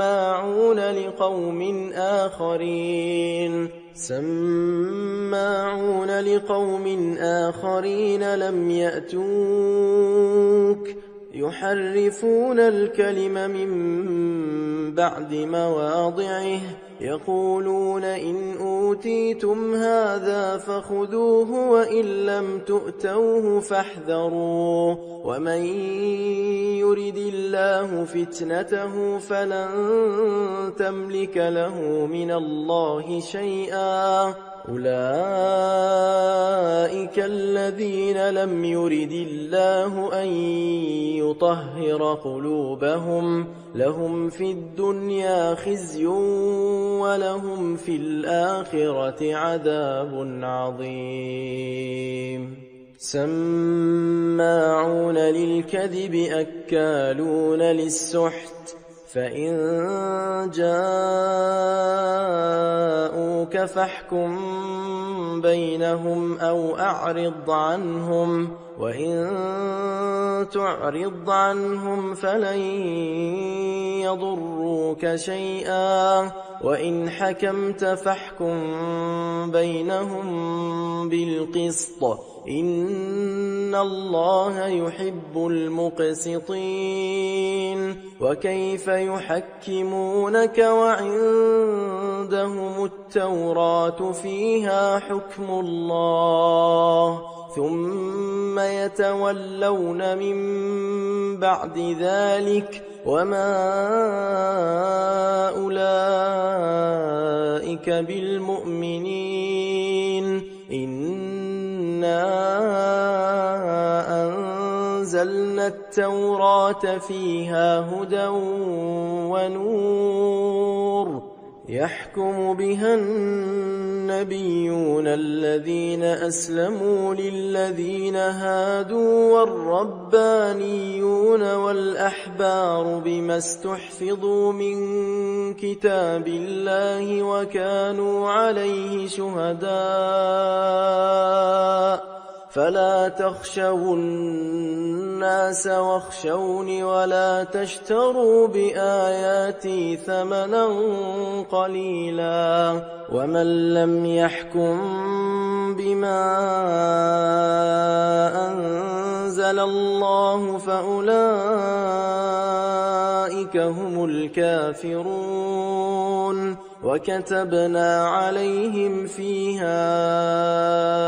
أن النفس بالنفس والعين بالعين والعين بالعين والأنف بالأنف والأذن بالأذن والسن بالسن والجروح قصاص، فمن تصدق به فهو كفارة له، ومن لم يحكم بما أنزل الله فأولئك هم الظالمون. وقفينا على آثارهم بعيسى ابن مريم مصدقا لما بين يديه من التوراة، وآتيناه الإنجيل فيه هدى ونور ومصدقا لما بين يديه من التوراة وهدى وموعظة للمتقين. وليحكم أهل الإنجيل بما أنزل الله فيه، ومن لم يحكم بما أنزل الله فأولئك هم الفاسقون. وأنزلنا إليك الكتاب بالحق مصدقا لما بين يديه من الكتاب ومهيمنا عليه، فاحكم بينهم بما أنزل الله، ولا تتبع أهواءهم عما جاءك من الحق، لكل جعلنا منكم شرعة ومنهاجا، ولو شاء الله لجعلكم أمة واحدة ولكن ليبلوكم فيما آتاكم، فاستبقوا الخيرات، إلى الله مرجعكم جميعا فينبئكم بما كنتم فيه تختلفون. وأن احكم بينهم بما أنزل الله، ولا تتبع أهواءهم، واحذرهم أن يفتنوك عن بعض ما أنزل الله إليك، فإن تولوا فاعلم أنما يريد الله أن يصيبهم ببعض ذنوبهم، وإن كثيرا من الناس لفاسقون. أفحكم الجاهلية يبغون ومن أحسن من الله حكما لقوم يوقنون. يا أيها الذين آمنوا لا تتخذوا اليهود والنصارى أولياء، بعضهم أولياء بعض، ومن يتولهم منكم فإنه منهم، إن الله لا يهدي القوم الظالمين. فترى الذين في قلوبهم مرض يسارعون فيهم يقولون نخشى أن تصيبنا دائرة، فعسى الله أن يأتي بالفتح أو أمر من عنده، فيصبحوا على ما أسروا في أنفسهم نادمين ويقول الذين آمنوا أهؤلاء الذين أقسموا بالله جهد أيمانهم إنهم لمعكم حبطت أعمالهم فأصبحوا خاسرين يا أيها الذين آمنوا من يرتد منكم عن دينه فسوف يأتي الله بقوم يحبهم ويحبونه أذلة على المؤمنين أعزة على الكافرين يجاهدون في سبيل الله ولا يخافون لومة لائم ذلك فضل الله يؤتيه من يشاء والله واسع عليم إنما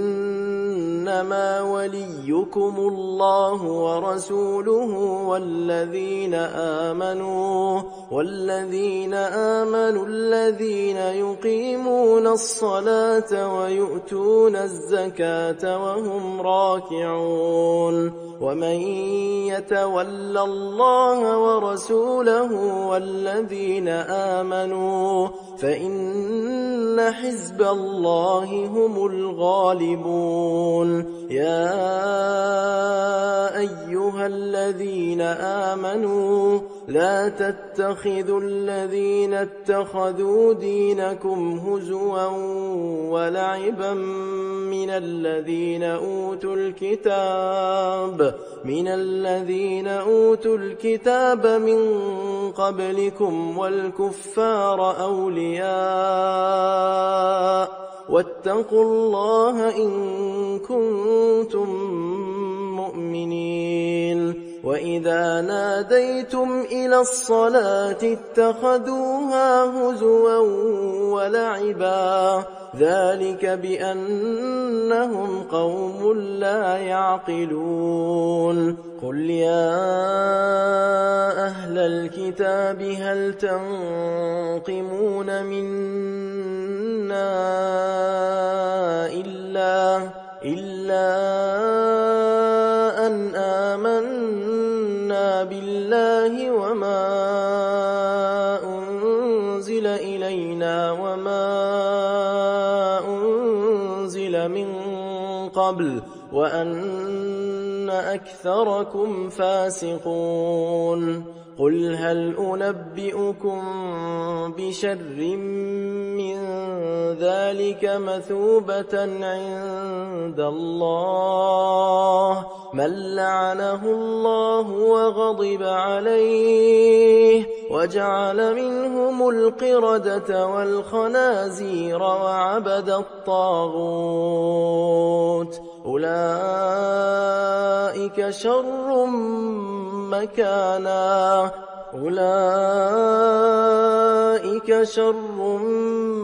مكانا وأضل عن سواء السبيل وإذا جاءوكم قالوا آمنا وقد دخلوا بالكفر وهم قد خرجوا به والله أعلم بما كانوا يكتمون وترى كثيرا منهم يسارعون في الإثم والعدوان وأكلهم السحت لبئس ما كانوا يعملون لولا ينهاهم الربانيون والأحبار عن قولهم الإثم وأكلهم السحت لبئس ما كانوا يصنعون وقالت اليهود يد الله مغلولة غلت أيديهم ولعنوا بما قالوا بل يداه مبسوطتان ينفق كيف يشاء وليزيدن كثيرا منهم ما أنزل إليك من ربك طغيانا وكفرا وألقينا بينهم العداوة والبغضاء إلى يوم القيامة كلما أوقدوا نارا للحرب أطفأها الله ويسعون في الأرض فسادا والله لا يحب المفسدين ولو أن أهل الكتاب آمنوا واتقوا لكفرنا عنهم سيئاتهم ولأدخلناهم جنات النعيم ولو أنهم أقاموا التوراة والإنجيل وما أنزل إليهم من ربهم لأكلوا من فوقهم ومن تحت أرجلهم منهم أمة مقتصدة وكثير منهم ساء ما يعملون يا أيها الرسول بلغ ما أنزل إليك من ربك وإن لم تفعل فما بلغت رسالته والله يعصمك من الناس إن الله لا يهدي القوم الكافرين قل يا أهل الكتاب لستم على شيء حتى تقيموا التوراة والإنجيل وما أنزل إليكم من ربكم وليزيدن كثيرا منهم ما أنزل إليك من ربك طغيانا وكفرا فلا تأس على القوم الكافرين إن الذين آمنوا والذين هادوا والصابئون والنصارى من آمن بالله واليوم الآخر وعمل صالحا فلا خوف عليهم ولا هم يحزنون لقد أخذنا ميثاق بني إسرائيل وأرسلنا إليهم رسلا كلما جاءهم رسول بما لا تهوى أنفسهم فريقا كذبوا وفريقا يقتلون وحسبوا ألا تكون فتنة فعموا وصموا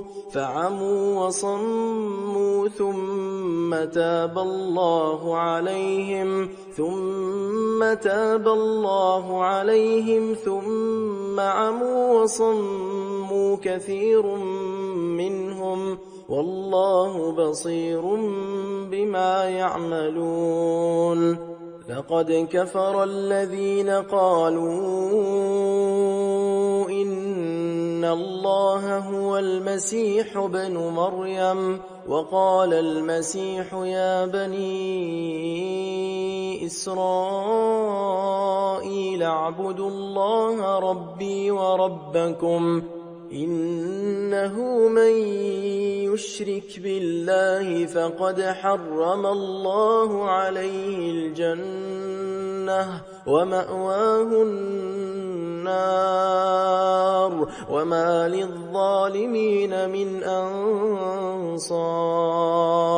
لقد كفر الذين قالوا إن الله ثالث ثلاثة وما من إله إلا إله واحد وإن لم ينتهوا عما يقولون ليمسن الذين كفروا منهم عذاب أليم أفلا يتوبون إلى الله ويستغفرونه والله غفور رحيم ما المسيح ابن مريم إلا رسول قد خلت من قبله الرسل وأمه صديقة كانا يأكلان الطعام انظر كيف نبين لهم الآيات ثم انظر أنا يؤفكون قل أتعبدون من دون الله ما لا يملك لكم ضرا ولا نفعا والله هو السميع العليم قل يا أهل الكتاب لا تغلوا في دينكم غير الحق ولا تتبعوا أهواء قوم قد ضلوا من قبل وأضلوا كثيرا وضلوا عن سواء السبيل لعن الذين كفروا من بني إسرائيل على لسان داود وعيسى بن مريم ذلك بما عصوا وكانوا يعتدون كانوا لا يتناهون عن منكر فعلوه لبئس ما كانوا يفعلون ترى كثيرا منهم يتولون الذين كفروا لبئس ما قدمت لهم أنفسهم أن سخط الله عليهم وفي العذاب هم خالدون ولو كانوا يؤمنون بالله والنبي وما أنزل إليه ما اتخذوهم أولياء ولكن كثيرا منهم فاسقون لتجدن أشد الناس عداوة للذين آمنوا اليهود والذين أشركوا ولتجدن أقربهم مودة للذين آمنوا الذين قالوا إنا نصارى ذلك بأن منهم قسيسين ورهبانا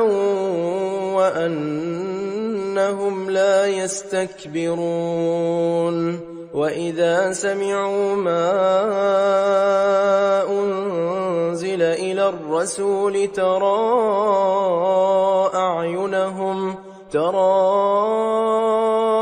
أعينهم تفيض من الدمع مما عرفوا من الحق يقولون ربنا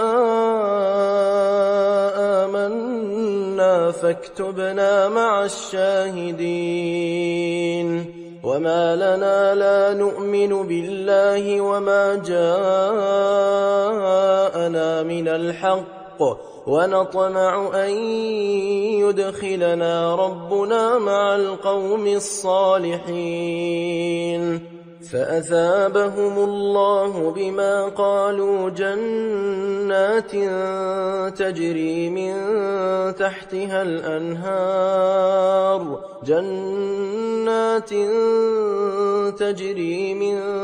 تحتها الأنهار خالدين فيها وذلك جزاء المحسنين والذين كفروا وكذبوا بآياتنا أولئك أصحاب الجحيم يا أيها الذين آمنوا لا تحرموا طيبات ما أحل الله لكم ولا تعتدوا إن الله لا يحب المعتدين وكلوا مما رزقكم الله حلالا طيبا واتقوا الله الذي أنتم به مؤمنون لا يؤاخذكم الله باللغو في أيمانكم ولكن يؤاخذكم بما عقدتم الأيمان فكفارته إطعام 10 مساكين من أوسط ما تطعمون أهليكم أو كسوتهم أو تحرير رقبة فمن لم يجد فصيام 3 أيام ذلك كفارة أيمانكم إذا حلفتم واحفظوا أيمانكم كذلك يبين الله لكم آياته لعلكم تشكرون يا أيها الذين آمنوا إنما الخمر والميسر والأنصاب والأزلام رجس من عمل الشيطان فاجتنبوه لعلكم تفلحون إنما يريد الشيطان أن يوقع بينكم العداوة والبغضاء في الخمر والميسر ويصدكم عن ذكر الله وعن الصلاة فهل أنتم منتهون وأطيعوا الله وأطيعوا الرسول واحذروا فإن توليتم فاعلموا أنما على رسولنا البلاغ المبين ليس على الذين آمنوا وعملوا الصالحات جناح فيما طعموا إذا ما اتقوا وآمنوا وعملوا الصالحات ثم اتقوا وآمنوا ثم اتقوا وأحسنوا والله يحب المحسنين يا أيها الذين آمنوا ليبلونكم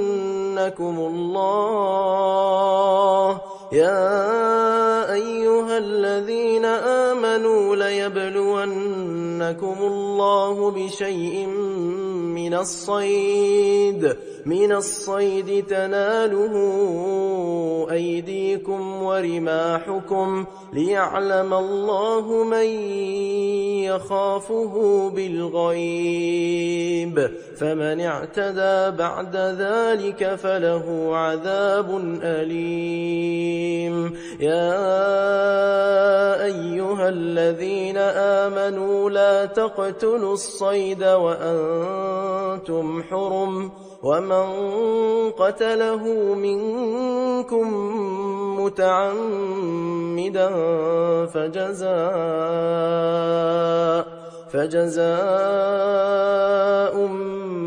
مثل ما قتل من النعم يحكم به ذوى عدل منكم هديا بالغ الكعبة أو كفارة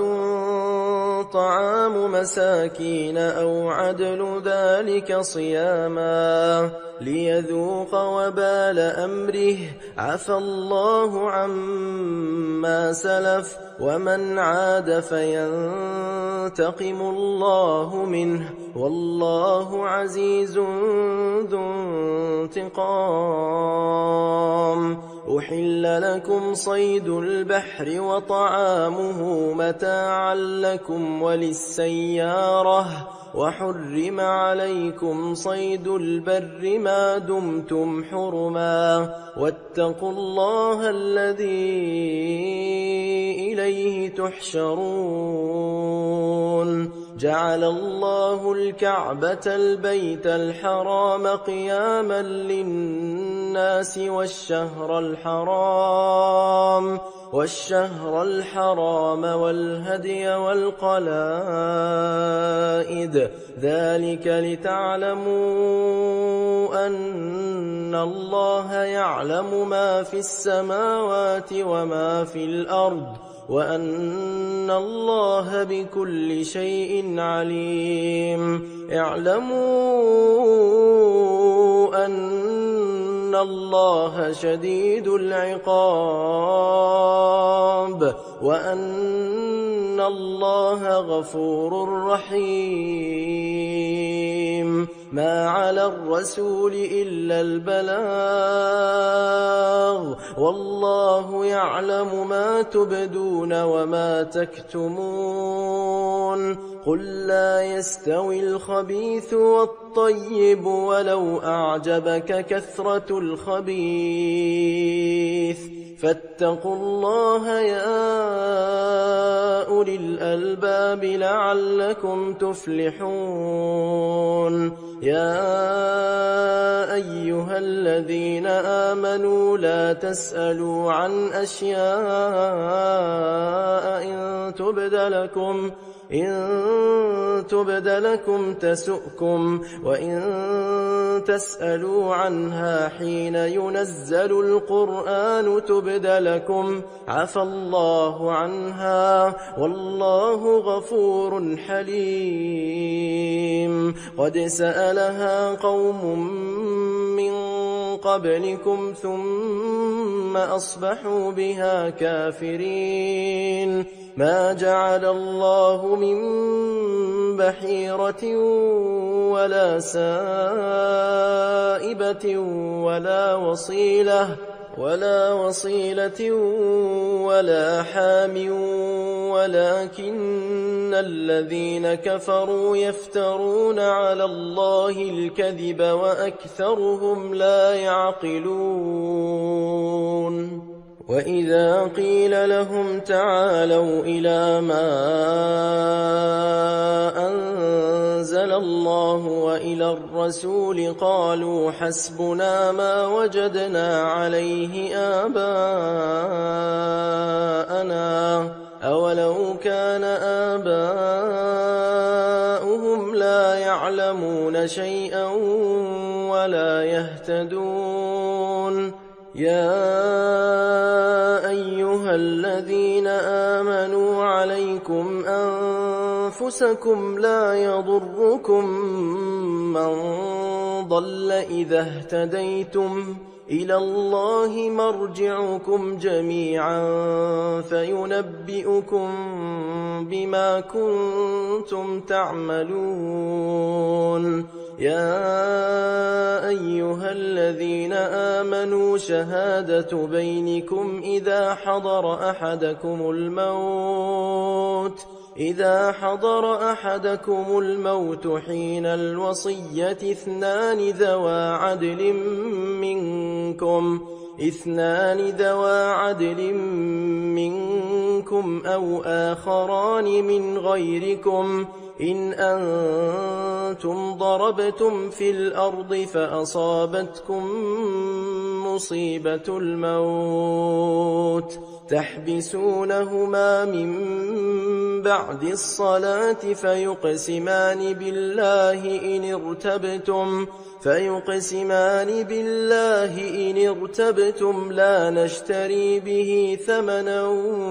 ولو كان ذا قربى ولا نكتم شهادة الله إنا إذا لمن الآثمين فإن عثر على أنهما استحقا إثما فآخران يقومان مقامهما من الذين استحق عليهم الأوليان فيقسمان بالله لشهادتنا أحق من شهادتهما وما اعتدينا إنا إذا لمن الظالمين ذلك أدنى أن يأتوا بالشهادة على وجهها أو يخافوا أن ترد أيمان بعد أيمانهم واتقوا الله واسمعوا والله لا يهدي القوم الفاسقين يوم يجمع الله الرسل فيقول ماذا أجبتم قالوا لا علم لنا إنك أنت علام الغيوب إذ قال الله يا عيسى ابن مريم اذكر نعمتي عليك وعلى والدتك إذ أيدتك بروح القدس تكلم الناس في المهد وكهلا وإذ علمتك الكتاب والحكمة والتوراة والإنجيل وإذ تخلق من الطين كهيئة الطير بإذني فتنفخ فيها فتكون طيرا بإذني وتبرئ الأكمه والأبرص بإذني وإذ تخرج الموتى بإذني وإذ كففت بني إسرائيل عنك إذ جئتهم بالبينات فقال الذين كفروا منهم إن هذا إلا سحر مبين وإذ أوحيت إلى الحواريين أن آمنوا بي وبرسولي قالوا آمنا واشهد بأننا مسلمون إذ قال الحواريون يا عيسى ابن مريم هل يستطيع ربك أن ينزل علينا مائدة من السماء قال اتقوا الله إن كنتم مؤمنين قالوا نريد أن نأكل منها وتطمئن قلوبنا ونعلم أن قد صدقتنا ونكون عليها من الشاهدين قال عيسى بن مريم اللهم ربنا أنزل علينا مائدة من السماء تكون لنا عيدا لأولنا وآخرنا وآية منك وارزقنا وأنت خير الرازقين قال الله إني منزلها عليكم فمن يكفر بعد منكم فإني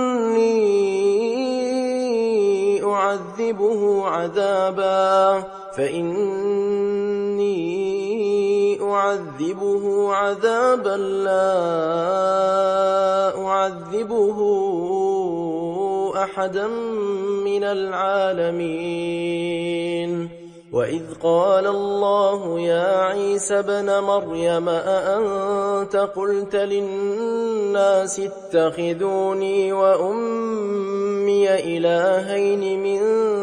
دون الله قال سبحانك ما يكون لي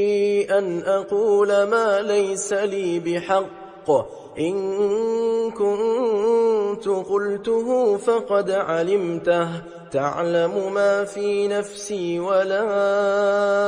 أعلم ما في نفسك إنك أنت علام الغيوب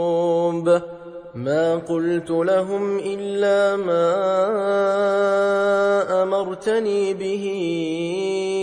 أن اعبدوا الله ربي وربكم وكنت عليهم شهيدا ما دمت فيهم فلما توفيتني كنت أنت الرقيب عليهم وأنت على كل شيء شهيد إن تعذبهم فإنهم عبادك وإن تغفر لهم فإنك أنت العزيز الحكيم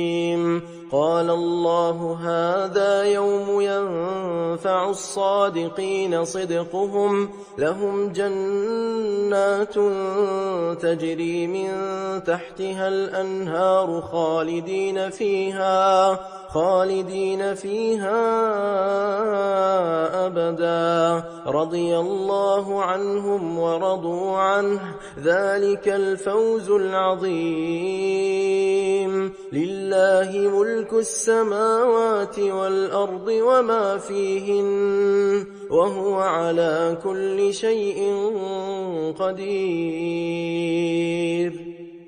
بسم الله الرحمن الرحيم الحمد لله الذي خلق السماوات والأرض وجعل الظلمات والنور ثم الذين كفروا بربهم يعدلون هو الذي خلقكم من طين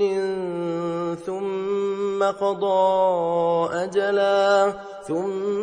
قضى أجلا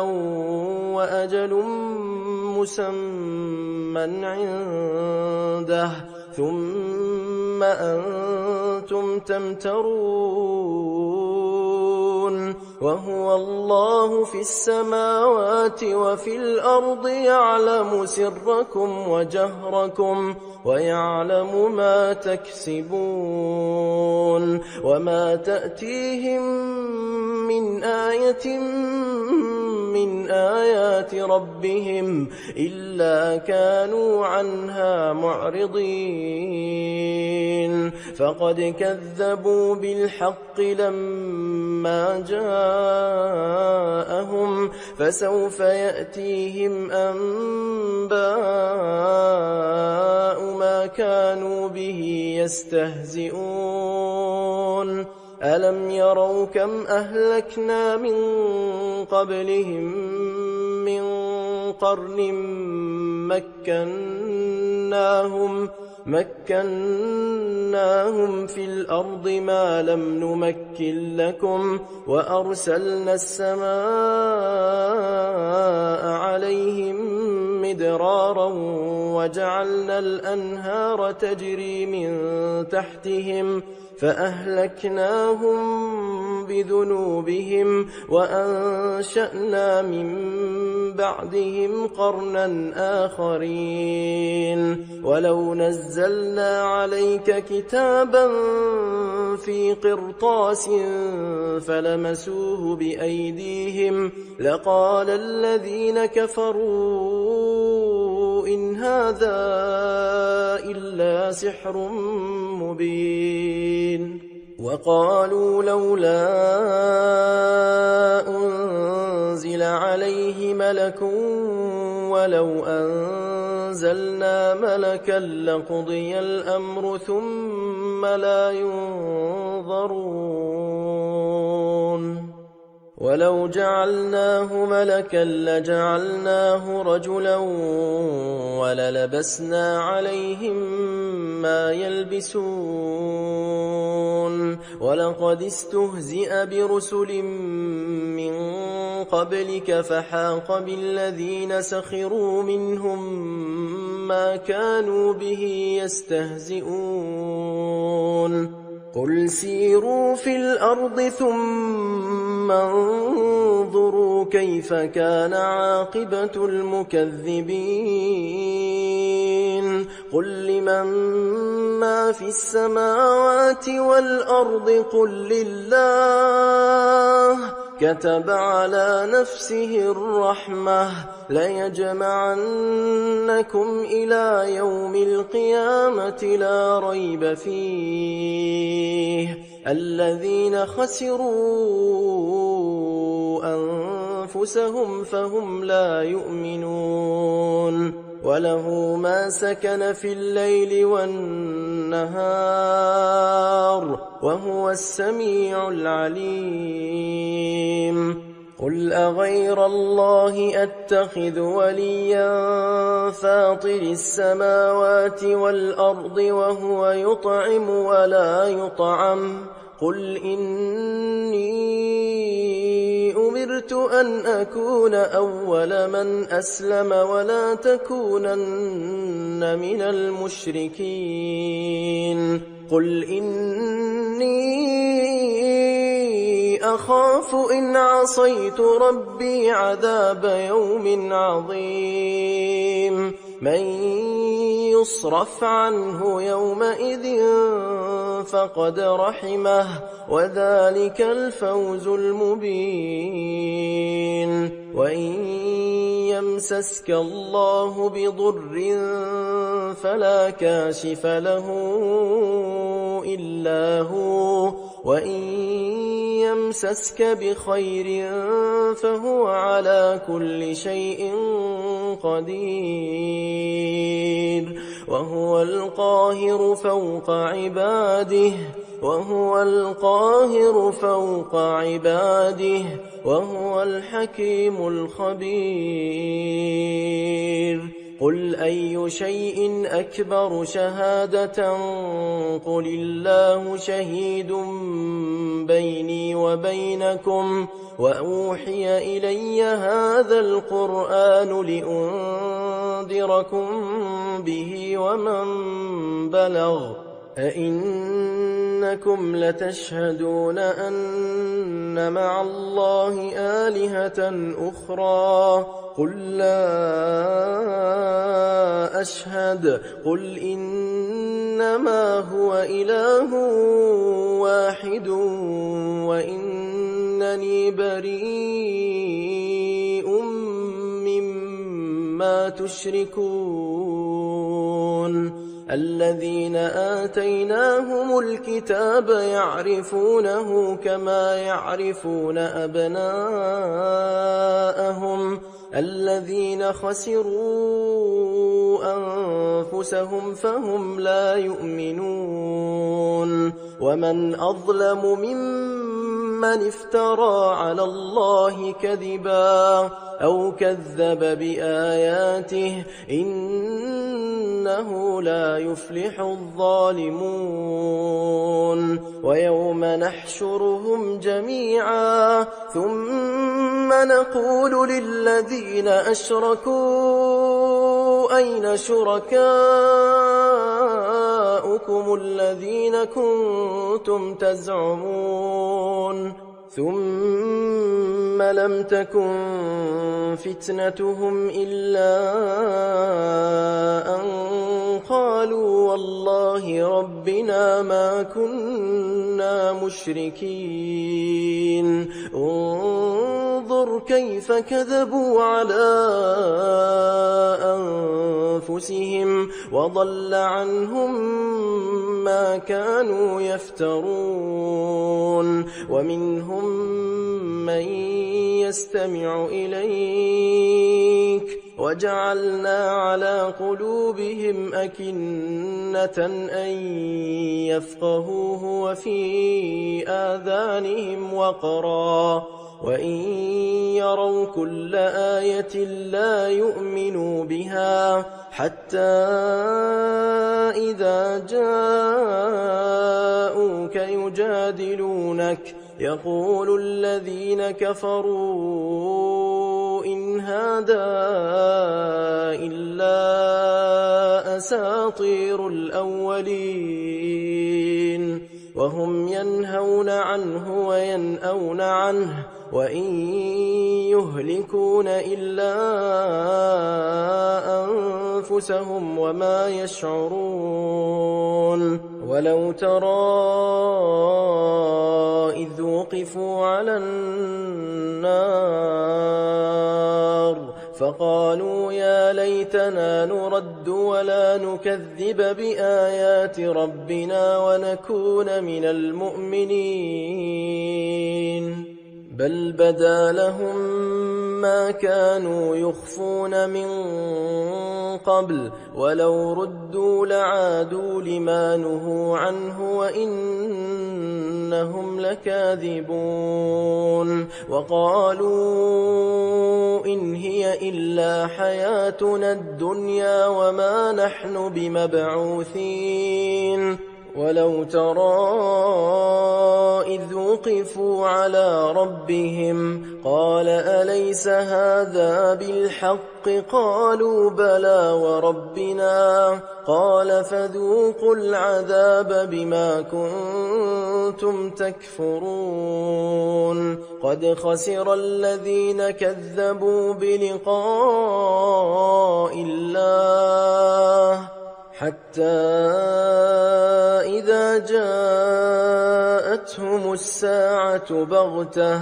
قالوا يا حسرتنا على ما فرطنا فيها وهم يحملون أوزارهم على ظهورهم ألا ساء ما يزرون وما الحياة الدنيا إلا لعب وله وللدار الآخرة خير للذين يتقون أفلا تعقلون قد نعلم إنه ليحزنك الذي يقولون فإنهم لا يكذبونك ولكن الظالمين بآيات الله يجحدون ولقد كذبت رسل من قبلك فصبروا على ما كذبوا وأوذوا حتى أتاهم نصرنا ولا مبدل لكلمات الله ولقد جاءك من نبأ المرسلين وإن كان كبر عليك إعراضهم فإن استطعت أن تبتغي نفقا في الأرض أو سلما في السماء فتأتيهم بآية ولو شاء الله لجمعهم على الهدى فلا تكونن من الجاهلين إنما يستجيب الذين يسمعون والموتى يبعثهم الله ثم إليه يرجعون وقالوا لولا نزل عليه آية من ربه قل إن الله قادر على أن ينزل آية ولكن أكثرهم لا يعلمون وما من دابة في الأرض ولا طائر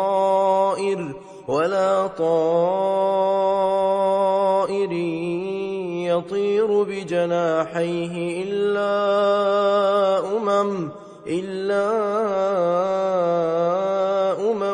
أمثالكم ما فرطنا في الكتاب من شيء ثم إلى ربهم يحشرون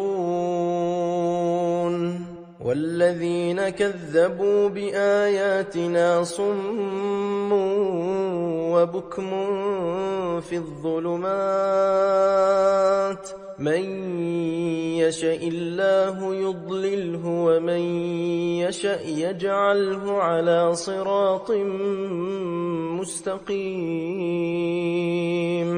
قل أرأيتكم إن أتاكم عذاب الله أو أتتكم الساعة أغير الله تدعون إن كنتم صادقين بل إياه تدعون فيكشف ما تدعون إليه إن شاء وتنسون ما تشركون ولقد أرسلنا إلى أمم من قبلك فأخذناهم بالبأساء والضراء لعلهم يتضرعون فلولا إذ جاءهم بأسنا تضرعوا ولكن قست قلوبهم وزين لهم الشيطان ما كانوا يعملون فلما نسوا ما ذكروا به فتحنا عليهم أبواب كل شيء حتى إذا فرحوا بما أوتوا أخذناهم بغتة فإذا هم مبلسون فقطع دابر القوم الذين ظلموا والحمد لله رب العالمين قل أرأيتم إن أخذ الله سمعكم وأبصاركم وختم على قلوبكم من إله غير الله يأتيكم به انظر كيف نصرف الآيات ثم هم يصدفون قل أرأيتكم إن أتاكم عذاب الله بغتة أو جهرة هل يهلك إلا القوم الظالمون وما نرسل المرسلين إلا مبشرين ومنذرين فمن آمن وأصلح فلا خوف عليهم ولا هم يحزنون والذين كذبوا بآياتنا يمسهم العذاب بما كانوا يفسقون قل لا أقول لكم عندي خزائن الله ولا أعلم الغيب ولا أقول لكم إني ملك إن أتبع إلا ما يوحى إلي قل هل يستوي الأعمى والبصير أفلا تتفكرون وأنذر به الذين يخافون أن يحشروا إلى ربهم ليس لهم من دونه ولي ولا شفيع لعلهم يتقون ولا تطرد الذين يدعون ربهم بالغداة والعشي يريدون وجهه ما عليك من حسابهم من شيء وما من حسابك عليهم من شيء فتطردهم فتكون من الظالمين وكذلك فتنا بعضهم ببعض ليقولوا أهؤلاء من الله عليهم من بيننا أليس الله بأعلم بالشاكرين وإذا جاءك الذين يؤمنون بآياتنا فقل سلام عليكم كتب ربكم على نفسه الرحمة أنه من عمل منكم سوءا بجهالة ثم تاب من بعده وأصلح فأنه غفور رحيم وكذلك نفصل الآيات ولتستبين سبيل المجرمين قل إني نهيت أن أعبد الذين تدعون من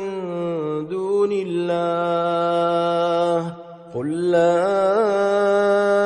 أتبع أهواءكم قد ضللت إذا وما أنا من المهتدين قل إني على بينة من ربي وكذبتم به ما عندي ما تستعجلون به إن الحكم إلا لله يقص الحق وهو خير الفاصلين قل لو أن عندي ما تستعجلون به لقضي الأمر بيني وبينكم والله أعلم بالظالمين وعنده مفاتح الغيب لا يعلمها إلا هو ويعلم ما في البر والبحر وما تسقط من ورقة إلا يعلمها ولا حبة في ظلمات الأرض ولا رطب ولا يابس إلا في كتاب مبين وهو الذي يتوفاكم بالليل ويعلم ما جرحتم بالنهار ثم يبعثكم فيه ليقضى أجل مسمى ثم إليه مرجعكم ثم ينبئكم بما كنتم تعملون وهو القاهر فوق عباده ويرسل عليكم حفظه حتى إذا جاء أحدكم الموت توفته رسلنا وهم لا يفرطون ثم ردوا إلى الله مولاهم الحق ألا له الحكم وهو أسرع الحاسبين قل من ينجيكم من ظلمات البر والبحر تدعونه تضرعا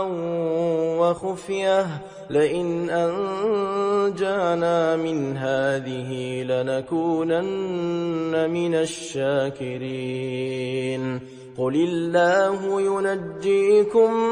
منها ومن كل كرب ثم أنتم تشركون قل هو القادر على أن يبعث عليكم عذابا من فوقكم أو من تحت أرجلكم أو يلبسكم شيعا ويذيق بعضكم بأس بعض انظر كيف نصرف الآيات لعلهم يفقهون وكذب به قومك وهو الحق قل لست عليكم بوكيل لكل نبأ مستقر وسوف تعلمون وإذا رأيت الذين يخوضون في آياتنا فأعرض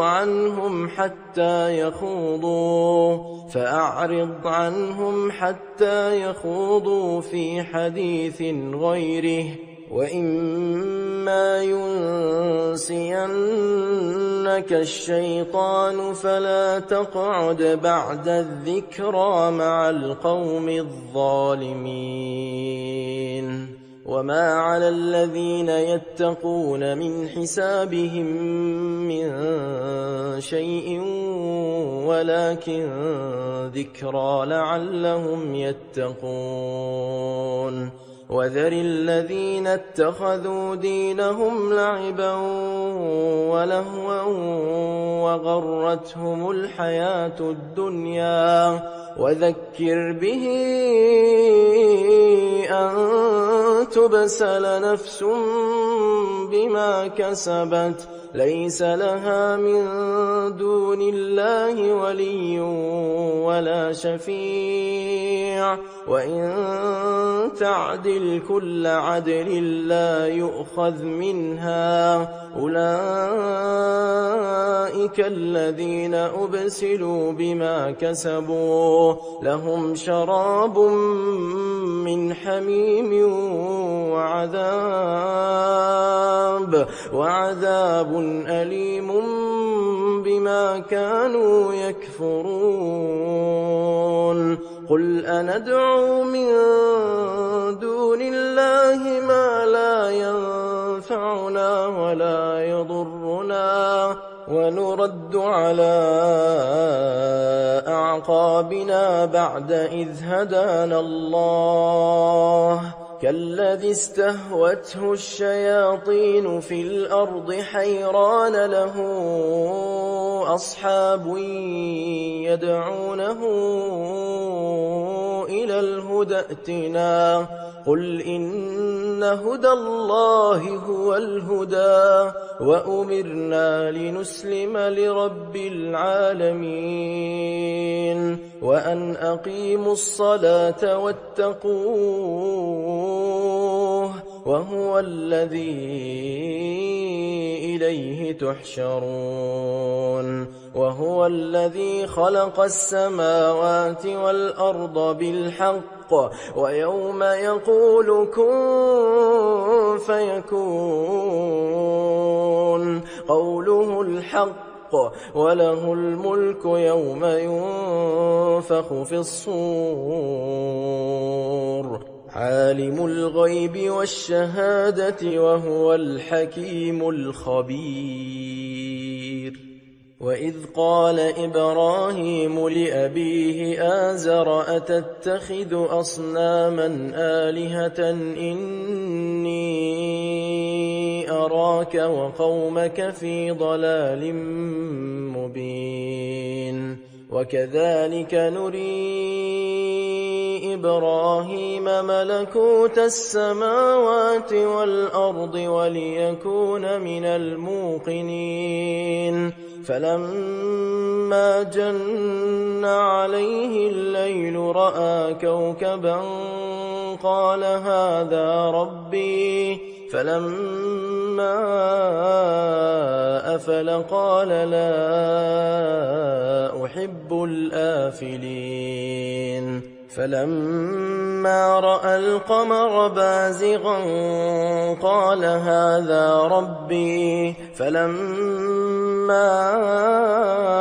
أفل قال لئن لم يهدني ربي لأكونن من القوم الضالين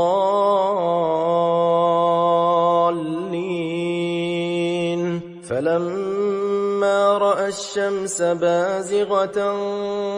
قال هذا ربي هذا أكبر فلما أفلت قال يا قوم إني بريء مما تشركون إني وجهت وجهي للذي فطر السماوات والأرض حنيفا وما أنا من المشركين وحاجه قومه قال أتحاجوني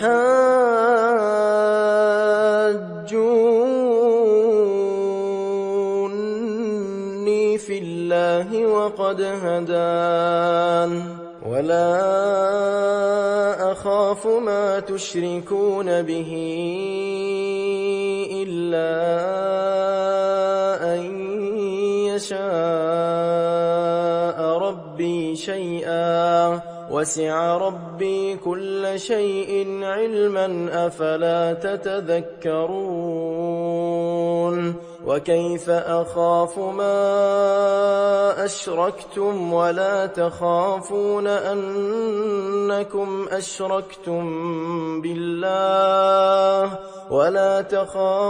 أنكم أشركتم بالله ما لم ينزل به عليكم سلطانا فأي الفريقين أحق بالأمن إن كنتم تعلمون الذين آمنوا ولم يلبسوا إيمانهم بظلم أولئك لهم الأمن وهم مهتدون وتلك حجتنا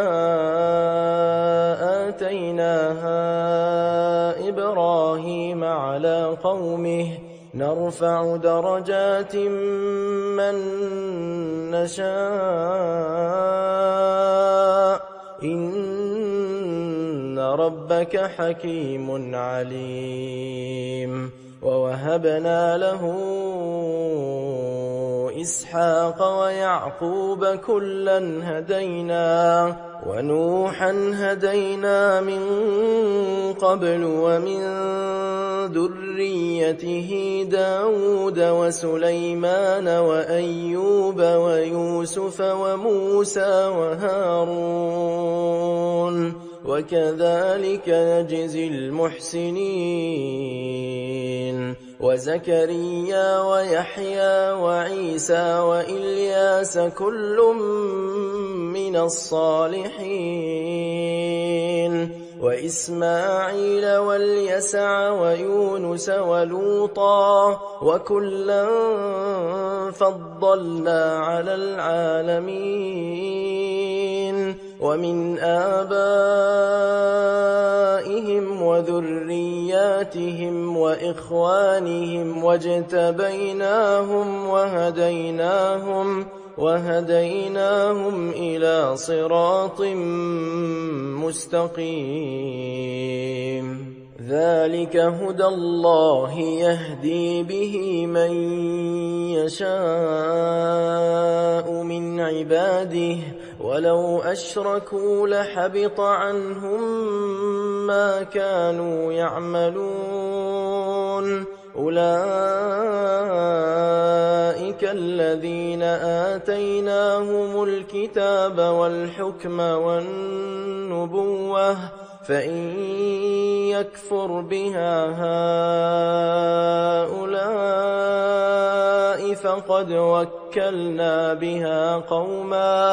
فقد وكلنا بها قوما ليسوا بها بكافرين أولئك الذين هدى الله فبهداه مقتده قل لا أسألكم عليه أجرا إن هو إلا ذكرى للعالمين وما قدروا الله حق قدره إذ قالوا ما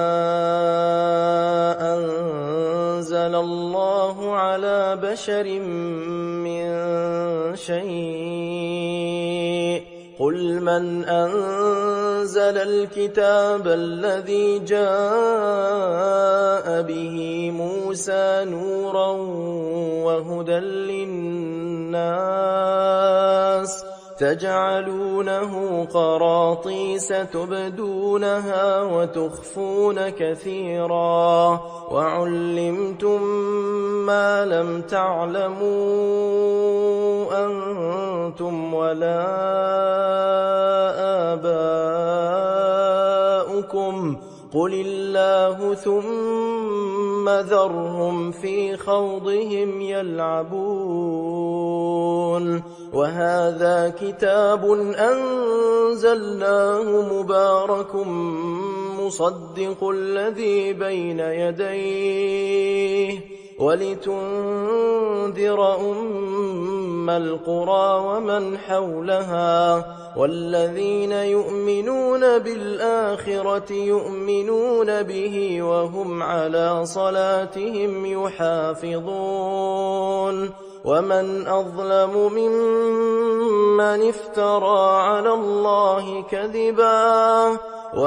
أظلم ممن افترى على الله كذبا أو قال أوحي إلي ولم يوح إليه شيء ومن قال سأنزل مثل ما أنزل الله ولو ترى إذ الظالمون في غمرات الموت والملائكة باسطوا أيديهم أخرجوا أنفسكم اليوم تجزون عذاب الهون بما كنتم تقولون على الله غير الحق وكنتم عن آياته تستكبرون ولقد جئتمونا فرادا كما خلقناكم أول مرة وتركتم ما خولناكم وراء ظهوركم وما نرى معكم شفعاءكم الذين زعمتم أنهم فيكم شركاء لقد تقطع بينكم وضل عنكم ما كنتم تزعمون إن الله فالق الحب والنوى يخرج الحي من الميت ومخرج الميت من الحي ذلكم الله فأنى تؤفكون فالق الإصباح وجعل الليل سكنا والشمس والقمر حسبانا ذلك تقدير العزيز العليم وهو الذي جعل لكم النجوم لتهتدوا بها في ظلمات البر والبحر قد فصلنا الآيات لقوم يعلمون وهو الذي أنشأكم من نفس واحدة فمستقر ومستودع قد فصلنا الآيات لقوم يفقهون وهو الذي أنزل من السماء ماء فأخرجنا به نبات كل شيء فأخرجنا منه خضرا نخرج منه حبا متراكبا ومن النخل من طلعها قنوان دانية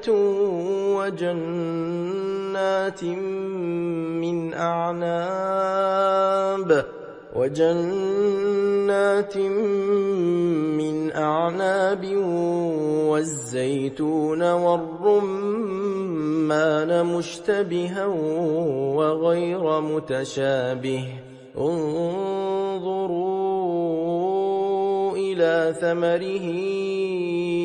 إذا أثمر وينعه إن في ذلكم لآيات لقوم يؤمنون وجعلوا لله شركاء الجن وخلقهم وخرقوا له بنين وبنات بغير علم سبحانه وتعالى عما يصفون بديع السماوات والأرض أنى يكون له ولد ولم تكن له صاحبة وخلق كل شيء وهو بكل شيء عليم ذلكم الله ربكم لا إله إلا هو خالق كل شيء فاعبدوه وهو على كل شيء وكيل لا تدركه الأبصار وهو يدرك الأبصار وهو اللطيف الخبير قد جاءكم بصائر من ربكم فمن أبصر فلنفسه ومن عمي فعليها وما أنا عليكم بحفيظ وكذلك نصرف الآيات وليقولوا درست ولنبينه لقوم يعلمون اتبع ما أوحي إليك من ربك لا إله إلا هو وأعرض عن المشركين ولو شاء الله ما أشركوا وما جعلناك عليهم حفيظا وما أنت عليهم بوكيل ولا تسبوا الذين يدعون من دون الله فيسبوا الله عدوا بغير علم كذلك زينا لكل أمة عملهم ثم إلى ربهم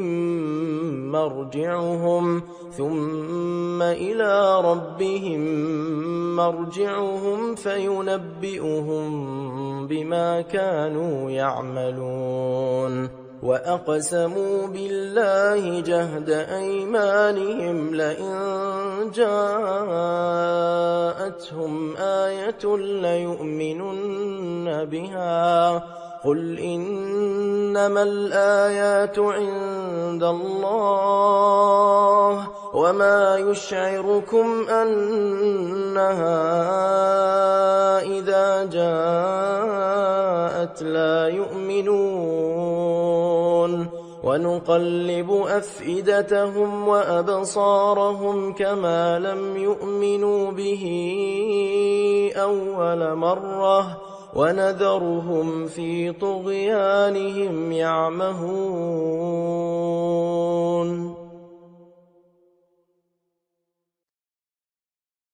ولو أننا نزلنا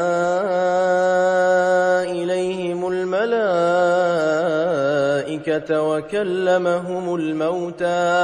وكلمهم الموتى وحشرنا عليهم كل شيء قبلا ما كانوا ليؤمنوا إلا أن يشاء الله ولكن أكثرهم يجهلون وكذلك جعلنا لكل نبي عدوا شياطين الإنس والجن يوحي بعضهم إلى بعض زخرف القول غرورا ولو شاء ربك ما فعلوه فذرهم وما يفترون ولتصغى إليه أفئدة الذين لا يؤمنون بالآخرة وليرضوه وليقترفوا ما هم مقترفون أفغير الله أبتغي حكما وهو الذي أنزل إليكم الكتاب مفصلا والذين آتيناهم الكتاب يعلمون أنه منزل من ربك بالحق فلا تكونن من الممترين وتمت كلمة ربك صدقا وعدلا لا مبدل لكلماته وهو السميع العليم وإن تطع أكثر من في الأرض يضلوك عن سبيل الله إن يتبعون إلا الظن وإن هم إلا يخرصون إن ربك هو أعلم من يضل عن سبيله وهو أعلم بالمهتدين فكلوا مما ذكر اسم الله عليه إن كنتم بآياته مؤمنين وما لكم ألا تأكلوا مما ذكر اسم الله عليه وقد فصل لكم ما حرم عليكم إلا ما اضطررتم إليه وإن كثيرا ليضلون بأهوائهم بغير علم إن ربك هو أعلم بالمعتدين وذروا ظاهر الإثم وباطنه إن الذين يكسبون الإثم سيجزون بما كانوا يقترفون ولا تأكلوا مما لم يذكر اسم الله عليه وإنه لفسق وإن الشياطين ليوحون إلى أوليائهم ليجادلوكم وإن أطعتموهم إنكم لمشركون أومن كان ميتا فأحييناه وجعلنا له نورا يمشي به في الناس كمن مثله في الظلمات ليس بخارج منها كذلك زين للكافرين ما كانوا يعملون وكذلك جعلنا في كل قرية أكابر مجرميها ليمكروا فيها وما يمكرون إلا بأنفسهم وما يشعرون وإذا جاءتهم آية قالوا لن نؤمن حتى نؤتى مثل ما أوتي رسل الله أعلم حيث يجعل رسالته سيصيب الذين أجرموا صغار عند الله وعذاب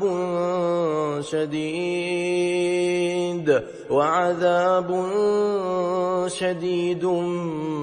بما كانوا يمكرون فمن يرد الله أن يهديه يشرح صدره للإسلام ومن يرد أن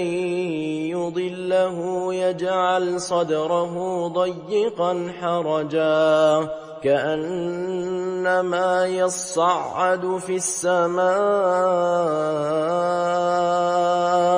كذلك يجعل الله الرجس على الذين لا يؤمنون وهذا صراط ربك مستقيما قد فصلنا الآيات لقوم يذكرون لهم دار السلام عند ربهم وهو وليهم بما كانوا يعملون ويوم يحشرهم جميعا يا معشر الجن قد استكثرتم من الإنس وقال أولياؤهم من الإنس ربنا استمتع بعضنا ببعض وبلغنا أجلنا الذي أجلت لنا قال النار مثواكم خالدين فيها إلا ما شاء الله إن ربك حكيم عليم وكذلك نولي بعض الظالمين بعضا بما كانوا يكسبون يا معشر الجن والإنس ألم يأتكم رسل منكم يقصون عليكم آياتي وينذرونكم لقاء يومكم هذا قالوا شهدنا على أنفسنا وغرتهم الحياة الدنيا وشهدوا على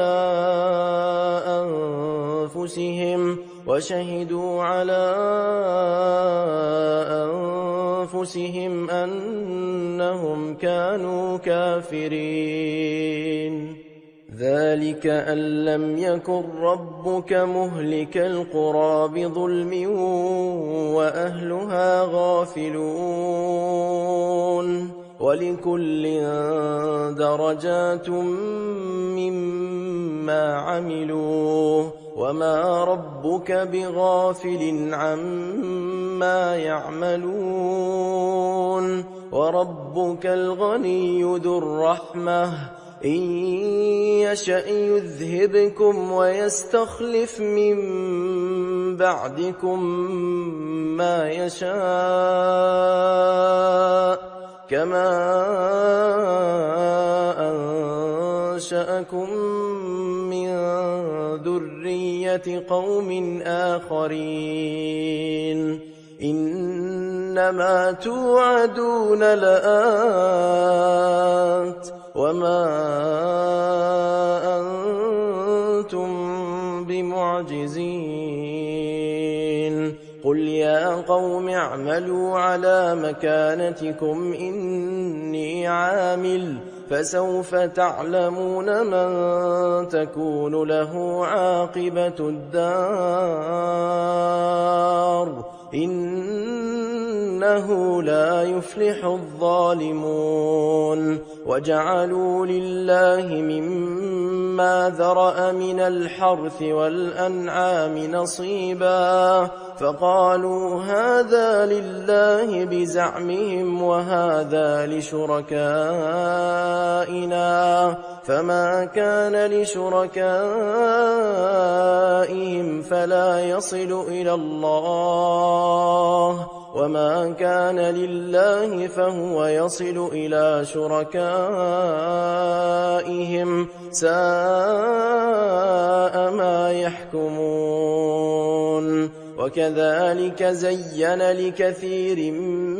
من المشركين قتل أولادهم شركاؤهم ليردوهم وليلبسوا عليهم دينهم ولو شاء الله ما فعلوه فذرهم وما يفترون وقالوا هذه أنعام وحرث حجر لا يطعمها إلا من نشاء بزعمهم وأنعام حرمت ظهورها وأنعام لا يذكرون اسم الله عليها افتراء عليه سيجزيهم بما كانوا يفترون وقالوا ما في بطون هذه الأنعام خالصة لذكورنا ومحرم على أزواجنا وإن يكن ميتة فهم فيه شركاء سيجزيهم وصفهم إنه حكيم عليم قد خسر الذين قتلوا أولادهم سفها بغير علم وحرموا ما رزقهم الله افتراء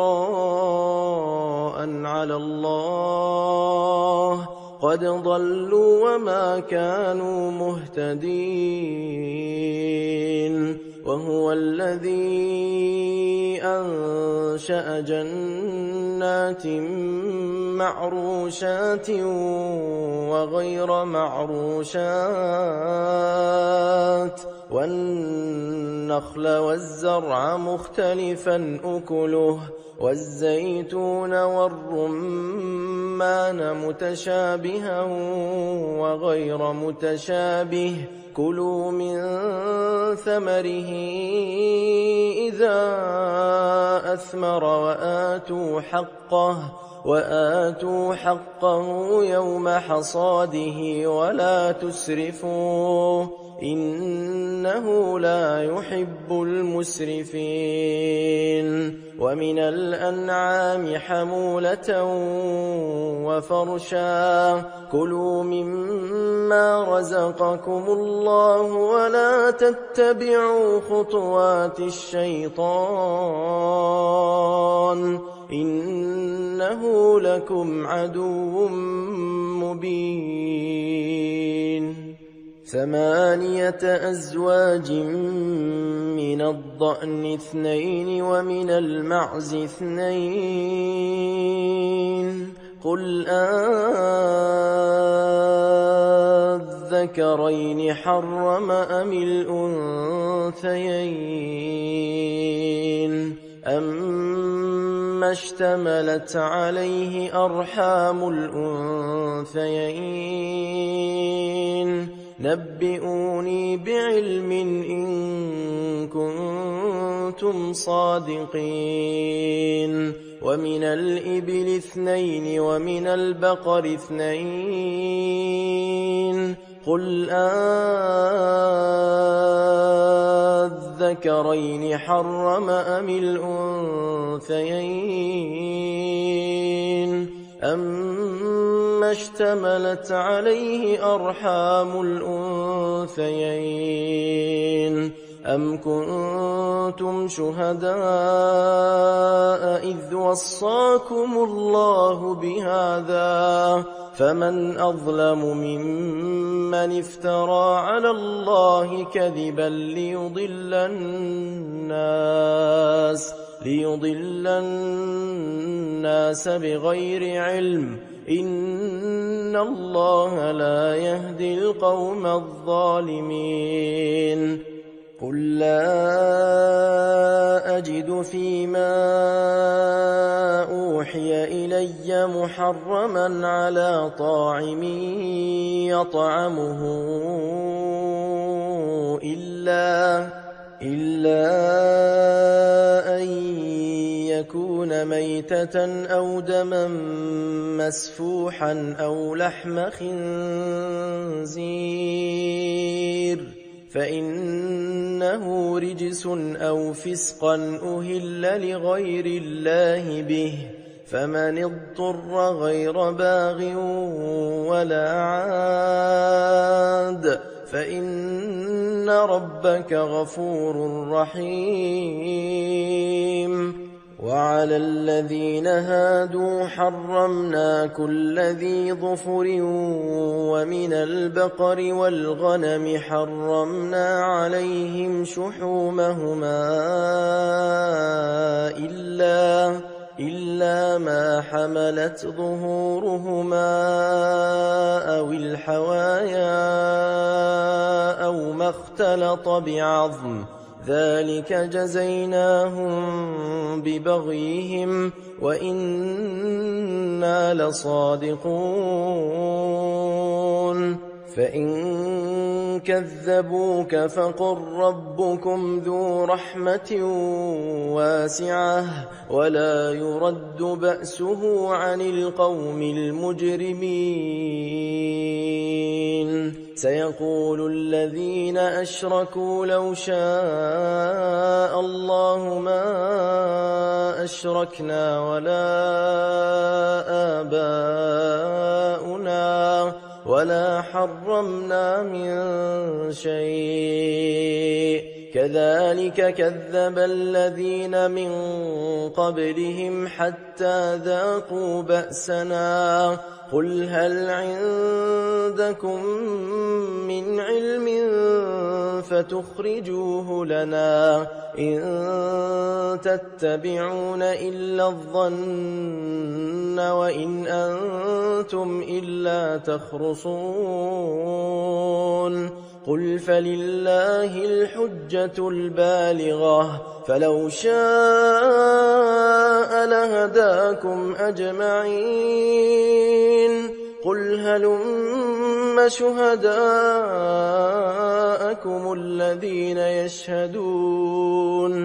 الذين يشهدون أن الله حرم هذا فإن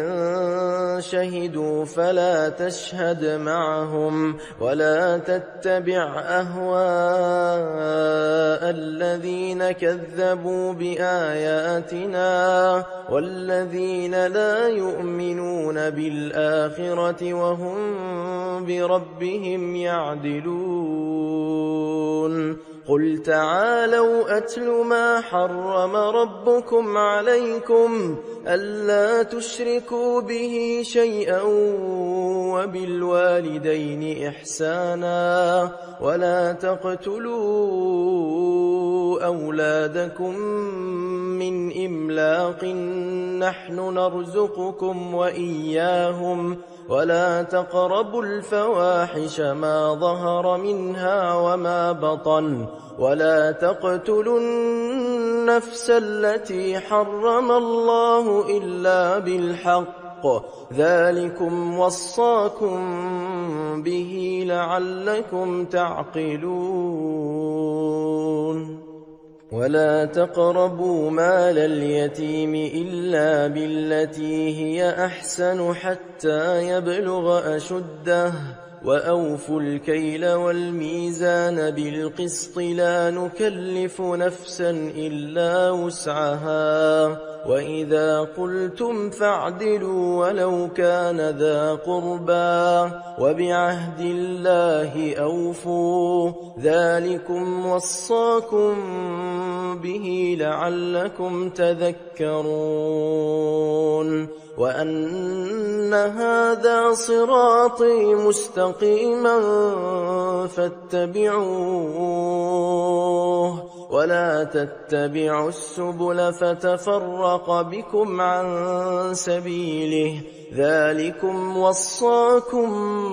به لعلكم تتقون ثم آتينا موسى الكتاب تماما على الذي أحسن وتفصيلا لكل شيء وهدى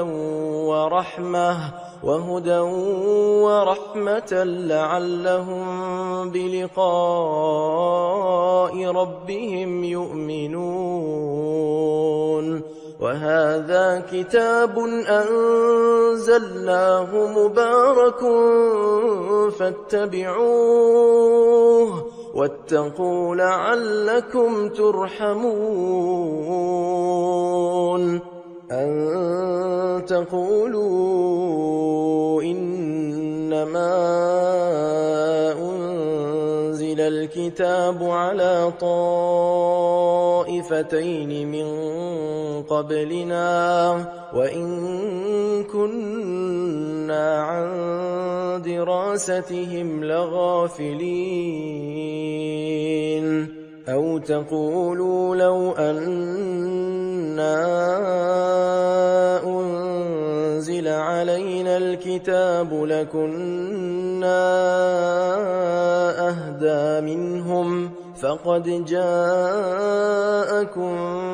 بينة من ربكم وهدى ورحمة فمن أظلم ممن كذب بآيات الله وصدف عنها سنجزي الذين يصدفون عن آياتنا سوء العذاب بما كانوا يصدفون هل ينظرون إلا أن تأتيهم الملائكة أو يأتي ربك أو يأتي بعض آيات ربك يوم يأتي بعض آيات ربك لا ينفع نفسا إيمانها لم تكن آمنت من قبل أو كسبت في إيمانها خيرا قل انتظروا إنا منتظرون إن الذين فرقوا دينهم وكانوا شيعا لست منهم في شيء إنما أمرهم إلى الله ثم ينبئهم بما كانوا يفعلون من جاء بالحسنة فله 10 أمثالها ومن جاء بالسيئة فلا يجزى إلا مثلها وهم لا يظلمون قل إنني هداني ربي إلى صراط مستقيم دينا قيما ملة إبراهيم حنيفا وما كان من المشركين قل إن صلاتي ونسكي ومحياي ومماتي لله رب العالمين لا شريك له وبذلك أمرت وأنا أول المسلمين قل أغير الله أبغي ربا وهو رب كل شيء ولا تكسب كل نفس إلا عليها ولا تزر وازرة وزر أخرى ثم إلى ربكم مرجعكم فينبئكم بما كنتم فيه تختلفون وهو الذي جعلكم خلائف الأرض ورفع بعضكم فوق بعض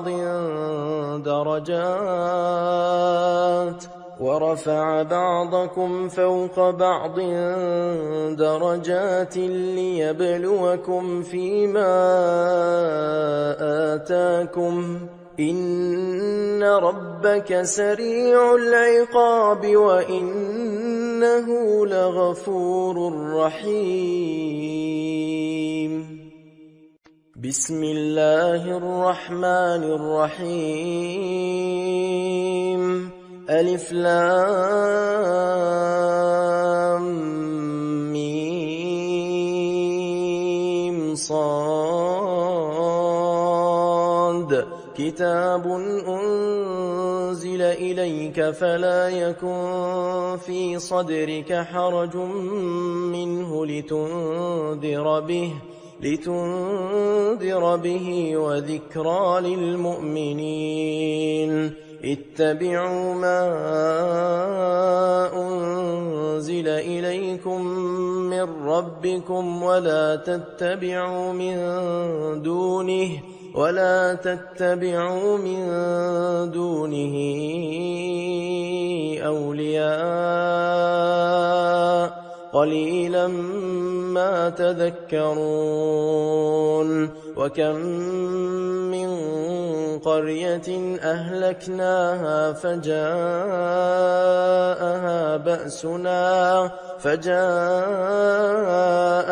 بأسنا بياتا أو هم قائلون فما كان دعواهم إذ جاءهم بأسنا إلا أن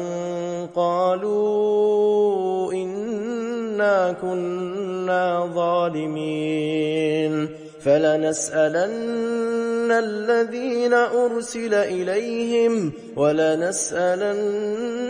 المرسلين فلنقصن عليهم بعلم وما كنا غائبين والوزن يومئذ الحق فمن ثقلت موازينه فأولئك هم المفلحون ومن خفت موازينه فأولئك الذين خسروا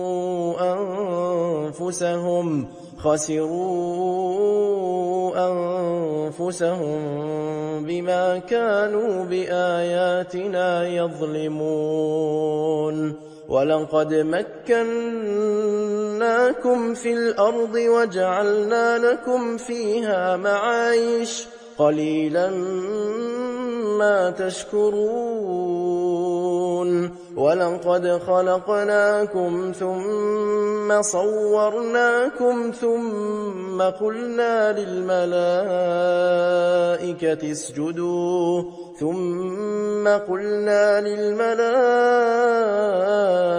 اسجدوا لآدم فسجدوا إلا إبليس لم يكن من الساجدين قال ما منعك ألا تسجد إذ أمرتك قال أنا خير منه خلقتني من نار وخلقته من طين قال فاهبط منها فما يكون لك أن تتكبر فيها فاخرج إنك من الصاغرين قال أنظرني إلى يوم يبعثون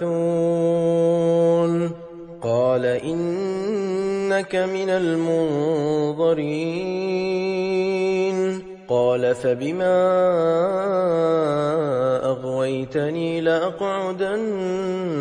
لهم صراطك المستقيم ثم لآتينهم من بين أيديهم ومن خلفهم وعن أيمانهم وعن شمائلهم ولا تجد أكثرهم شاكرين قال اخرج منها مذءوما مدحورا لمن تبعك منهم لأملأن جهنم منكم أجمعين ويا آدم اسكن أنت وزوجك الجنة فكلا من حيث شئتما ولا تقربا هذه الشجرة فتكونا من الظالمين فوسوس لهما الشيطان ليبدي لهما ما وري عنهما من سوآتهما وقال ما نهاكما ربكما عن هذه الشجرة إلا أن تكونا ملكين أو تكونا من الخالدين وقاسمهما إني لكما لمن الناصحين فدلاهما بغرور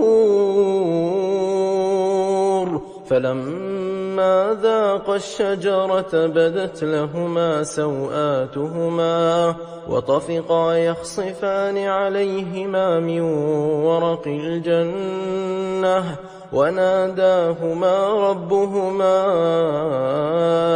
ألم أنهكما عن تلكما الشجرة وأقل لكما إن الشيطان لكما عدو مبين قالا ربنا ظلمنا أنفسنا وإن لم تغفر لنا وترحمنا لنكونن من الخاسرين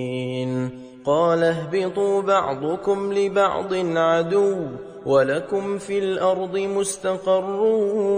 ومتاع إلى حين قال فيها تحيون وفيها تموتون ومنها تخرجون يا بني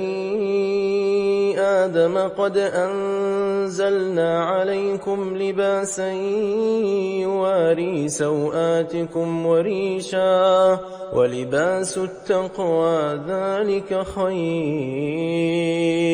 ذلك من آيات الله لعلهم يذكرون يا بني آدم لا يفتننكم الشيطان كما أخرج أبويكم من الجنة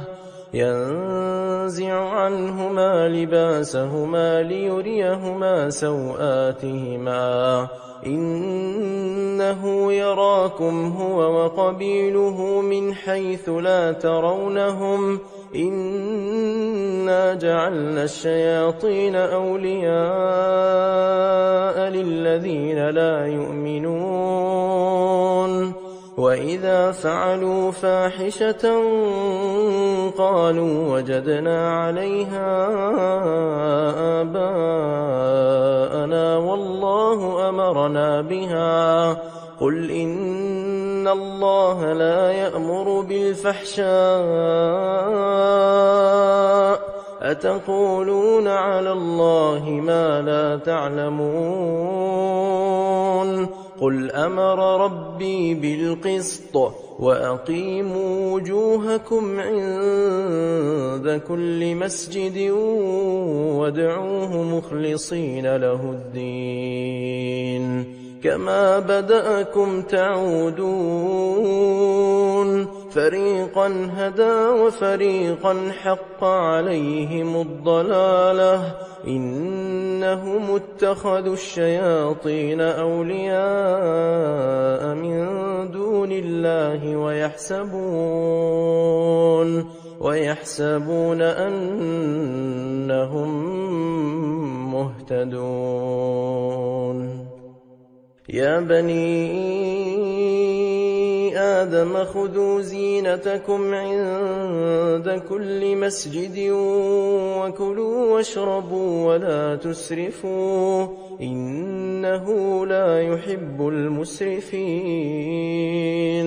قل من حرم زينة الله التي أخرج لعباده والطيبات من الرزق قل هي للذين آمنوا في الحياة الدنيا خالصة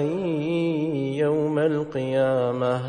كذلك نفصل الآيات لقوم يعلمون قل إنما حرم ربي الفواحش ما ظهر منها وما بطن والإثم والبغي بغير الحق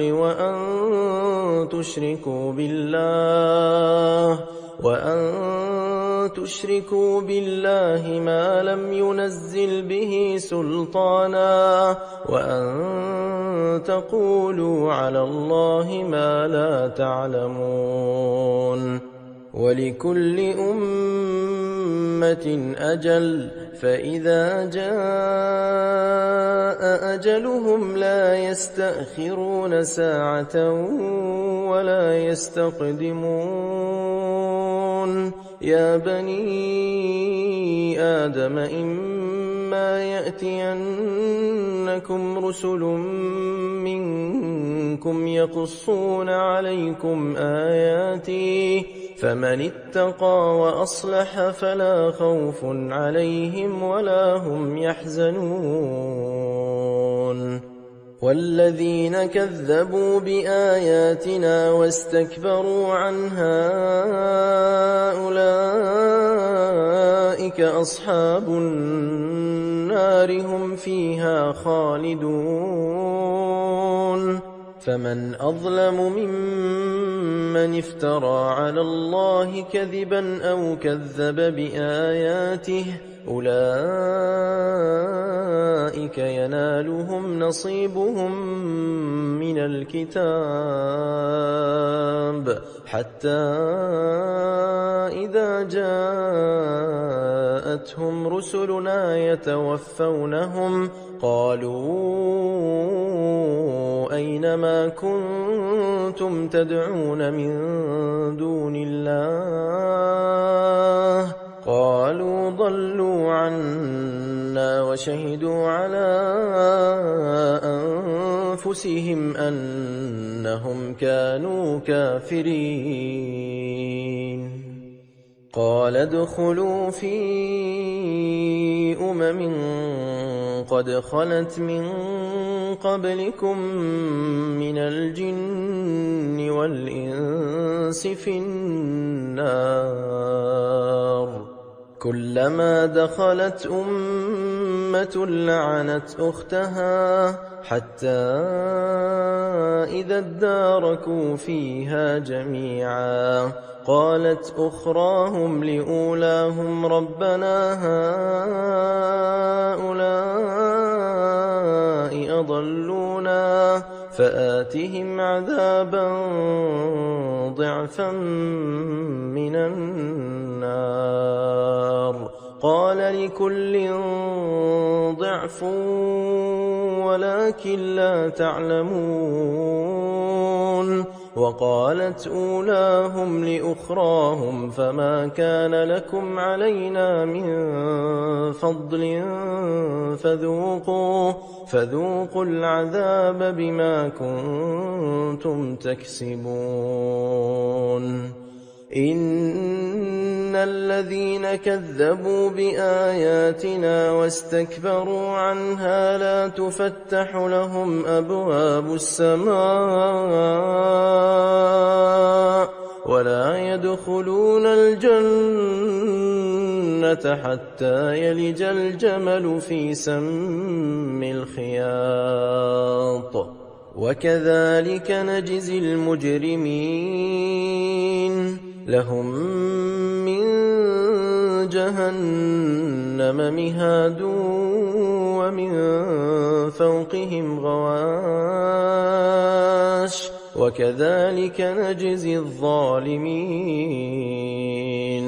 والذين آمنوا وعملوا الصالحات لا نكلف نفسا إلا وسعها أولئك أصحاب الجنة هم فيها خالدون ونزعنا ما في صدورهم من غل تجري من تحتهم الأنهار وقالوا الحمد لله الذي هدانا لهذا وما كنا لنهتدي لولا أن هدانا الله لقد جاءت رسل ربنا بالحق ونودوا أن تلكم الجنة أورثتموها بما كنتم تعملون ونادى أصحاب الجنة أصحاب النار أن قد وجدنا ما وعدنا ربنا حقا فهل وجدتم ما وعد ربكم حقا قالوا نعم فأذن مؤذن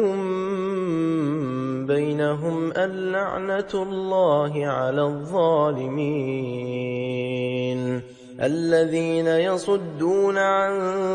سبيل الله ويبغونها عوجا وهم بالآخرة كافرون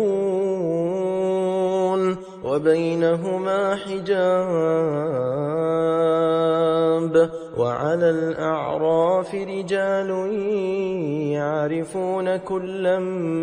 بسيماهم ونادوا أصحاب الجنة أن سلام عليكم لم يدخلوها وهم يطمعون وإذا صرفت أبصارهم تلقاء أصحاب النار قالوا ربنا لا تجعلنا مع القوم الظالمين ونادى أصحاب الأعراف رجالا يعرفونهم بسيماهم قالوا ما أغنى عنكم جمعكم وما كنتم تستكبرون أهؤلاء الذين أقسمتم لا ينالهم الله برحمة ادخلوا الجنة لا خوف عليكم ولا أنتم تحزنون ونادى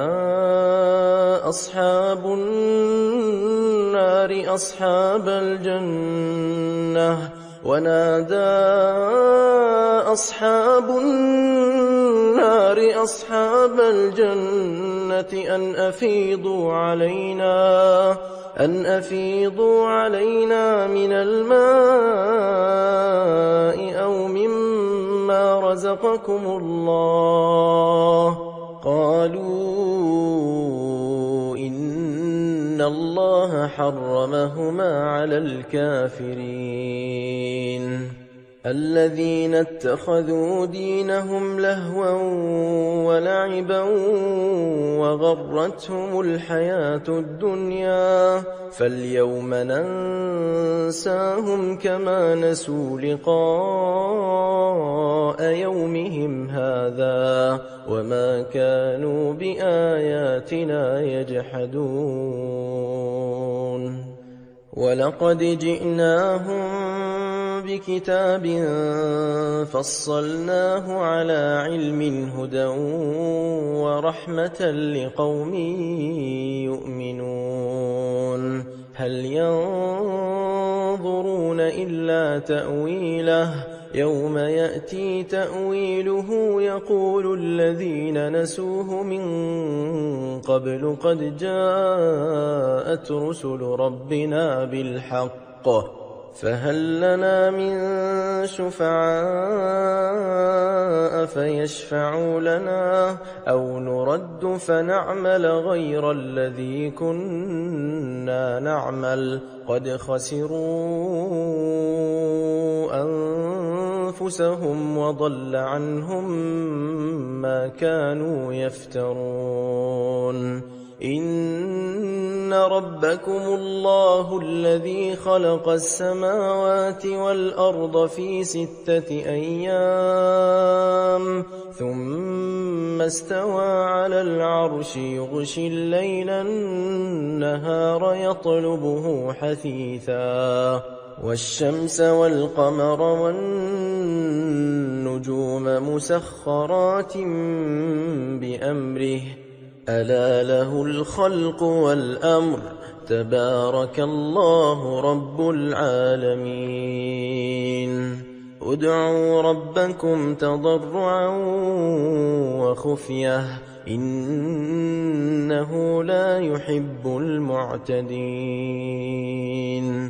ولا تفسدوا في الأرض بعد إصلاحها وادعوه خوفا وطمعا إن رحمة الله قريب من المحسنين وهو الذي يرسل الرياح بشرا بين يدي رحمته حتى إذا أقلت سحابا ثقالا سقناه لبلد ميت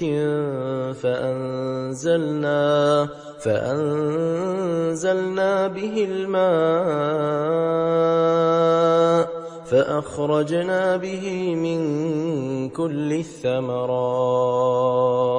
كذلك نخرج الموتى لعلكم تذكرون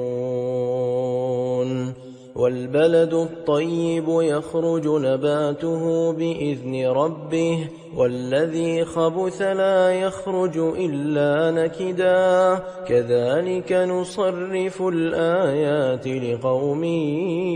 يشكرون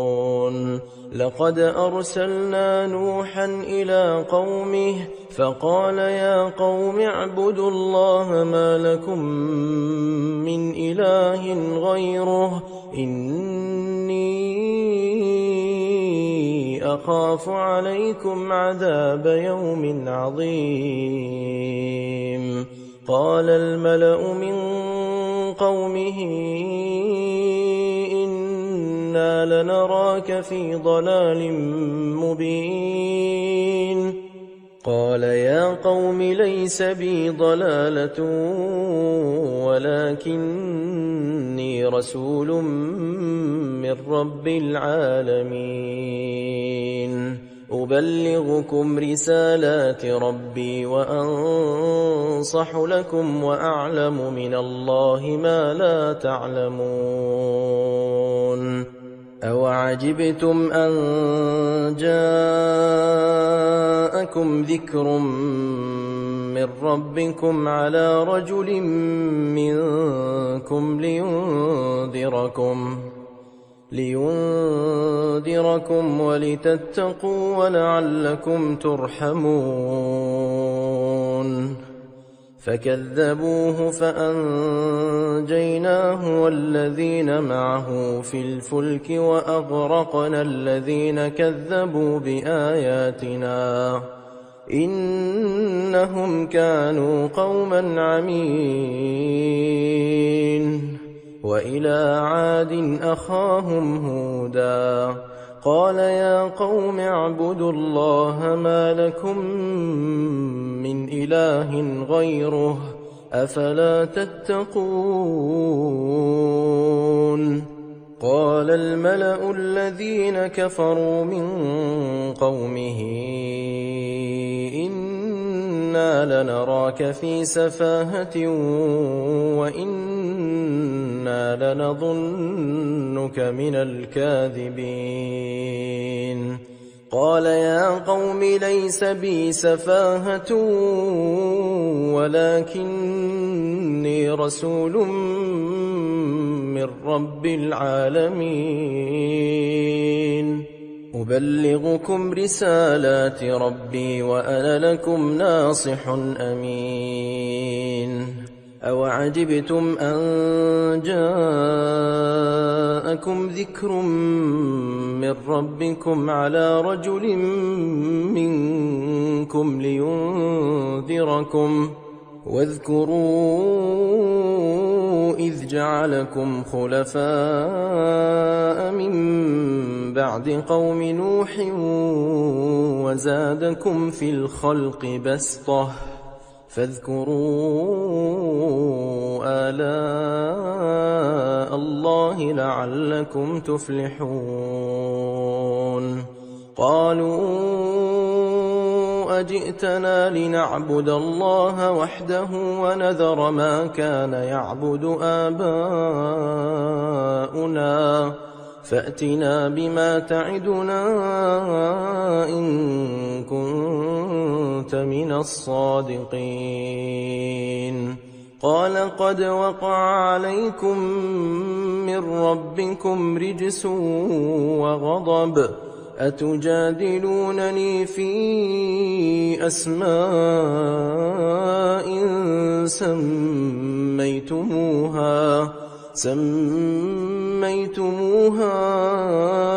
أنتم وآباؤكم ما نزل الله بها من سلطان فانتظروا إني معكم من المنتظرين فأنجيناه والذين معه برحمة منا وقطعنا دابر الذين كذبوا بآياتنا وما كانوا مؤمنين وإلى ثمود أخاهم صالحا قال يا قوم اعبدوا الله ما لكم من إله غيره قد جاءتكم بينة من ربكم هذه ناقة الله لكم آية فذروها تأكل في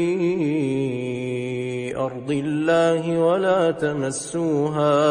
ولا تمسوها بسوء فيأخذكم عذاب أليم واذكروا إذ جعلكم خلفاء من بعد عاد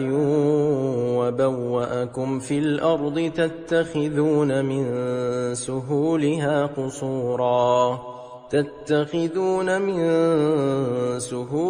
قصورا وتنحتون الجبال بيوتا فاذكروا آلاء الله ولا تعثوا في الأرض مفسدين. قال الملأ الذين استكبروا من قومه للذين استضعفوا لمن آمن منهم أتعلمون أن صالحا مرسل من ربه قالوا إنا بما أرسل به مؤمنون. قال الذين استكبروا إنا بالذي آمنتم به كافرون فعقروا الناقة وعتوا عن أمر ربهم وقالوا يا صالح ائتنا بما تعدنا إن كنت من المرسلين. فأخذتهم الرجفة فأصبحوا في دارهم جاثمين فتولى عنهم وقال يا قوم لقد أبلغتكم رسالة ربي ونصحت لكم ولكن لا تحبون الناصحين. ولوطا إذ قال لقومه أتأتون الفاحشة ما سبقكم بها من أحد من العالمين إنكم لتأتون الرجال شهوة من دون النساء بل أنتم قوم مسرفون. وما كان جواب قومه إلا أن قالوا أخرجوهم من قريتكم إنهم أناس يتطهرون فأنجيناه وأهله إلا امرأته كانت من الغابرين. وأمطرنا عليهم مطرا فانظر كيف كان عاقبة المجرمين. وإلى مدين أخاهم شعيبا قال يا قوم اعبدوا الله ما لكم من إله غيره قد جاءتكم بينة من ربكم فأوفوا الكيل والميزان ولا تبخسوا الناس أشياءهم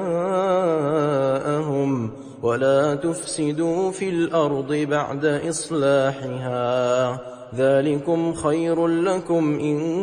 كنتم مؤمنين. ولا تقعدوا بكل صراط توعدون وتصدون عن سبيل الله من آمن به وتبغونها عوجا واذكروا إذ كنتم قليلا فكثركم وانظروا كيف كان عاقبة المفسدين. وإن كان طائفة منكم آمنوا بالذي أرسلت به وطائفة لم يؤمنوا فاصبروا حتى يحكم الله بيننا وهو خير الحاكمين.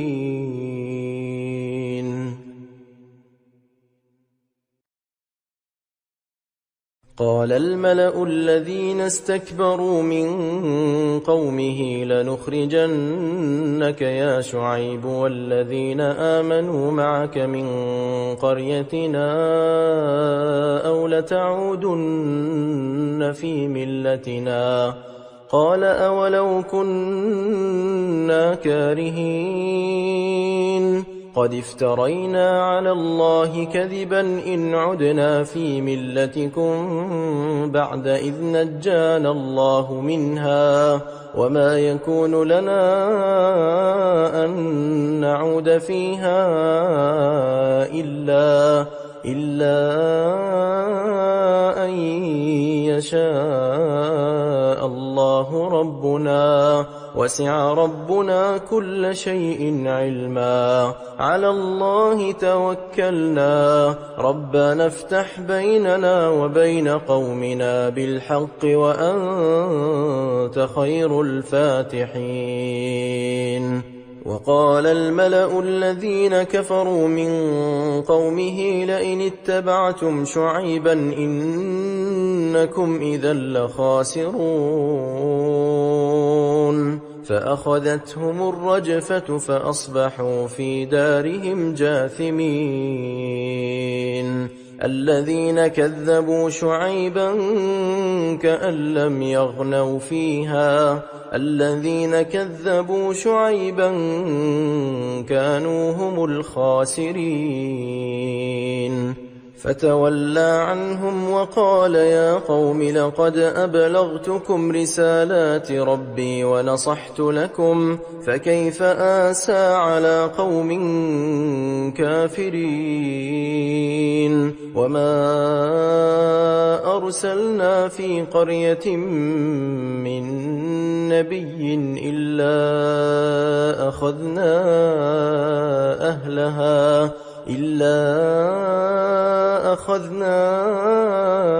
أهلها بالبأساء والضراء لعلهم يضرعون. ثم بدلنا مكان السيئة الحسنة حتى عفوا وقالوا قد مس آباءنا الضراء والسراء فأخذناهم بغتة وهم لا يشعرون. ولو أن أهل القرى آمنوا واتقوا لفتحنا عليهم بركات من السماء والأرض ولكن كذبوا فأخذناهم بما كانوا يكسبون. أفأمن أهل القرى أن يأتيهم بأسنا بياتا وهم نائمون. أوأمن أهل القرى أن يأتيهم بأسنا ضحى وهم يلعبون. أفأمنوا مكر الله فلا يأمن مكر الله إلا القوم الخاسرون. أولم يهد للذين يرثون الأرض من بعد أهلها أن لو نشاء أصبناهم بذنوبهم ونطبع على قلوبهم فهم لا يسمعون. تلك القرى نقص عليك من أنبائها ولقد جاءتهم رسلهم بالبينات فما كانوا ليؤمنوا بما كذبوا من قبل كذلك يطبع الله على قلوب الكافرين وما وجدنا لأكثرهم من عهد وإن وجدنا أكثرهم لفاسقين ثم بعثنا من بعدهم موسى بآياتنا إلى فرعون وملئه فظلموا بها فانظر كيف كان عاقبة المفسدين وقال موسى يا فرعون إني رسول من رب العالمين حقيق على ألا أقول على الله إلا الحق قد جئتكم ببينة من ربكم فأرسل معي بني إسرائيل قال إن كنت جئت بآية فأت بها إن كنت من الصادقين فألقى عصاه فإذا هي ثعبان مبين ونزع يده فإذا هي بيضاء للناظرين قال الملأ من قوم فرعون إن هذا لساحر عليم يريد أن يخرجكم من أرضكم فماذا تأمرون قالوا أرجه وأخاه وأرسل في المدائن حاشرين يأتوك بكل ساحر عليم وجاء السحرة فرعون قالوا إن لنا لأجرا إن كنا نحن الغالبين قال نعم وإنكم لمن المقربين قالوا يا موسى إما أن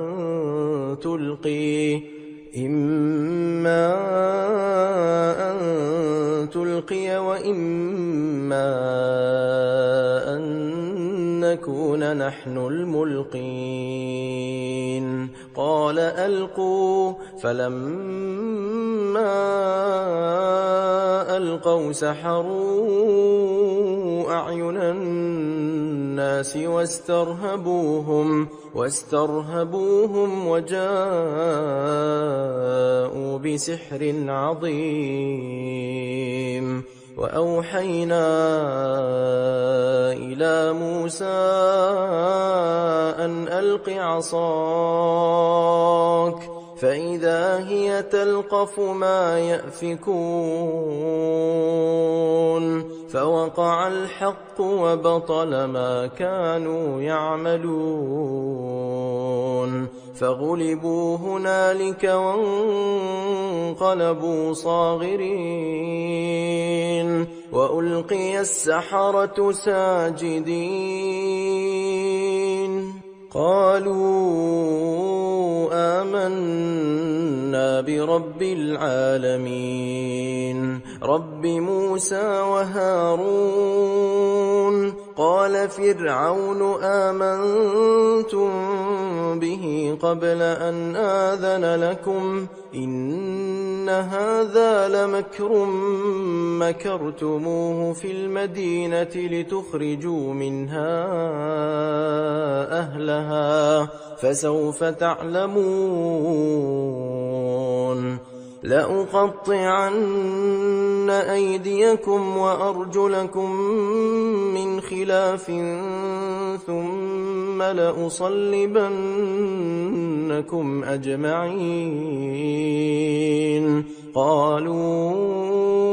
إنا إلى ربنا منقلبون. وما تنقم منا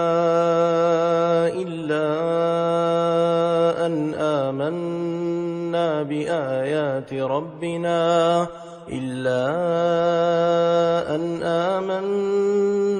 بآيات ربنا لما جاءتنا. ربنا أفرغ علينا صبرا وتوفنا مسلمين. وقال الملأ من قوم فرعون أتذر موسى وقومه ليفسدوا في الأرض ويذرك وآلهتك؟ قال سنقتل أبناءهم ونستحيي نساءهم وإنا فوقهم قاهرون. قال موسى لقومه استعينوا بالله واصبروا إن الأرض لله يورثها من يشاء من عباده والعاقبة للمتقين. قالوا أوذينا من قبل أن تأتينا ومن بعد ما جئتنا. قال عسى ربكم أن يهلك عدوكم ويستخلفكم في الأرض فينظر كيف تعملون. ولقد أخذنا آل فرعون بالسنين ونقص من الثمرات لعلهم يذكرون. فإذا جاءتهم الحسنة قالوا لنا هذه وإن تصبهم سيئة يطيروا بموسى ومن معه ألا إنما طائرهم عند الله ولكن أكثرهم لا يعلمون. وقالوا مهما تأتنا به من آية لتسحرنا بها فما نحن لك بمؤمنين. فأرسلنا عليهم الطوفان والجراد والقمل والضفادع والدم آيات مفصلات فاستكبروا وكانوا قوما مجرمين. ولما وقع عليهم الرجز قالوا يا موسى ادع لنا ربك بما عهد عندك لئن كشفت عنا الرجز لنؤمنن لك ولنرسلن معك بني إسرائيل. فلما كشفنا عنهم الرجز إلى أجل هم بالغوه إذا هم ينكثون. فانتقمنا منهم فأغرقناهم في اليم بأنهم كذبوا بآياتنا وكانوا عنها غافلين. وأورثنا القوم الذين كانوا يستضعفون مشارق الأرض ومغاربها التي باركنا فيها وتمت كلمة ربك الحسنى على بني إسرائيل بما صبروا ودمرنا ما كان يصنع فرعون وقومه وما كانوا يعرشون. وجاوزنا ببني إسرائيل البحر فأتوا على قوم يعكفون على أصنام لهم قالوا يا موسى اجعل لنا إلها كما لهم آلهة قال إنكم قوم تجهلون إن هؤلاء متبر ما هم فيه وباطل ما كانوا يعملون قال أغير الله أبغيكم إلها وهو فضلكم على العالمين وإذ أنجيناكم من آل فرعون يسومونكم سوء العذاب يقتلون أبناءكم ويستحيون نساءكم وفي ذلكم بلاء من ربكم عظيم وواعدنا موسى 30 ليلة وأتممناها ب10 فتم ميقات ربه 40 ليلة وقال موسى لأخيه هارون اخلفني في قومي وأصلح ولا تتبع سبيل المفسدين ولما جاء موسى لميقاتنا وكلمه ربه قال رب أرني أنظر إليك قال لن تراني ولكن انظر إلى الجبل فإن استقر مكانه فسوف تراني فلما تجلى ربه للجبل جعله دكا وخر موسى صعقا فلما أفاق قال سبحانك تبت إليك وأنا أول المؤمنين قال يا موسى إني اصطفيتك على الناس برسالاتي وبكلامي فخذ ما آتيتك وكن من الشاكرين وكتبنا له في الألواح من كل شيء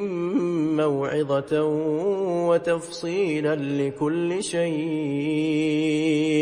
فخذها بقوة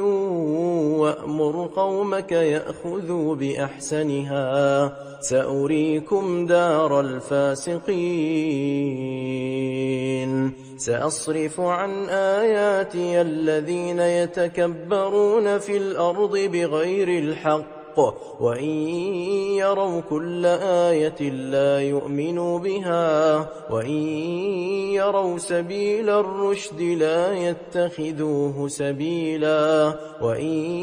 يروا سبيل الغي يتخذوه سبيلا ذلك بأنهم كذبوا بآياتنا وكانوا عنها غافلين والذين كذبوا بآياتنا ولقاء الآخرة حبطت أعمالهم هل يجزون إلا ما كانوا يعملون واتخذ قوم موسى من بعده من حليهم عجلا جسدا له خوار ألم يروا أنه لا يكلمهم ولا يهديهم سبيلا اتخذوه وكانوا ظالمين. ولما سقط في أيديهم ورأوا أنهم قد ضلوا قالوا لئن لم يرحمنا ربنا ويغفر لنا لنكونن من الخاسرين. ولما رجع موسى إلى قومه غضبان أسفا قال بئس ما خلفتموني من بعدي أعجلتم أمر ربكم وألقى الألواح وأخذ برأس أخيه يجره إليه قال ابن أم إن القوم استضعفوني وكادوا يقتلونني فلا تشمت بي الأعداء ولا تجعلني مع القوم الظالمين. قال رب اغفر لي ولأخي وأدخلنا في رحمتك وأنت أرحم الراحمين. إن الذين اتخذوا العجل سينالهم غضب من ربهم وذلة في الحياة الدنيا وكذلك نجزي المفترين. والذين عملوا السيئات ثم تابوا من بعدها وآمنوا إن ربك من بعدها لغفور رحيم. ولما سكت عن موسى الغضب أخذ الألواح وفي نسختها هدى ورحمة للذين هم لربهم يرهبون. واختار موسى قومه 70 رجلا لميقاتنا فلما أخذتهم الرجفة قال رب لو شئت أهلكتهم من قبل وإياي أتهلكنا بما فعل السفهاء منا إن هي إلا فتنتك تضل بها من تشاء وتهدي من تشاء أنت ولينا فاغفر لنا وارحمنا وأنت خير الغافرين. واكتب لنا في هذه الدنيا حسنة وفي الآخرة إنا هدنا إليك. قال عذابي أصيب به من أشاء ورحمتي وسعت كل شيء فسأكتبها للذين يتقون ويؤتون الزكاة والذين هم بآياتنا يؤمنون. الذين يتبعون الرسول النبي الأمي الذي يجدونه مكتوبا عندهم في التوراة والإنجيل يأمرهم بالمعروف وينهاهم عن المنكر ويحل لهم الطيبات ويحرم عليهم الخبائث ويضع عنهم إصرهم والأغلال التي كانت عليهم. فالذين آمنوا به وعزروه ونصروه واتبعوا النور الذي أنزل معه أولئك هم المفلحون. قل يا أيها الناس إني رسول الله إليكم جميعا الذي له ملك السماوات والأرض لا إله إلا هو يحيي ويميت. فآمنوا بالله ورسوله النبي الأمي الذي يؤمن بالله وكلماته واتبعوه لعلكم تهتدون. ومن قوم موسى أمة يهدون بالحق وبه يعدلون. وقطعناهم 12 أسباطا أمما وأوحينا إلى موسى إذ استسقاه قومه أن اضرب بعصاك الحجر فانبجست منه 12 عينا قد علم كل أناس مشربهم وظللنا عليهم الغمام وأنزلنا عليهم المن والسلوى كلوا من طيبات ما رزقناكم وما ظلمونا ولكن كانوا أنفسهم يظلمون. وإذ قيل لهم اسكنوا هذه القرية وكلوا منها حيث شئتم وقولوا حطة وادخلوا الباب سجدا نغفر لكم خطيئاتكم سنزيد المحسنين. فبدل الذين ظلموا منهم قولا غير الذي قيل لهم فأرسلنا عليهم رجزا من السماء بما كانوا يظلمون. واسألهم عن القرية التي كانت حاضرة البحر إذ يعدون في السبت إذ تأتيهم حيتانهم يوم سبتهم شرعا ويوم لا يسبتون لا تأتيهم كذلك نبلوهم بما كانوا يفسقون. وإذ قالت أمة منهم لم تعظون قوما الله مهلكهم أو معذبهم عذابا شديدا قالوا معذرة إلى ربكم ولعلهم يتقون. فلما نسوا ما ذكروا به أنجينا الذين ينهون عن السوء وأخذنا الذين ظلموا بعذاب بئيس بما كانوا يفسقون. فلما عتوا عما نهوا عنه قلنا لهم كونوا قردة خاسئين. وإذ تأذن ربك ليبعثن عليهم إلى يوم القيامة من يسومهم سوء العذاب إن ربك لسريع العقاب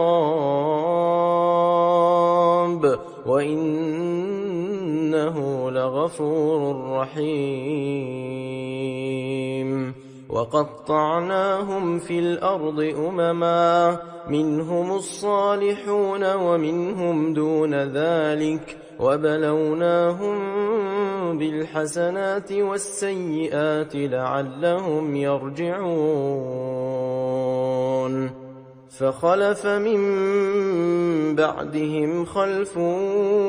ورثوا الكتاب يأخذون عرض هذا الأدنى ويقولون سيغفر لنا وإن يأتهم عرض مثله يأخذوه ألم يؤخذ عليهم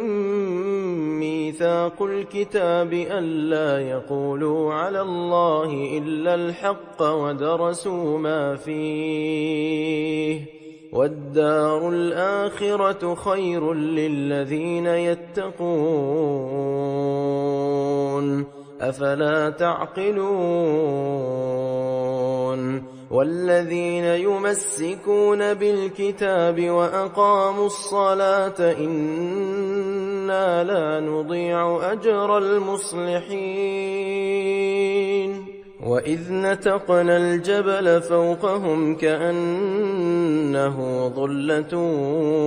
وظنوا أنه واقع بهم خذوا ما آتيناكم بقوة واذكروا ما فيه لعلكم تتقون وإذ أخذ ربك من بني آدم من ظهورهم ذريتهم وأشهدهم على أنفسهم ألست بربكم قالوا بلى شهدنا أن تقولوا يوم القيامة إنا كنا عن هذا غافلين أو تقولوا إنما أشرك آباؤنا من قبل وكنا ذرية من بعدهم أفتهلكنا بما فعل المبطلون وكذلك نفصل الآيات ولعلهم يرجعون واتل عليهم نبأ الذي آتيناه آياتنا فانسلخ منها فأتبعه الشيطان فكان من الغاوين ولو شئنا لرفعناه بها ولكنه أخلد إلى الأرض واتبع هواه فمثله كمثل الكلب إن تحمل عليه يلهث أو تتركه يلهث ذلك مثل القوم الذين كذبوا بآياتنا فاقصص القصص لعلهم يتفكرون ساء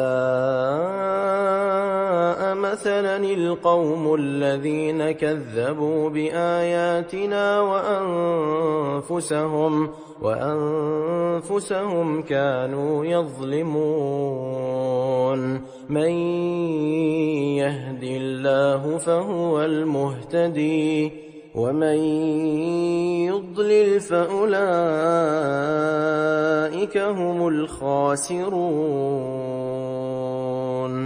ولقد ذرأنا لجهنم كثيرا من الجن والإنس لهم قلوب لا يفقهون بها ولهم أعين لا يبصرون بها ولهم آذان لا يسمعون بها أولئك كالأنعام بل هم أضل أولئك هم الغافلون ولله الأسماء الحسنى فادعوه بها وذروا الذين يلحدون في أسمائه سيجزون ما كانوا يعملون وممن خلقنا أمة يهدون بالحق وبه يعدلون والذين كذبوا بآياتنا سنستدرجهم من حيث لا يعلمون وأملي لهم إن كيدي متين أولم يتفكروا ما بصاحبهم من جنة إن هو إلا نذير مبين أولم ينظروا في ملكوت السماوات والأرض وما خلق الله من شيء وأن عسى أن يكون قد اقترب أجلهم فبأي حديث بعده يؤمنون من يضلل الله فلا هادي له ويذرهم في طغيانهم يعمهون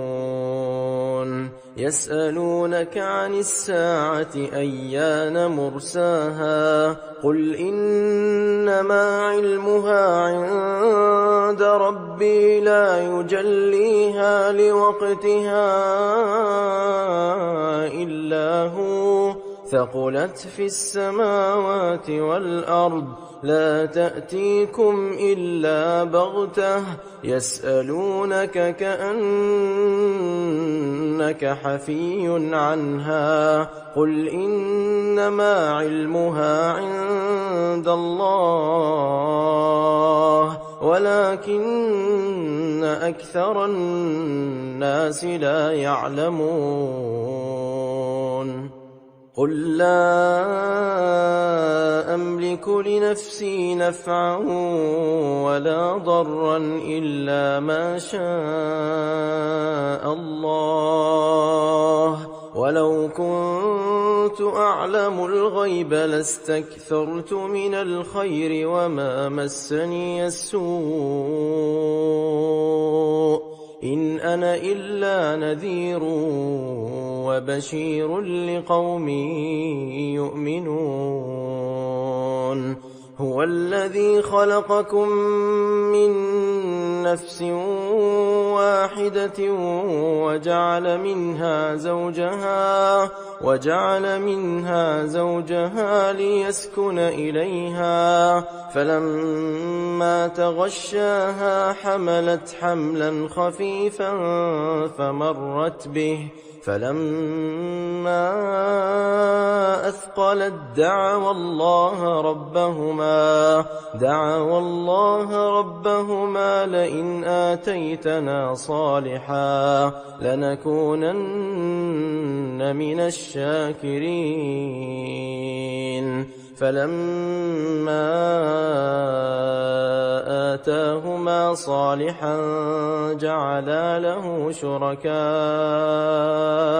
جعلا له شركاء فيما آتاهما فتعالى الله عما يشركون أيشركون ما لا يخلق شيئا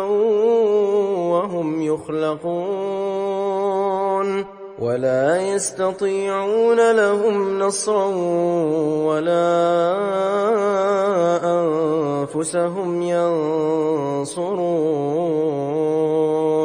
وإن تدعوهم إلى الهدى لا يتبعوكم سواء عليكم أدعوتموهم أم أنتم صامتون إن الذين تدعون من دون الله عباد أمثالكم فادعوهم فليستجيبوا لكم إن كنتم صادقين ألهم أرجل يمشون بها أم لهم أيدي يبطشون بها أم لهم أعين يبصرون بها أم لهم آذان يسمعون بها قل ادعوا شركاءكم ثم كيدون فلا تنظرون إن وليي الله الذي نزل الكتاب وهو يتولى الصالحين والذين تدعون من دونه لا يستطيعون نصركم ولا أنفسهم ينصرون وإن تدعوهم إلى الهدى لا يسمعوا وتراهم ينظرون إليك وهم لا يبصرون خذ العفو وأمر بالعرف وأعرض عن الجاهلين وإما ينزغنك من الشيطان نزغ فاستعذ بالله إنه سميع عليم إن الذين اتقوا إذا مسهم طائف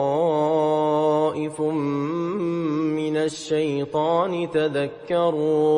تذكروا فإذا هم مبصرون وإخوانهم يمدونهم في الغي ثم لا يقصرون وإذا لم تأتهم بآية قالوا لولا اجتبيتها قل إنما أتبع ما يوحى إلي من ربي هذا بصائر من ربكم وهدى ورحمة لقوم يؤمنون وإذا قرئ القرآن فاستمعوا له وأنصتوا لعلكم ترحمون واذكر ربك في نفسك تضرعا وخيفة ودون الجهر من القول بالغدو والآصال ولا تكن من الغافلين إن الذين عند ربك لا يستكبرون عن عبادته ويسبحونه وله يسجدون بسم الله الرحمن الرحيم يسألونك عن الأنفال قل الأنفال لله والرسول فاتقوا الله وأصلحوا ذات بينكم وأطيعوا الله ورسوله إن كنتم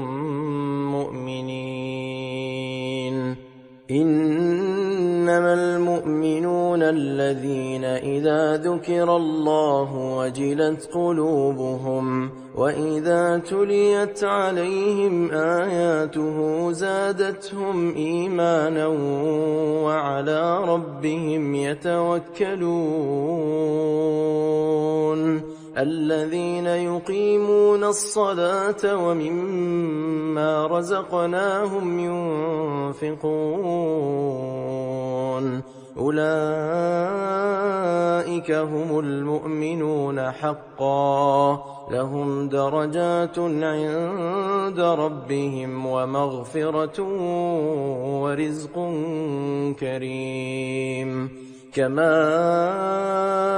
أخرجك ربك من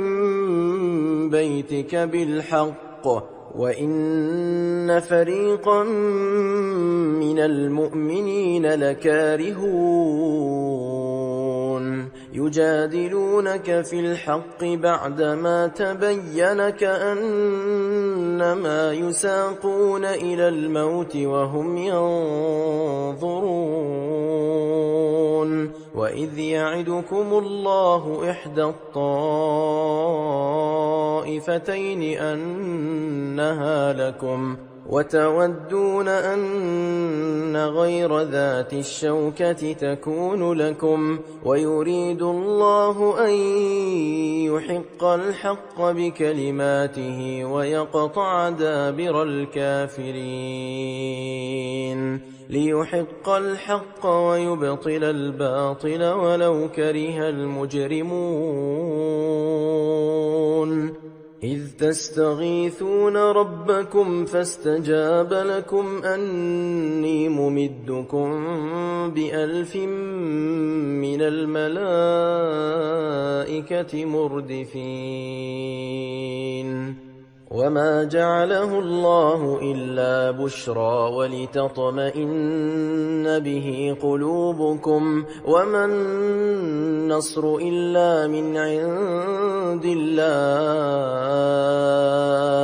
إِنَّ اللَّهَ عَزِيزٌ حَكِيمٌ إِذْ يُغَشِّيكُمُ النُّعَاسَ أَمَنَةً مِّنْهُ وَيُنَزِّلُ عَلَيْكُم مِّنَ السَّمَاءِ مَاءً لِّيُطَهِّرَكُم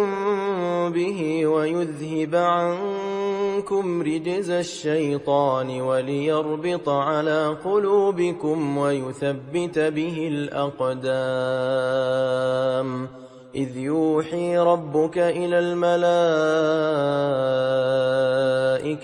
أَنِّي مَعَكُمْ فَثَبِّتُوا الَّذِينَ آمَنُوا سَأُلْقِي فِي قُلُوبِ الَّذِينَ كَفَرُوا الرُّعْبَ فاضربوا فَوْقَ الْأَعْنَاقِ وَاضْرِبُوا مِنْهُمْ كُلَّ بَنَانٍ ذَلِكَ بِأَنَّهُمْ شَاقُّوا اللَّهَ وَرَسُولَهُ وَمَن يُشَاقِقِ اللَّهَ وَرَسُولَهُ فَإِنَّ اللَّهَ شَدِيدُ الْعِقَابِ ذَلِكُمْ فَذُوقُوهُ وَأَنَّ لِلْكَافِرِينَ عَذَابَ النَّارِ يَا أَيُّهَا الَّذِينَ آمَنُوا إِذَا لَقِيتُمُ الَّذِينَ كَفَرُوا زَحْفًا فَلَا تُوَلُّوهُمُ الْأَدْبَارَ وَمَن يُوَلِّهِمْ يَوْمَئِذٍ دُبُرَهُ إِلَّا مُتَحَرِّفًا لِّقِتَالٍ أَوْ مُتَحَيِّزًا إِلَىٰ فِئَةٍ فَقَدْ بَاءَ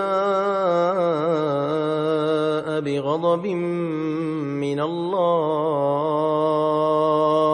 وَمَأْوَاهُ جَهَنَّمُ وَبِئْسَ الْمَصِيرُ فَلَمْ تَقْتُلُوهُمْ وَلَٰكِنَّ اللَّهَ قَتَلَهُمْ وَمَا رَمَيْتَ إِذْ رَمَيْتَ وَلَٰكِنَّ اللَّهَ رَمَىٰ وَلِيُبْلِيَ الْمُؤْمِنِينَ مِنْهُ بَلَاءً حَسَنًا إِنَّ اللَّهَ سَمِيعٌ عَلِيمٌ ذَلِكُمْ وَأَنَّ اللَّهَ مُوهِنُ كَيْدِ الْكَافِرِينَ إِن تَسْتَفْتِحُوا فَقَدْ جَاءَكُمُ الْفَتْحُ وَإِن تَنتَهُوا فَهُوَ خَيْرٌ لَّكُمْ وَإِن تَعُودُوا نَعُدْ وَلَن تُغْنِيَ عَنكُمْ فِئَتُكُمْ شَيْئًا وَلَوْ كَثُرَتْ وَأَنَّ اللَّهَ مَعَ الْمُؤْمِنِينَ يا أيها الذين آمنوا أطيعوا الله ورسوله ولا تولوا عنه وأنتم تسمعون ولا تكونوا كالذين قالوا سمعنا وهم لا يسمعون إن شر الدواب عند الله الصم البكم الذين لا يعقلون ولو علم الله فيهم خيرا لأسمعهم ولو أسمعهم لتولوا وهم معرضون يا أيها الذين آمنوا استجيبوا لله وللرسول إذا دعاكم لما يحييكم واعلموا أن الله يحول بين المرء وقلبه وأنه إليه تحشرون واتقوا فتنة لا تصيبن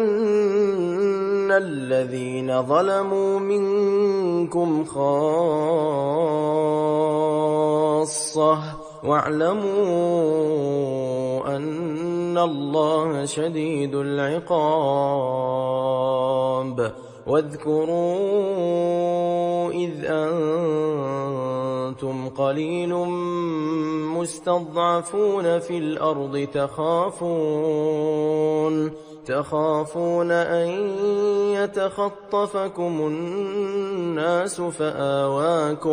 فآواكم وأيدكم بنصره ورزقكم من الطيبات لعلكم تشكرون يا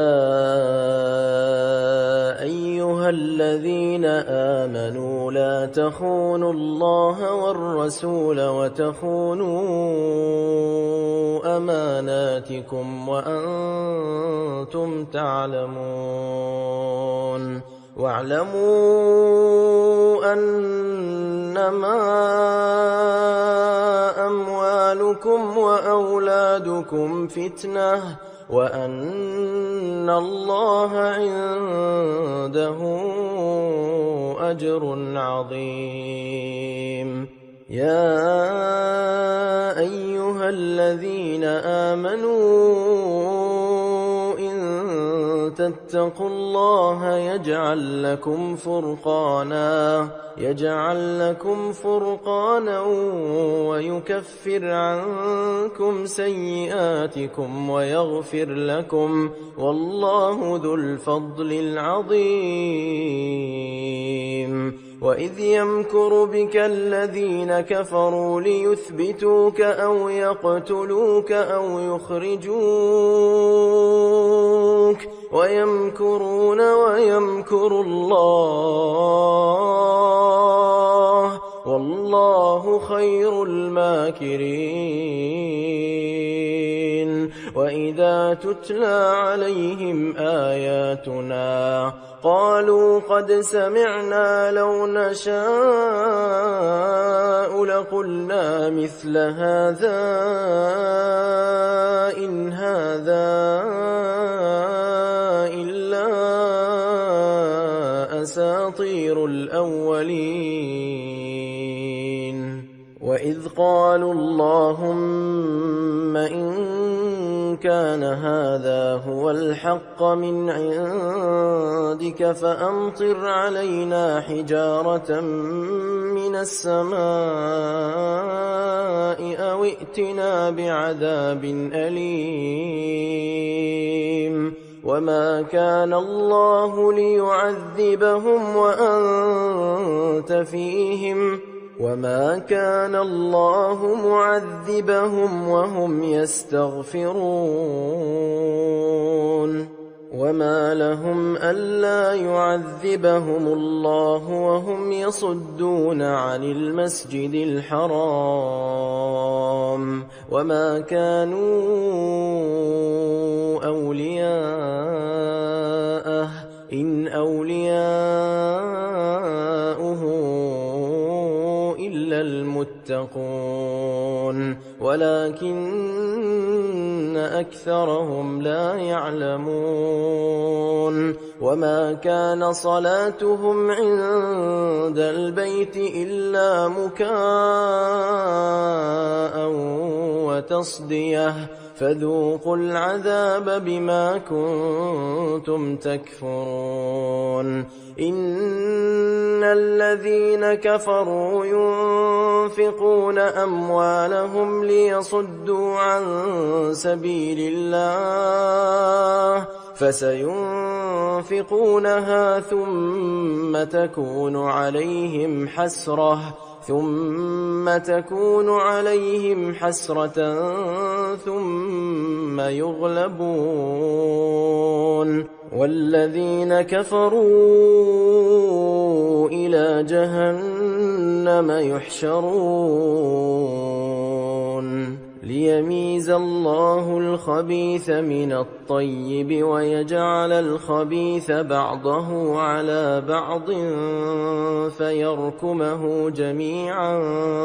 فيجعله في جهنم أولئك هم الخاسرون قل للذين كفروا إن ينتهوا يغفر لهم ما قد سلف وإن يعودوا فقد مضت سنة الأولين وقاتلوهم حتى لا تكون فتنة ويكون الدين كله لله فإن انتهوا فإن الله بما يعملون بصير وإن تولوا فاعلموا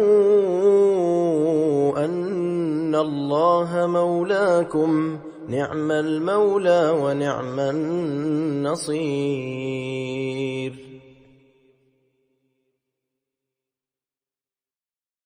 واعلموا أنما غنمتم من شيء فأن لله خمسه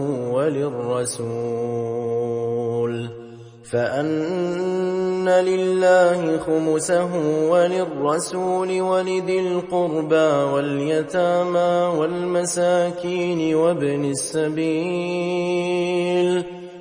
السبيل إن كنتم آمنتم بالله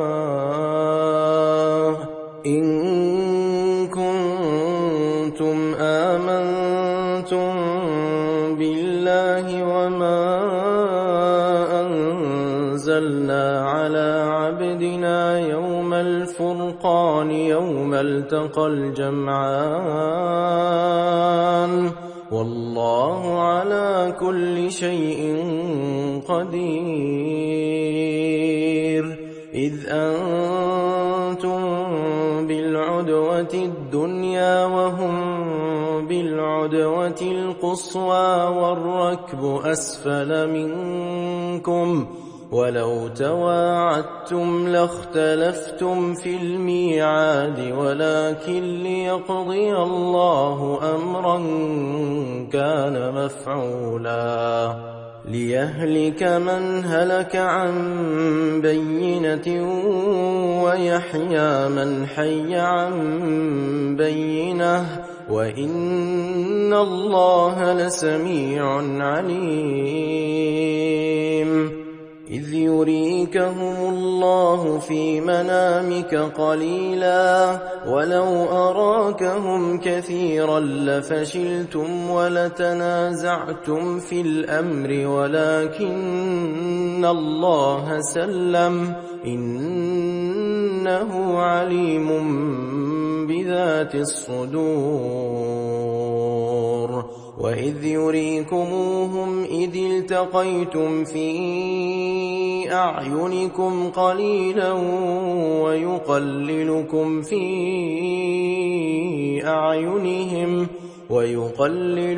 في أعينهم ليقضي الله أمرا كان مفعولا وإلى الله ترجع الأمور يا أيها الذين آمنوا إذا لقيتم فئة فاثبتوا واذكروا الله كثيرا لعلكم تفلحون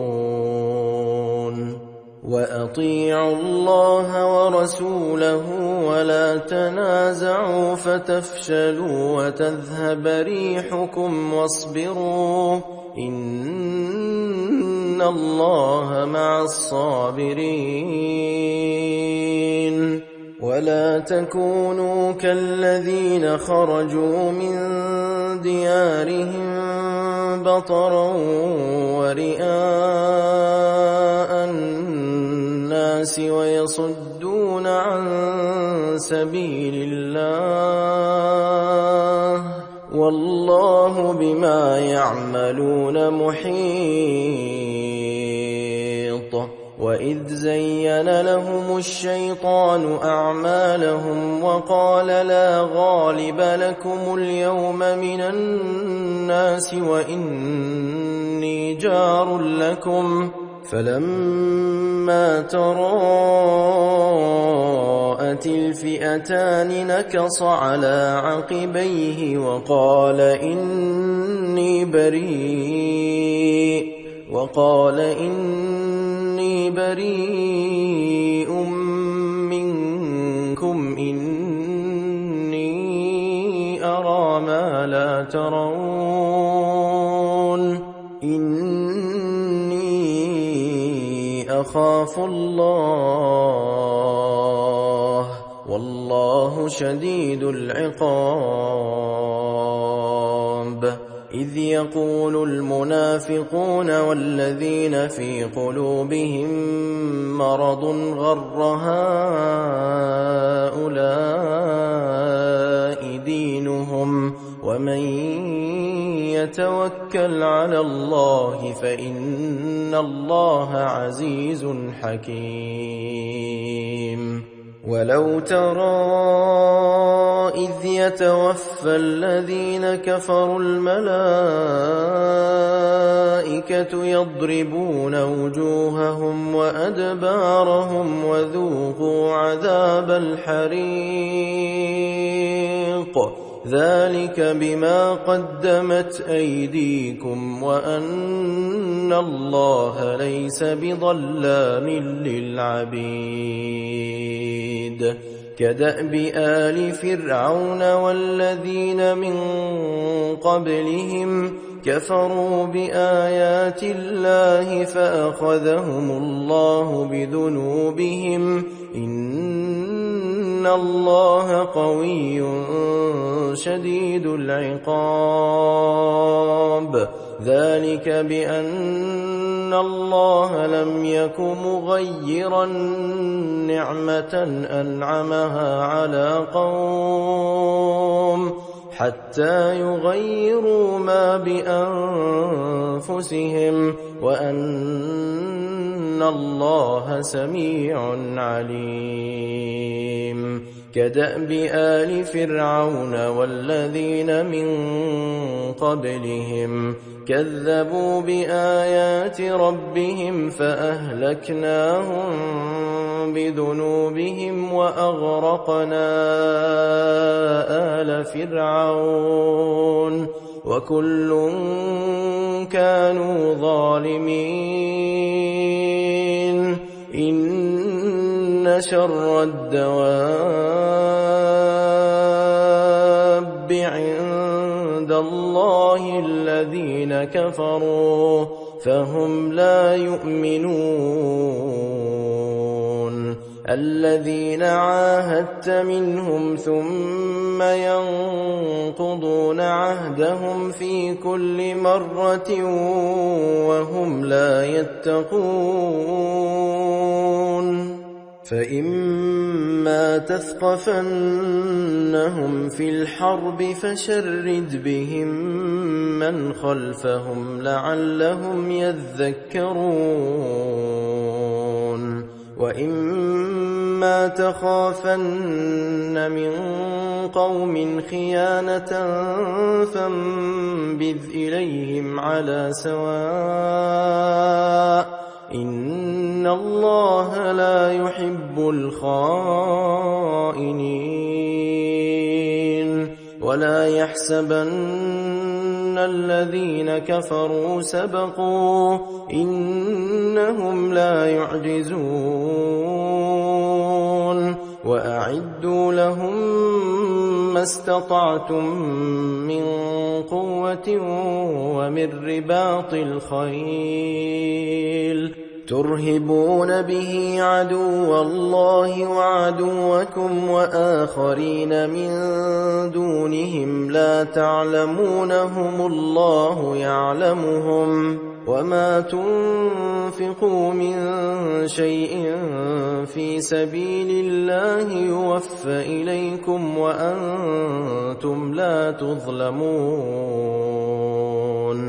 وإن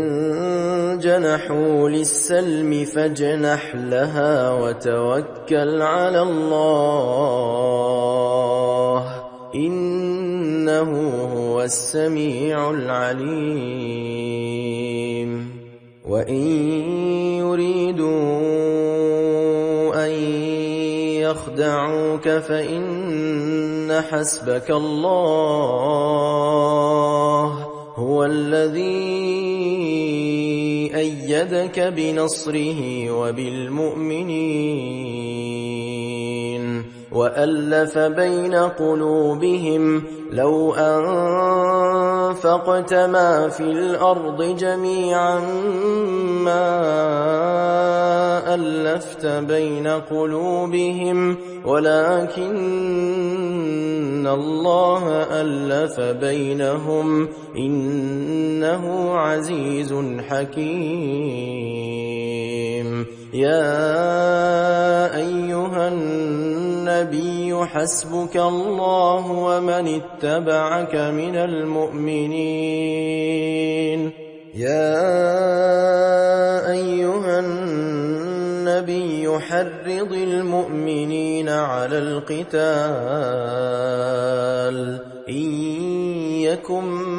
منكم 20 صابرون يغلبوا 200 وإن يكن منكم 100 يغلبوا 1000 من الذين كفروا بأنهم قوم لا يفقهون الآن خفف الله عنكم وعلم أن فيكم ضعفا فإن يكن منكم 100 صابرة يغلبوا 200 وإن يكن منكم 1000 يغلبوا 2000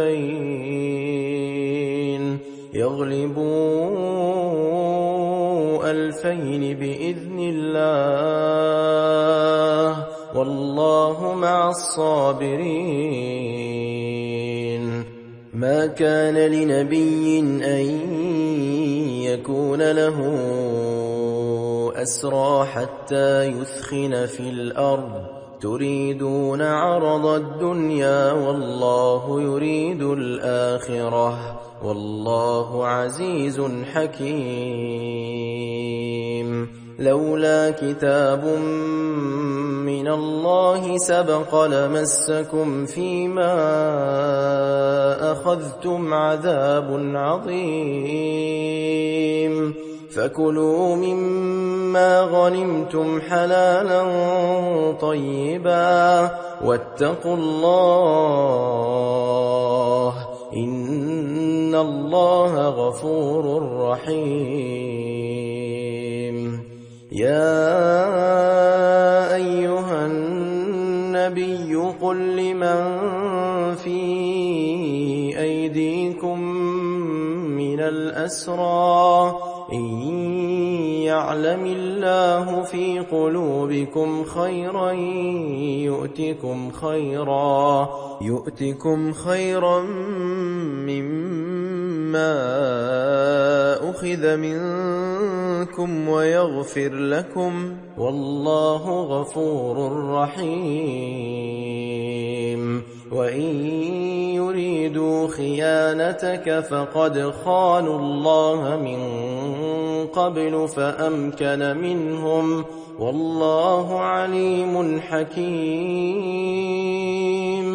إن الذين آمنوا وهاجروا وجاهدوا بأموالهم وأنفسهم في سبيل الله والذين آووا ونصروا أولئك بعضهم أولياء بعض والذين آمنوا ولم يهاجروا ما لكم من ولايتهم من شيء حتى يهاجروا وإن استنصروكم في الدين فعليكم النصر إلا على قوم بينكم وبينهم ميثاق والله بما تعملون بصير والذين كفروا بعضهم أولياء بعض إلا تفعلوه تكن فتنة في الأرض وفساد كبير والذين آمنوا وهاجروا وجاهدوا في سبيل الله والذين آووا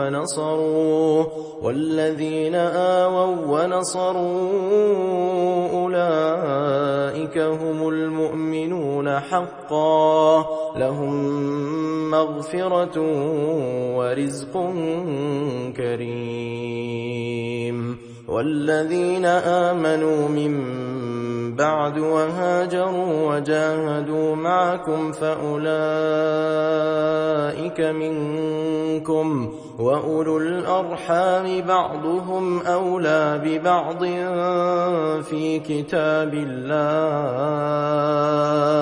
إن الله بكل شيء عليم براءة من الله ورسوله إلى الذين عاهدتم من المشركين فسيحوا في الأرض 4 أشهر واعلموا أنكم غير معجز الله وأن الله مخزي الكافرين وأذان من الله ورسوله إلى الناس يوم الحج الأكبر أن الله بريء من المشركين ورسوله فإن تبتم فهو خير لكم وإن توليتم فاعلموا أنكم غير معجز الله وبشر الذين كفروا بعذاب أليم إلا الذين عاهدتم من المشركين ثم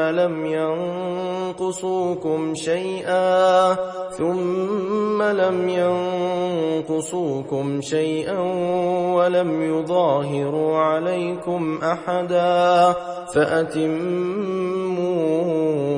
إليهم عهدهم إلى مدتهم إن الله يحب المتقين فإذا انسلخ الأشهر الحرم فاقتلوا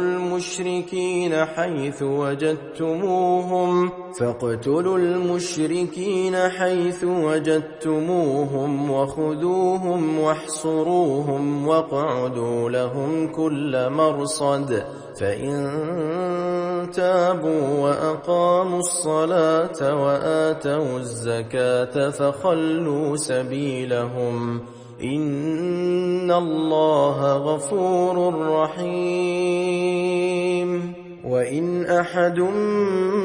من المشركين استجارك فأجره حتى يسمع كلام الله ثم أبلغه مأمنه ذلك بأنهم قوم لا يعلمون كيف يكون للمشركين عهد عند الله وعند رسوله إلا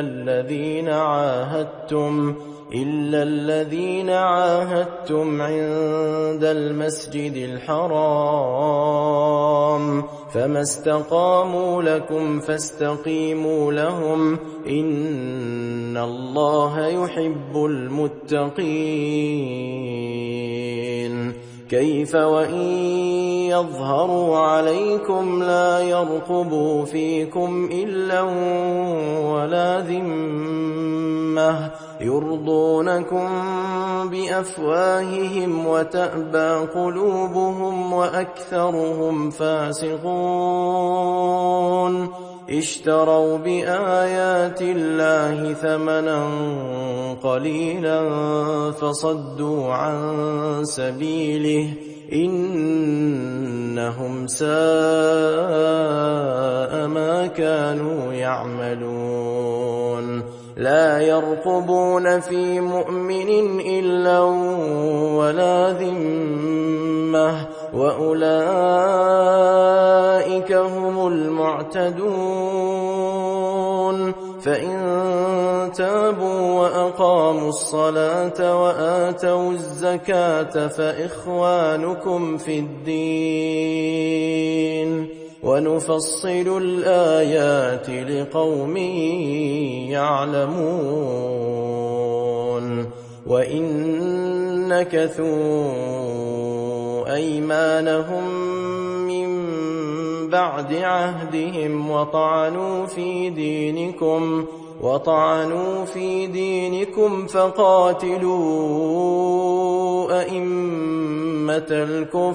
فقاتلوا أئمة الكفر إنهم لا أيمان لهم لعلهم ينتهون ألا تقاتلون قوما نكثوا أيمانهم وهموا بإخراج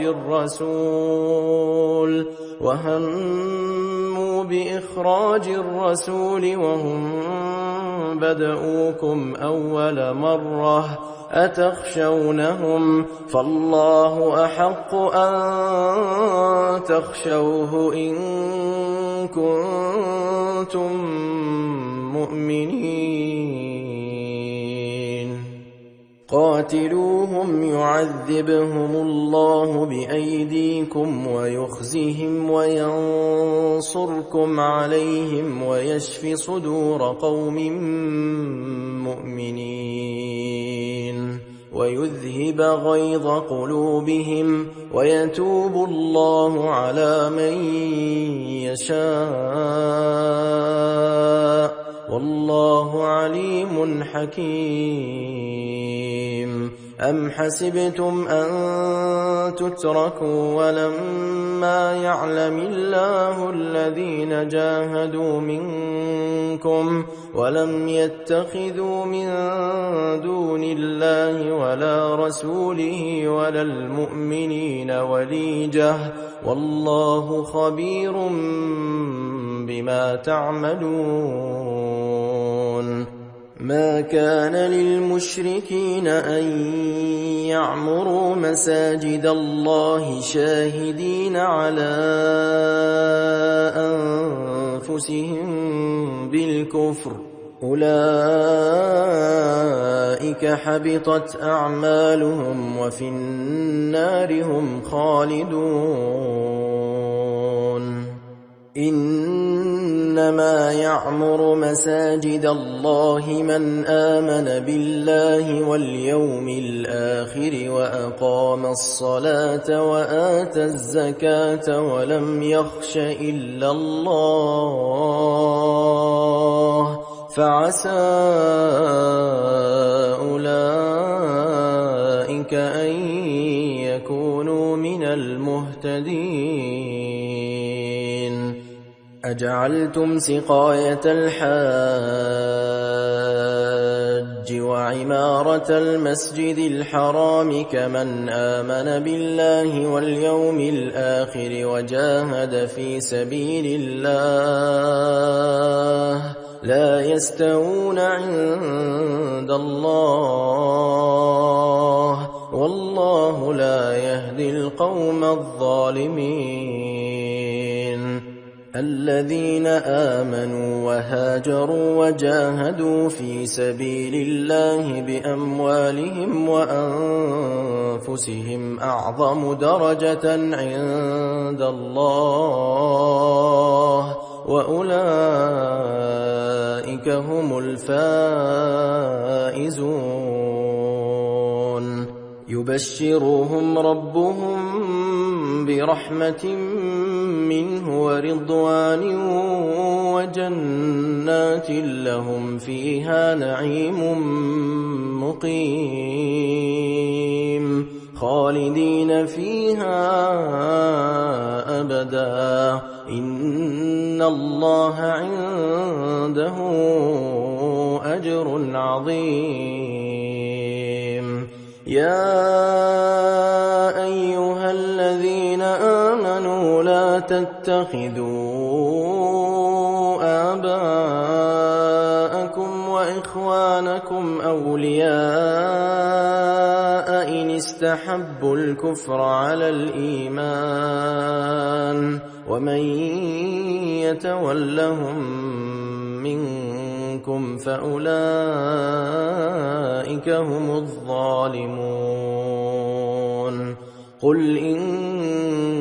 كان آباؤكم وأبناؤكم وإخوانكم وأزواجكم وعشيرتكم وأموال اقترفتموها وتجارة تخشون كسادها ومساكن ترضونها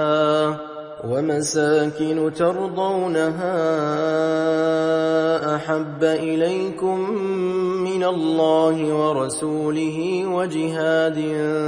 في سبيله فتربصوا حتى يأتي الله بأمره والله لا يهدي القوم الفاسقين لقد نصركم الله في مواطن كثيرة ويوم حنين إذ أعجبتكم كثرتكم فلم تغن عنكم شيئا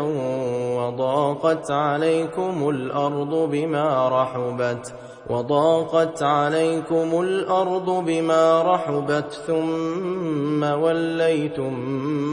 مدبرين ثم أنزل الله سكينته على رسوله وعلى المؤمنين وأنزل جنودا لم تروها وعذب الذين كفروا وذلك جزاء الكافرين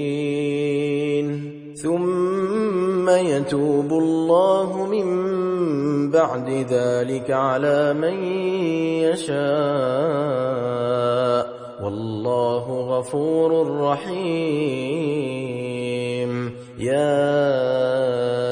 أيها الذين آمنوا إنما المشركون نجس فلا يقربوا المسجد الحرام بعد عامهم هذا وإن خفتم عيلة فسوف يغنيكم الله من فضله إن شاء إن الله عليم حكيم قاتلوا الذين لا يؤمنون بالله ولا باليوم الآخر ولا يحرمون ما حرم الله ورسوله ولا يدينون دين الحق من الذين أوتوا الكتاب حتى يعطوا الجزية عن يد وهم صاغرون وقالت اليهود عزير ابن الله وقالت النصارى المسيح ابن الله ذلك قولهم بأفواههم يضاهئون قول الذين كفروا من قبل قاتلهم الله أنى يؤفكون اتخذوا أحبارهم ورهبانهم أربابا من دون الله والمسيح ابن مريم وما أمروا إلا ليعبدوا إلها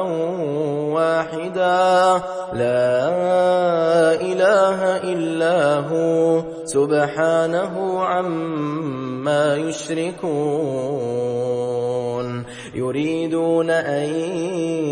يطفئوا نور الله بأفواههم ويأبى الله إلا أن يتم نوره ولو كره الكافرون هو الذي أرسل رسوله بالهدى ودين الحق ليظهره على الدين كله ولو كره المشركون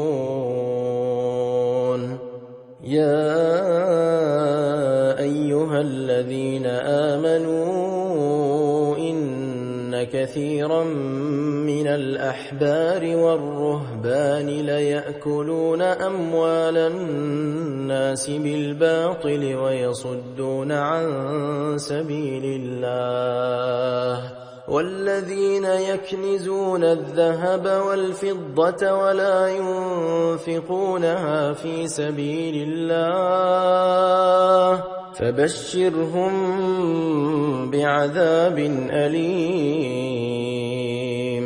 يوم يحمى عليها في نار جهنم فتكوى بها جباههم وجنوبهم وظهورهم هذا ما كنزتم لأنفسكم فذوقوا ما كنتم تكنزون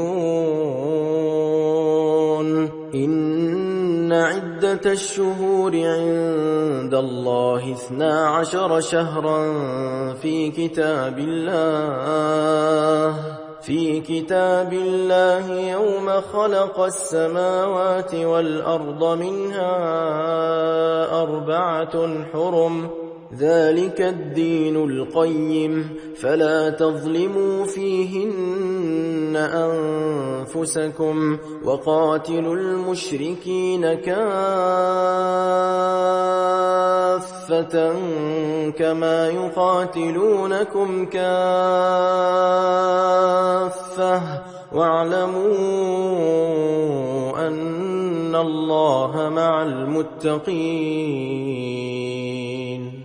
إنما النسيء زيادة في الكفر يضل به الذين كفروا يحلونه عاما ويحرمونه عاما ليواطئوا عدة ما حرم الله فيحلوا ما حرم الله. زين لهم سوء أعمالهم والله لا يهدي القوم الكافرين. يا أيها الذين آمنوا ما لكم إذا قيل لكم انفروا في سبيل الله اثاقلتم إلى الأرض أرضيتم بالحياة الدنيا من الآخرة فما متاع الحياة الدنيا في الآخرة إلا قليل. إلا تنفروا يعذبكم عذابا أليما ويستبدل قوما غيركم ولا تضروه شيئا والله على كل شيء قدير. إلا تنصروه فقد نصره الله إذ أخرجه الذين كفروا ثاني اثنين إذ هما في الغار إذ يقول لصاحبه لا تحزن إن الله معنا فأنزل الله سكينته عليه وأيده بجنود لم تروها وجعل كلمة الذين كفروا السفلى وكلمة الله هي العليا والله عزيز حكيم. انفروا خفافا وثقالا وجاهدوا بأموالكم وأنفسكم في سبيل الله ذلكم خير لكم إن كنتم تعلمون. لو كان عرضا قريبا وسفرا قاصدا لاتبعوك ولكن بعدت عليهم الشقة وسيحلفون بالله لو استطعنا لخرجنا معكم يهلكون أنفسهم والله يعلم إنهم لكاذبون.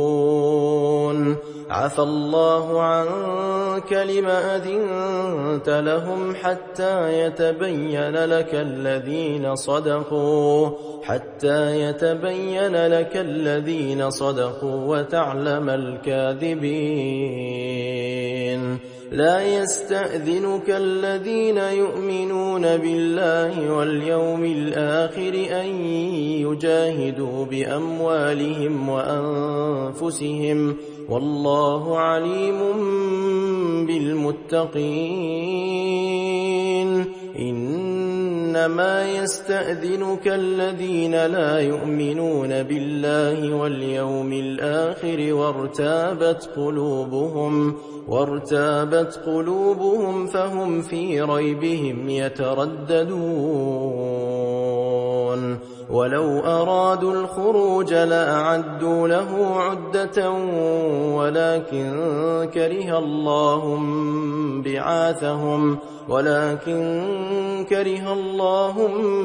بعاثهم فثبطهم وقيل اقعدوا مع القاعدين. لو خرجوا فيكم ما زادوكم إلا خبالا ولأوضعوا خلالكم يبغونكم الفتنة وفيكم سماعون لهم والله عليم بالظالمين. لقد ابتغوا الفتنة من قبل وقلبوا لك الأمور حتى جاء الحق وظهر أمر الله وهم كارهون. ومنهم من يقول ائذن لي ولا تفتني ألا في الفتنة سقطوا وإن جهنم لمحيطة بالكافرين. إن تصبك حسنة تسؤهم وإن تصبك مصيبة يقولوا قد أخذنا أمرنا من قبل ويتولوا وهم فرحون. قل لن يصيبنا إلا ما كتب الله لنا هو مولانا وعلى الله فليتوكل المؤمنون. قل هل تربصون بنا إلا إحدى الحسنيين ونحن نتربص بكم أن يصيبكم الله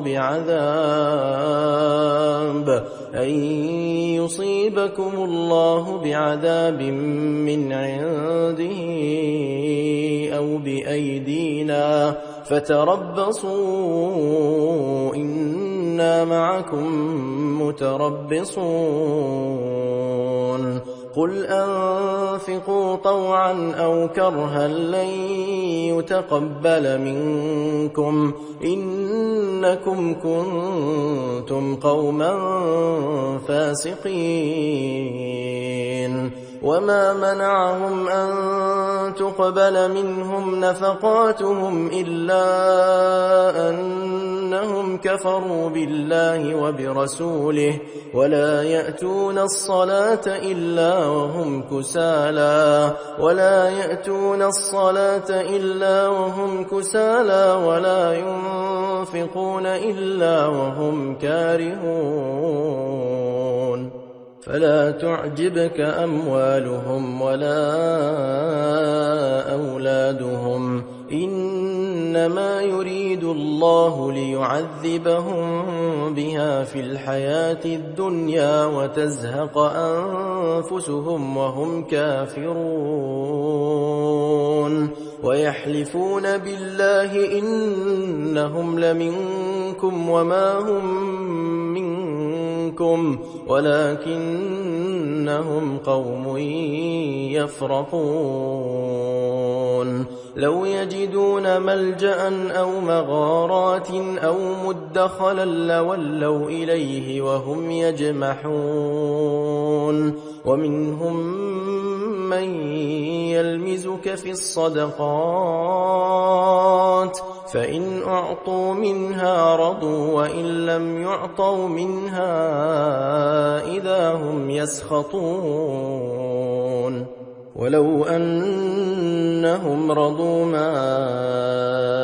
آتاهم الله ورسوله وقالوا حسبنا الله سيؤتينا الله من فضله ورسوله إنا إلى الله راغبون. إنما الصدقات للفقراء والمساكين والعاملين عليها والمؤلفة قلوبهم وفي الرقاب والغارمين وفي سبيل الله وابن السبيل فريضة من الله والله عليم حكيم. ومنهم الذين يؤذون النبي ويقولون هو أذن قل أذن خير لكم يؤمن بالله ويؤمن للمؤمنين ورحمة للذين آمنوا منكم والذين يؤذون رسول الله لهم عذاب أليم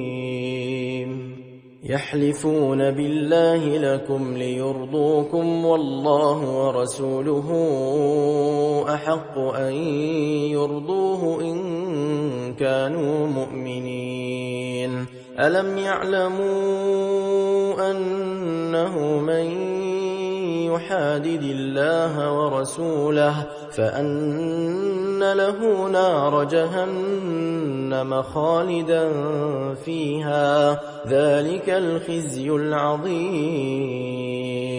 يحذر المنافقون أن تنزل عليهم سورة تنبئهم بما في قلوبهم قل استهزئوا إن الله مخرج ما تحذرون ولئن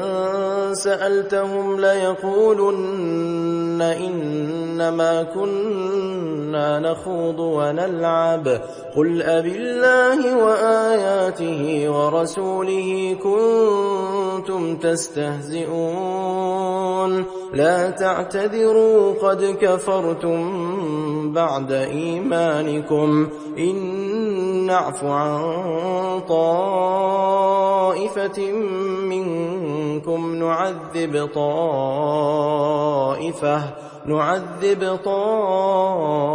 طائفة بأنهم كانوا مجرمين المنافقون والمنافقات بعضهم من بعض يأمرون بالمنكر وينهون عن المعروف ويقبضون أيديهم نسوا الله فنسيهم إن المنافقين هم الفاسقون وعد الله المنافقين والمنافقات والكفار نار جهنم خالدين فيها هي حسبهم ولعنهم الله ولهم عذاب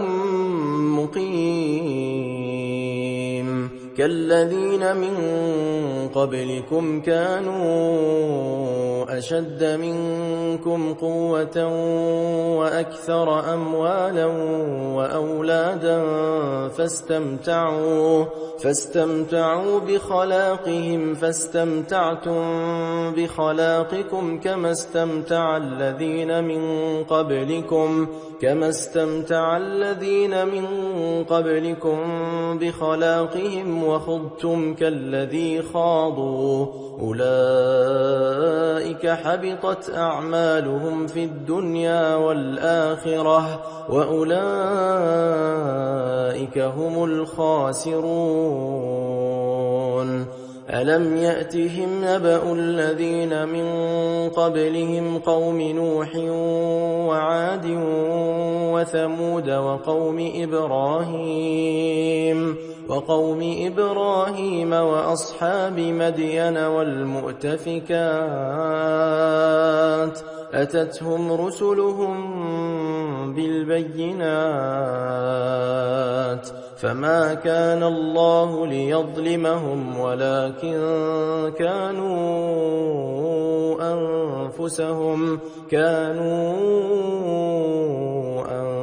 أنفسهم يظلمون والمؤمنون والمؤمنات بعضهم أولياء بعض يأمرون بالمعروف وينهون عن المنكر ويقيمون الصلاة ويؤتون الزكاة ويطيعون الله ورسوله أولئك سيرحمهم الله إن الله عزيز حكيم وعد الله المؤمنين والمؤمنات جنات تجري من تحتها الأنهار خالدين فيها ومساكن طيبة في جنات عدن ورضوان من الله أكبر ذلك هو الفوز العظيم. يا أيها النبي جاهد الكفار والمنافقين واغلظ عليهم ومأواهم جهنم وبئس المصير. يحلفون بالله ما قالوا ولقد قالوا كلمة الكفر وكفروا بعد إسلامهم وهموا بما لم ينالوا وما نقموا إلا أن أغناهم الله ورسوله من فضله فإن يتوبوا يك خيرا لهم وإن يتولوا يعذبهم الله عذابا أليما في الدنيا والآخرة وما لهم في الأرض من ولي ولا نصير. ومنهم من عاهد الله لئن آتانا من فضله لنصدقن ولنكونن من الصالحين فلما آتاهم من فضله بخلوا به وتولوا وهم معرضون فأعقبهم نفاقا في قلوبهم إلى يوم يلقونه بما أخلفوا الله ما وعدوه وبما كانوا يكذبون. ألم يعلموا أن الله يعلم سرهم ونجواهم وأن الله علام الغيوب.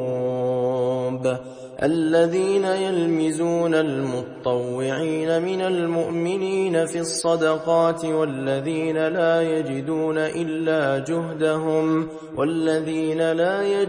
إلا جهدهم فيسخرون منهم سخر الله منهم ولهم عذاب أليم. استغفر لهم أو لا تستغفر لهم إن تستغفر لهم 70 مرة فلن يغفر الله لهم ذلك بأنهم كفروا بالله ورسوله والله لا يهدي القوم الفاسقين. فرح المخلفون بمقعدهم خلاف رسول الله وكرهوا أن يجاهدوا بأموالهم وأنفسهم في سبيل الله وقالوا لا تنفروا في الحر قل نار جهنم أشد حرا لو كانوا يفقهون. فليضحكوا قليلا وليبكوا كثيرا جزاء بما كانوا يكسبون. فإن رجعك الله إلى طائفة منهم فاستأذنوك للخروج فقل لن تخرجوا معي أبدا ولن تقاتلوا معي عدوا إنكم رضيتم بالقعود أول مرة فاقعدوا مع الخالفين ولا تصل على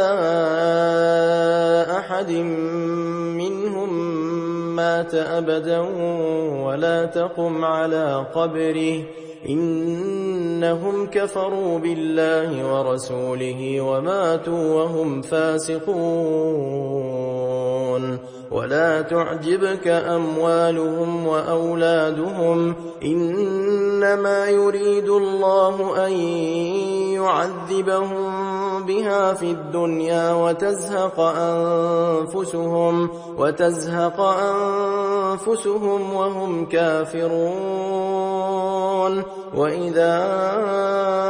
أنزلت سورة أن آمنوا بالله وجاهدوا مع رسوله استأذنك أولو الطول منهم وقالوا ذرنا نكن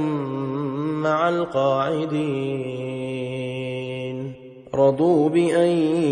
يكونوا مع الخوالف وطبع على قلوبهم فهم لا يفقهون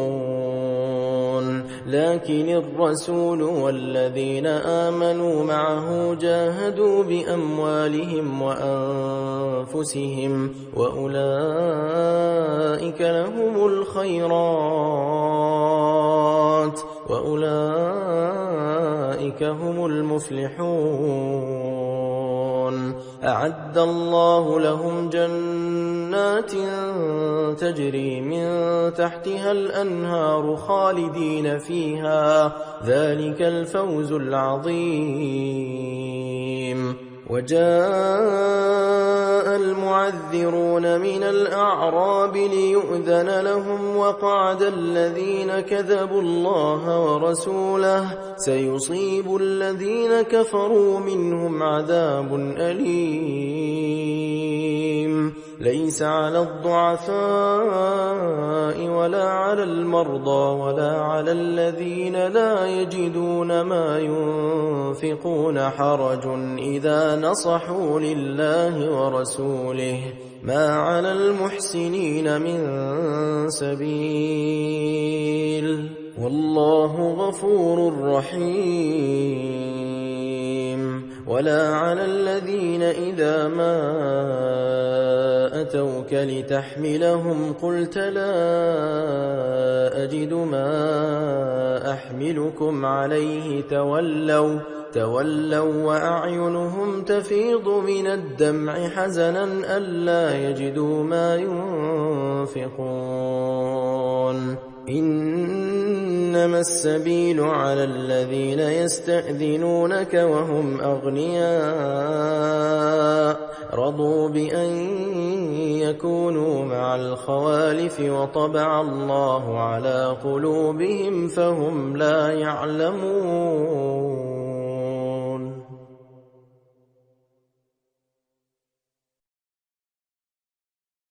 يعتذرون إليكم إذا رجعتم إليهم قل لا تعتذروا لن نؤمن لكم قد نبأنا الله من أخباركم وسيرى الله عملكم ورسوله ثم تردون إلى عالم الغيب والشهادة فينبئكم بما كنتم تعملون سيحلفون بالله لكم إذا انقلبتم إليهم لتعرضوا عنهم فأعرضوا عنهم إنهم رجس ومأواهم جهنم جزاء بما كانوا يكسبون يحلفون لكم لترضوا عنهم فإن ترضوا عنهم فإن الله لا يرضى عن القوم الفاسقين الأعراب أشد كفرا ونفاقا وأجدر ألا يعلموا حدود ما أنزل الله على رسوله والله عليم حكيم ومن الأعراب من يتخذ ما ينفق مغرما ويتربص بكم الدوائر عليهم دائرة السوء والله سميع عليم ومن الأعراب من يؤمن بالله واليوم الآخر ويتخذ ما ينفق قربات عند الله وصلوات الرسول ألا إنها قربة لهم سيدخلهم الله في رحمته إن الله غفور رحيم والسابقون الأولون من المهاجرين والأنصار والذين اتبعوهم بإحسان رضي الله عنهم ورضوا عنه وأعد لهم جنات تجري تحتها الأنهار خالدين فيها أبدا ذلك الفوز العظيم وممن حولكم من الأعراب منافقون ومن أهل المدينة مردوا على النفاق لا تعلمهم نحن نعلمهم سنعذبهم مرتين ثم يردون إلى عذاب عظيم وآخرون اعترفوا بذنوبهم خلطوا عملا صالحا وآخر سيئا عسى الله أن يتوب عليهم إن الله غفور رحيم خذ من أموالهم صدقة تطهرهم وتزكيهم بها وصل عليهم إن صلاتك سكن لهم والله سميع عليم ألم يعلموا أن الله هو يقبل التوبة عن عباده ويأخذ الصدقات وأن الله هو التواب الرحيم وقل اعملوا فسيرى الله عملكم ورسوله والمؤمنون وستردون إلى عالم الغيب والشهادة فينبئكم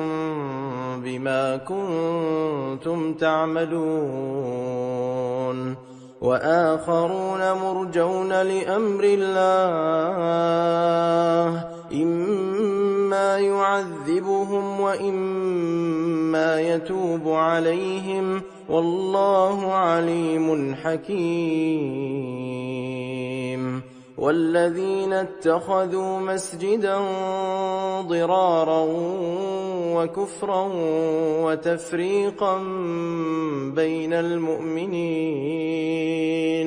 وتفريقا بين المؤمنين وإرصادا لمن حارب الله ورسوله من قبل وليحلفن إن أردنا إلا الحسنى والله يشهد إنهم لكاذبون لا تقم فيه أبدا لمسجد أسس على التقوى من أول يوم أحق أن تقوم فيه رجال يحبون أن يتطهروا والله يحب المطهرين أفمن أسس بنيانه على تقوى من الله ورضوان خير أَمَّنْ أَسَّسَ بُنْيَانَهُ عَلَى شَفَا جُرُفٍ هَارٍ فَانْهَارَ بِهِ فِي نَارِ جَهَنَّمَ وَاللَّهُ لَا يَهْدِي الْقَوْمَ الظَّالِمِينَ لا يزال بنيانهم الذي بنوا ريبة في قلوبهم إلا أن تقطع قلوبهم والله عليم حكيم إن الله اشترى من المؤمنين أنفسهم وأموالهم بأن لهم الجنة يقاتلون في سبيل الله فيقتلون ويقتلون وعدا عليه حقا في التوراة والإنجيل والقرآن ومن أوفى بعهده من الله فاستبشروا ببيعكم الذي بايعتم به وذلك هو الفوز العظيم التائبون العابدون الحامدون السائحون الراكعون الساجدون الآمرون بالمعروف والناهون عن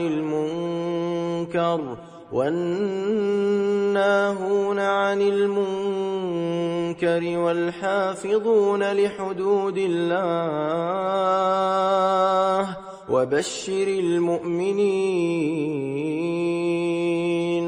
ما كان للنبي والذين آمنوا أن يستغفروا للمشركين ولو كانوا أولي قربى من بعد ما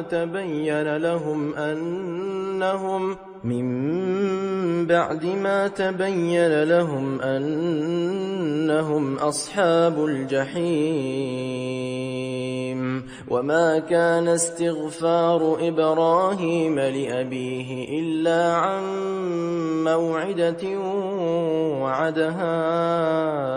إياه فلما تبين له أنه عدو لله تبرأ منه إن إبراهيم لأواه حليم وما كان الله ليضل قوما بعد إذ هداهم حتى يبين لهم ما يتقون إن الله بكل شيء عليم إن الله له ملك السماوات والأرض يحيي ويميت وما لكم من دون الله من ولي ولا نصير لقد تاب الله على النبي والمهاجرين والأنصار الذين اتبعوه في ساعة العسرة من بعد ما كاد يزيغ قلوب فريق منهم ثم تاب عليهم إنه بهم رءوف رحيم وعلى الثلاثة الذين خلفوا حتى إذا ضاقت عليهم الأرض بما رحبت وضاقت عليهم أنفسهم وظنوا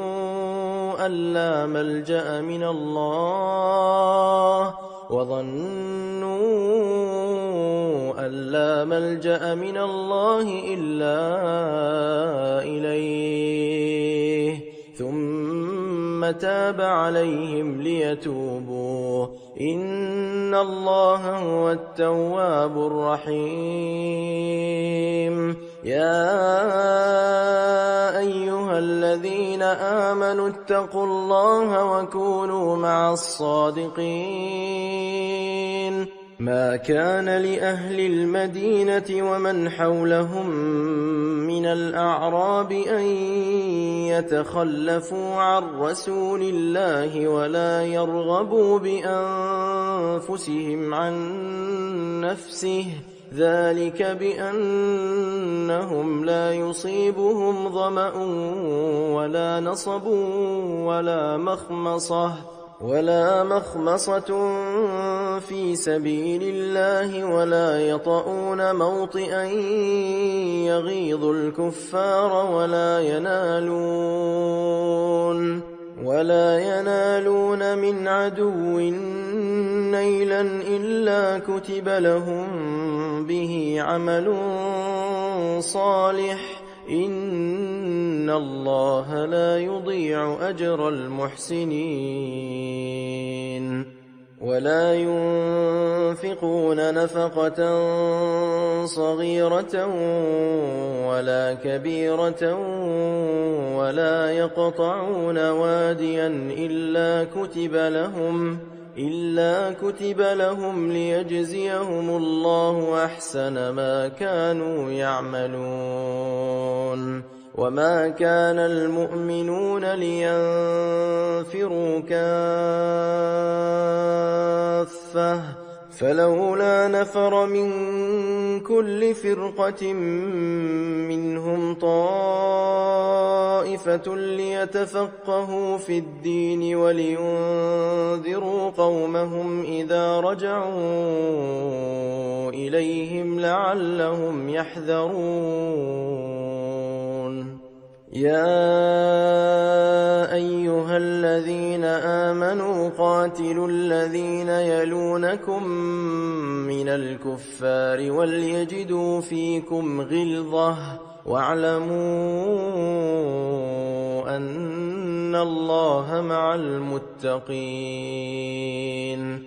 وإذا ما أنزلت سورة فمنهم من يقول أيكم زادته هذه إيمانا فأما الذين آمنوا فزادتهم إيمانا وهم يستبشرون وأما الذين في قلوبهم مرض فزادتهم رجسا إلى رجسهم وماتوا وهم كافرون أولا يرون أنهم يفتنون في كل عام مرة أو مرتين ثم لا يتوبون ولا هم يذكرون وإذا ما أنزلت سورة نظر بعضهم إلى بعض هل يراكم من أحد ثم انصرفوا صرف الله قلوبهم بأنهم قوم لا يفقهون لقد جاءكم رسول من أنفسكم عزيز عليه ما عنتم حريص عليكم بالمؤمنين رءوف رحيم فإن تولوا فقل حسبي الله لا إله إلا هو عليه توكلت وهو رب العرش العظيم بسم الله الرحمن الرحيم ألف لام را تلك آيات الكتاب الحكيم أكان للناس عجبا أن أوحينا إلى رجل منهم أن أنذر الناس وبشر الذين آمنوا أن لهم قدم صدق عند ربهم قال الكافرون إن هذا لساحر مبين إن ربكم الله الذي خلق السماوات والأرض في 6 أيام ثم استوى على العرش يدبر الأمر ما من شفيع إلا من بعد إذنه ذلكم الله ربكم فاعبدوه أفلا تذكرون إليه مرجعكم جميعا وعد الله حقا إنه يبدأ الخلق ثم يعيده ليجزي الذين آمنوا وعملوا الصالحات بالقسط والذين كفروا لهم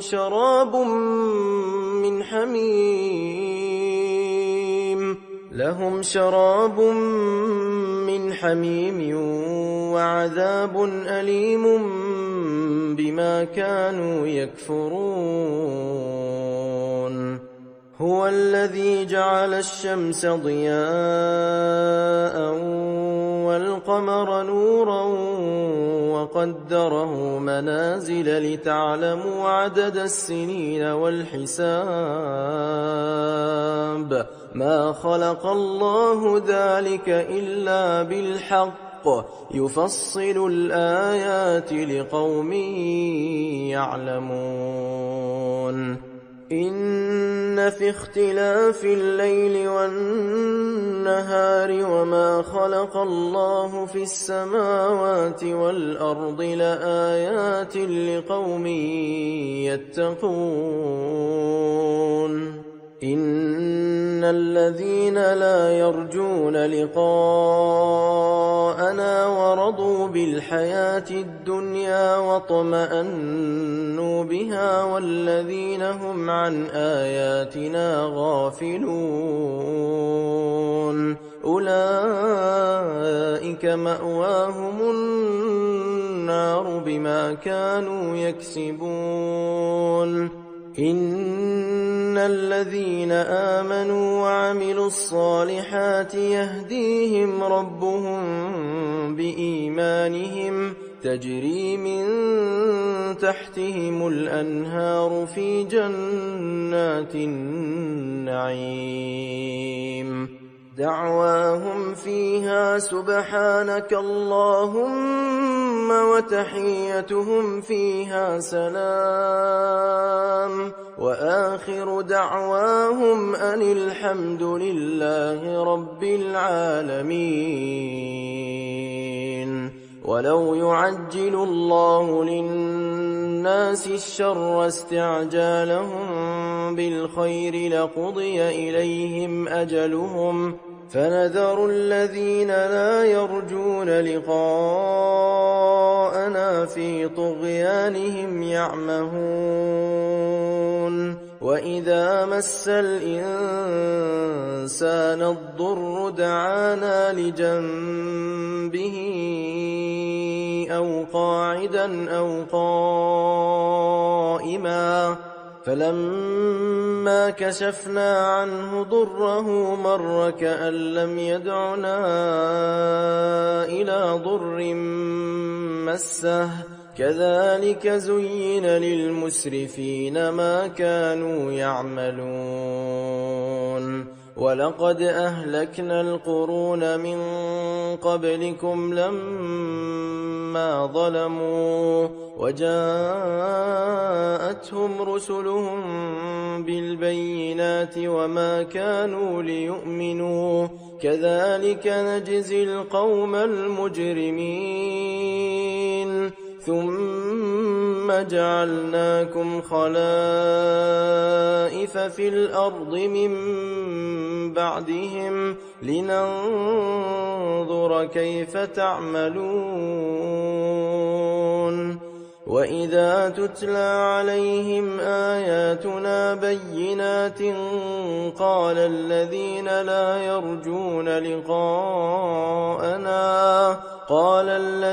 لا يرجون لقاءنا ائت بقرآن غير هذا أو بدله قل ما يكون لي أن أبدله من تلقاء نفسي إن أتبع إلا ما يوحى إلي إني أخاف إن عصيت ربي عذاب يوم عظيم قل لو شاء الله ما تلوته عليكم ولا أدراكم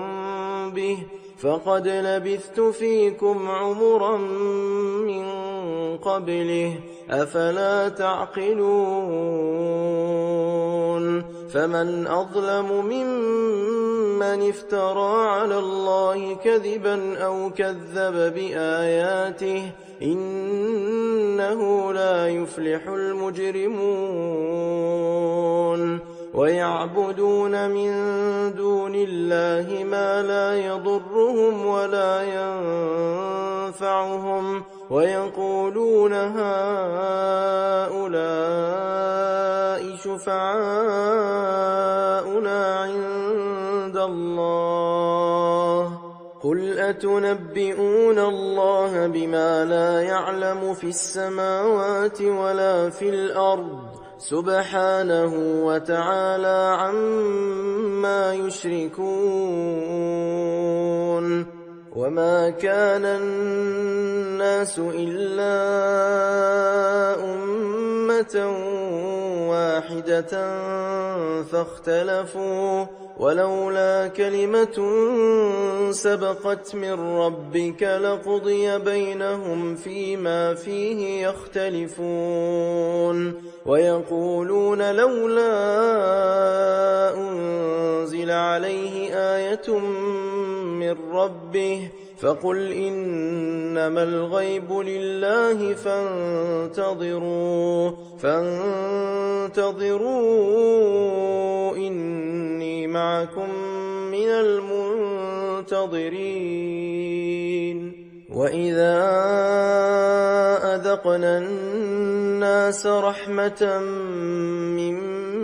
بعد ضراء مستهم إذا لهم مكر في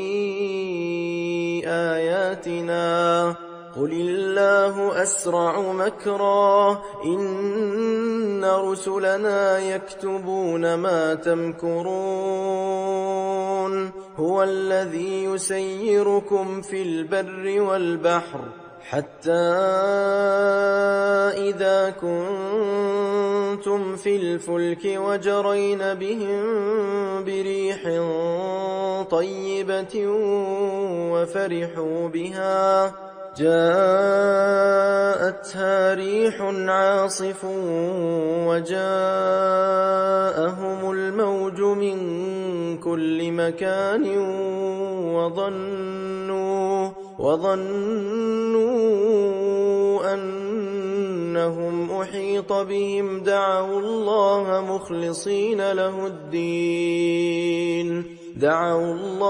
مخلصين له الدين لئن أنجيتنا من هذه لنكونن من الشاكرين فلما أنجاهم إذا هم يبغون في الأرض بغير الحق يا أيها الناس إنما بغيكم على أنفسكم متاع الحياة الدنيا ثم إلينا مرجعكم فننبئكم بما كنتم تعملون إنما مثل الحياة الدنيا كماء إن أنزلناه من السماء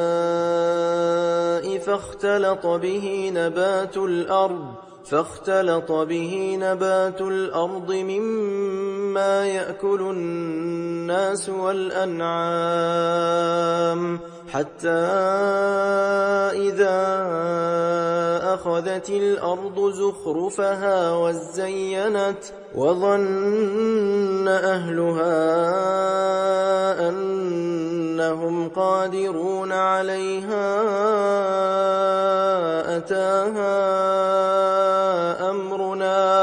أتاها أمرنا ليلا أو نهارا فجعلناها حصيدا كأن لم تغن بالأمس كذلك نفصل الآيات لقوم يتفكرون والله يدعو إلى دار السلام ويهدي من يشاء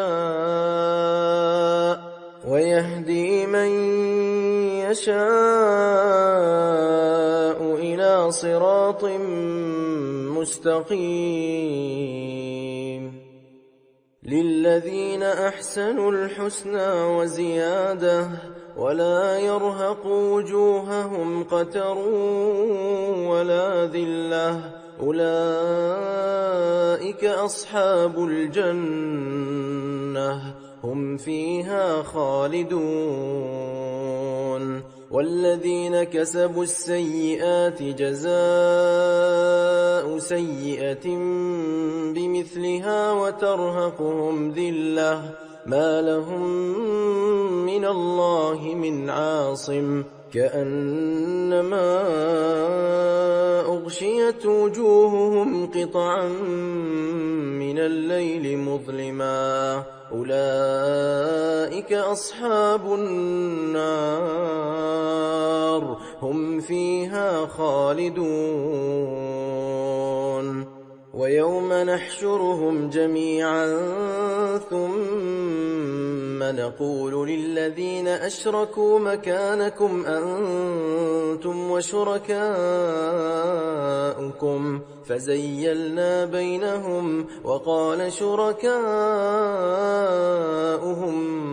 ما كنتم إيانا تعبدون فكفى بالله شهيدا بيننا وبينكم إن كنا عن عبادتكم لغافلين هنالك تبلو كل نفس ما أسلفت وردوا إلى الله مولاهم الحق وضل عنهم ما كانوا يفترون قل من يرزقكم من السماء والأرض أم من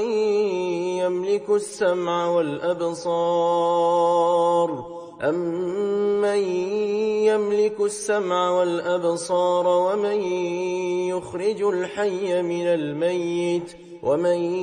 يخرج الحي من الميت ويخرج الميت من الحي ومن يدبر الأمر فسيقولون الله فقل أفلا تتقون فذلكم الله ربكم الحق فماذا بعد الحق إلا الضلال فأنى تصرفون كذلك حقت كلمة ربك على الذين فسقوا أنهم لا يؤمنون قل هل من شركائكم من يبدأ الخلق ثم يعيده قل الله يبدأ الخلق ثم يعيده فأنى تؤفكون قل هل من شركائكم من يهدي إلى الحق قل الله يهدي للحق أفمن يهدي إلى الحق أحق أن يتبع أمن لا يهدي إلا أن يهدى فما لكم كيف تحكمون وما يتبع أكثرهم إلا ظنا إن الظن لا يغني من الحق شيئا إن الله عليم بما يفعلون وما كان هذا القرآن أن يفترى من دون الله ولكن تصديق الذي بين يديه وتفصيل الكتاب لا ريب فيه من رب العالمين أم يقولون افتراه قل فأتوا بسورة مثله وادعوا من استطعتم من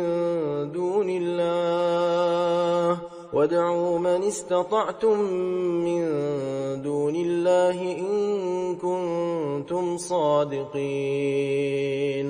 بل كذبوا بما لم يحيطوا بعلمه ولما يأتهم تأويله كذلك كذب الذين من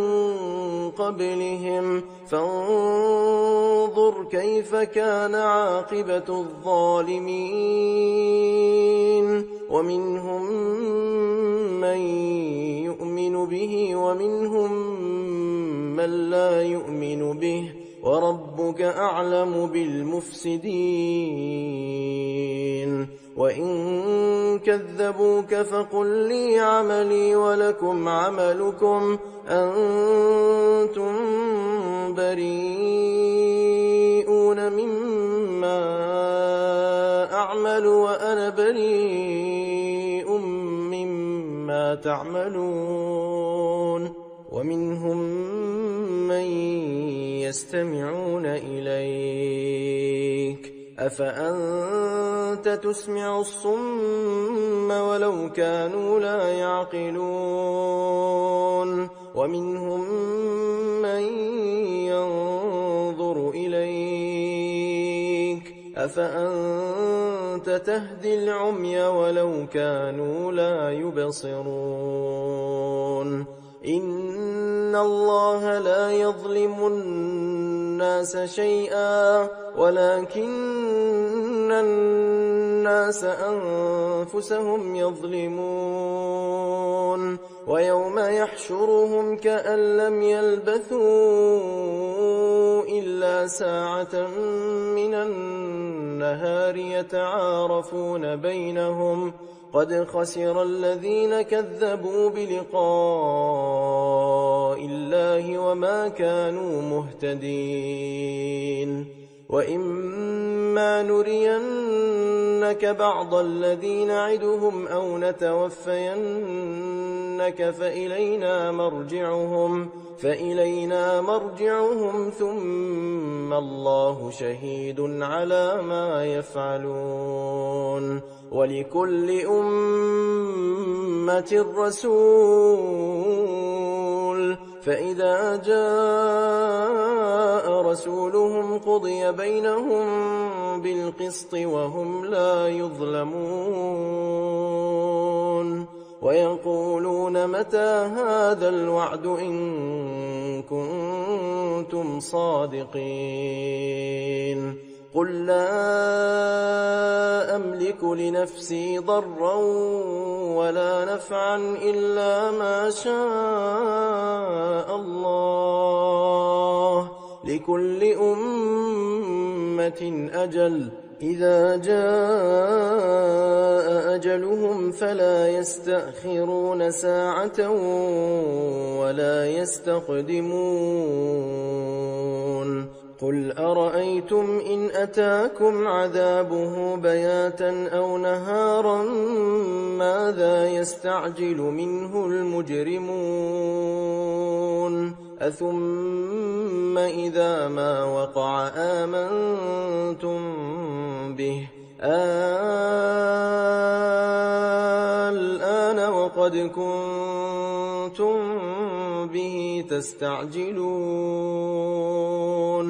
ثم قيل للذين ظلموا ذوقوا عذاب الخلد هل تجزون إلا بما كنتم تكسبون ويستنبئونك أحق هو قل إي وربي إنه لحق وما أنتم بمعجزين ولو أن لكل نفس ظلمت ما في الأرض لافتدت به وأسروا الندامة لما رأوا العذاب وقضي بينهم بالقسط وهم لا يظلمون ألا إن لله ما في السماوات والأرض ألا إن وعد الله حق ولكن أكثرهم لا يعلمون هو يحيي ويميت وإليه ترجعون يا أيها الناس قد جاءتكم موعظة من ربكم وشفاء لما في الصدور وهدى ورحمة للمؤمنين قل بفضل الله وبرحمته فبذلك فليفرحوا هو خير مما يجمعون قل أرأيتم ما أنزل الله لكم من رزق فجعلتم منه حراما وحلالا قل الله أذن لكم أم على الله تفترون وما ظن الذين يفترون على الله الكذب يوم القيامة إن الله لذو فضل على الناس ولكن أكثرهم لا يشكرون وما تكون في شأن وما تتلو منه من قرآن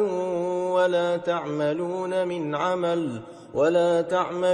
من عمل إلا كنا عليكم شهودا إذ تفيضون فيه وما يعزب عن ربك من مثقال ذرة في الأرض ولا في السماء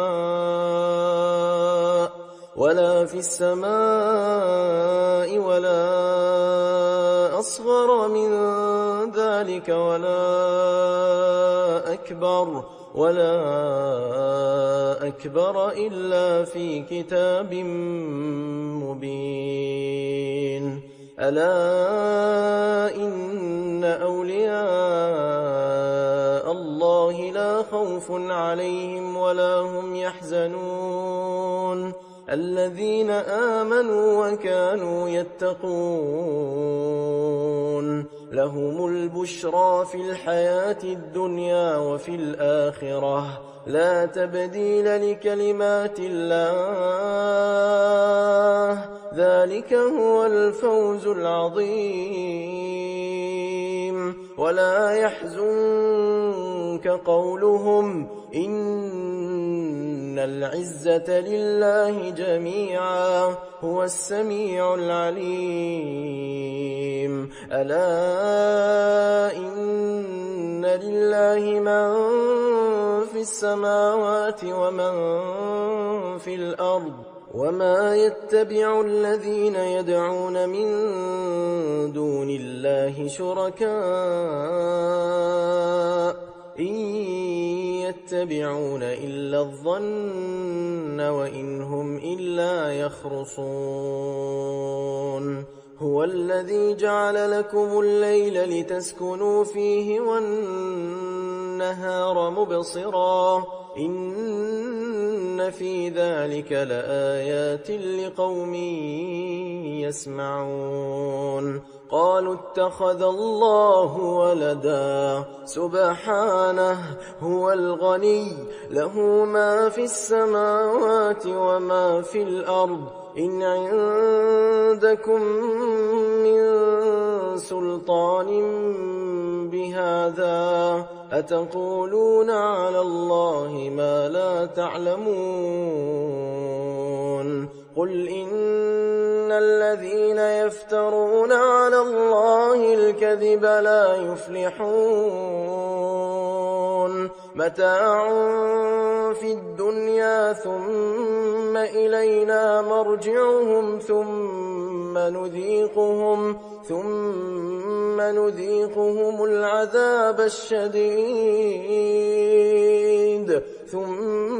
نذيقهم العذاب الشديد بما كانوا يكفرون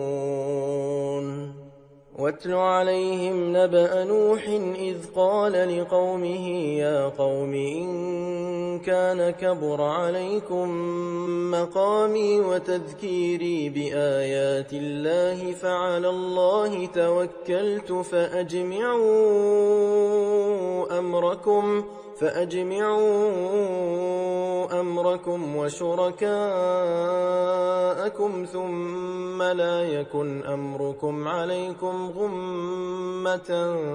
ثم قضوا إلي ولا تنظرون فإن توليتم فما سألتكم من أجر إن أجري إلا على الله وأمرت أن أكون من المسلمين فكذبوه فنجيناه ومن معه في الفلك وجعلناهم خلائف وأغرقنا الذين كذبوا بآياتنا فانظر كيف كان عاقبة المنذرين ثم بعثنا من بعده رسلا إلى قومهم فجاءوهم بالبينات فما كانوا ليؤمنوا بما كذبوا به من قبل كذلك نطبع على قلوب المعتدين ثم بعثنا من بعدهم موسى وهارون إلى فرعون وملئه بآياتنا فاستكبروا وكانوا قوما مجرمين فلما جاءهم الحق من عندنا قالوا إن هذا لسحر مبين قال موسى أتقولون للحق لما جاءكم أسحر هذا ولا يفلح الساحرون قالوا أجئتنا لتلفتنا عما وجدنا عليه آباءنا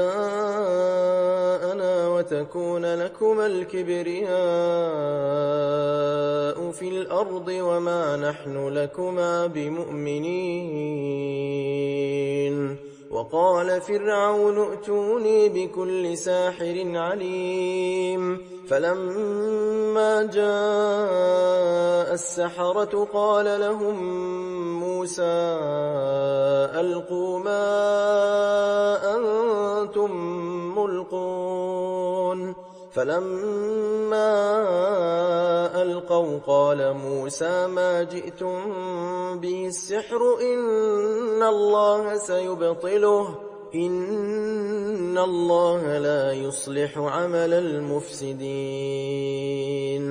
ويحق الله الحق بكلماته ولو كره المجرمون فما آمن لموسى إلا ذرية من قومه على خوف من فرعون وملئهم أن يفتنهم وإن فرعون لعال في الأرض وإنه لمن المسرفين وقال موسى يا قوم إن كنتم آمنتم بالله فعليه توكلوا إن كنتم مسلمين فقالوا على الله توكلنا ربنا لا تجعلنا فتنة للقوم الظالمين ونجنا برحمتك من القوم الكافرين وأوحينا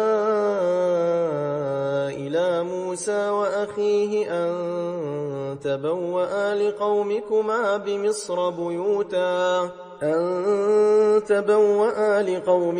بمصر بيوتا واجعلوا بيوتكم قبلة وأقيموا الصلاة وبشر المؤمنين وقال موسى ربنا إنك آتيت فرعون وملأه زينة وأموالا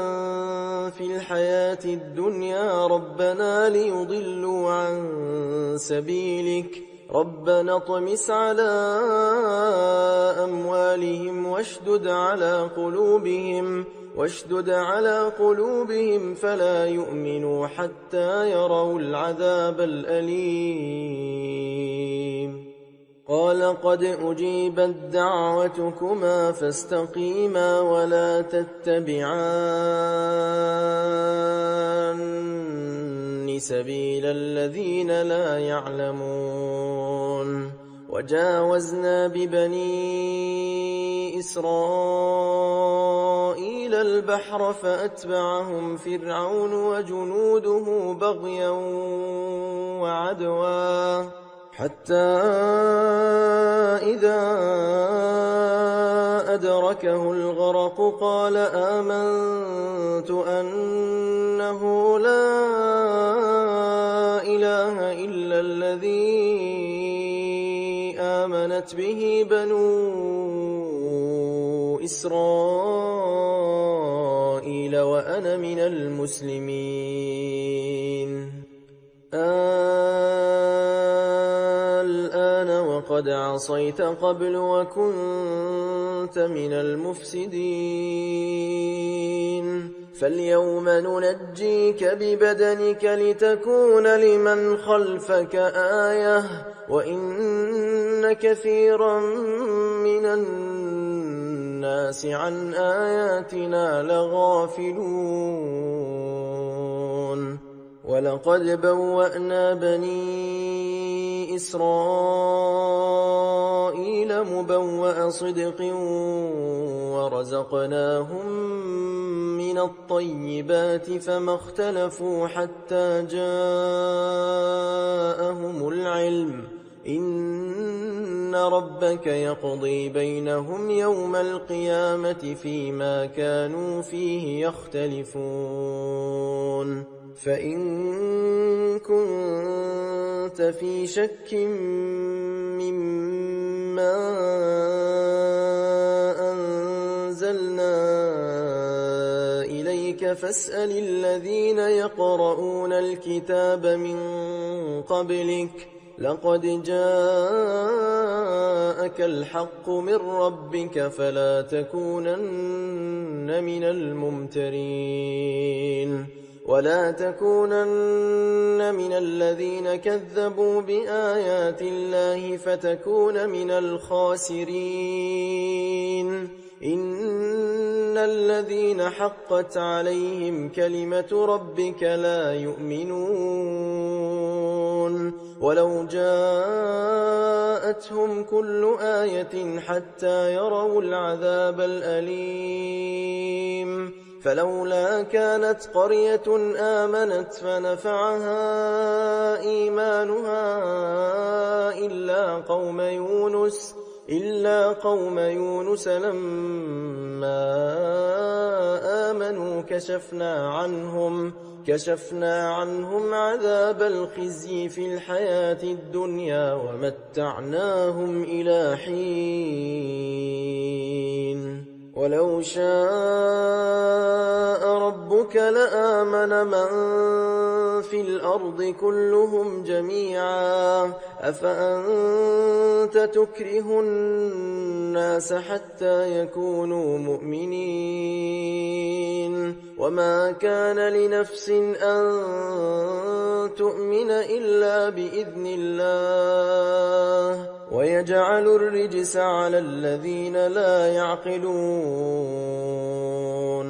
قل انظروا ماذا في السماوات والأرض وما تغني الآيات والنذر عن قوم لا يؤمنون فهل ينتظرون إلا مثل أيام الذين خلوا من قبلهم قل فانتظروا إني معكم من المنتظرين ثم ننجي رسلنا والذين آمنوا كذلك حقا علينا ننجي المؤمنين قل يا أيها الناس إن كنتم في شك من ديني فلا أعبد الذين تعبدون من دون الله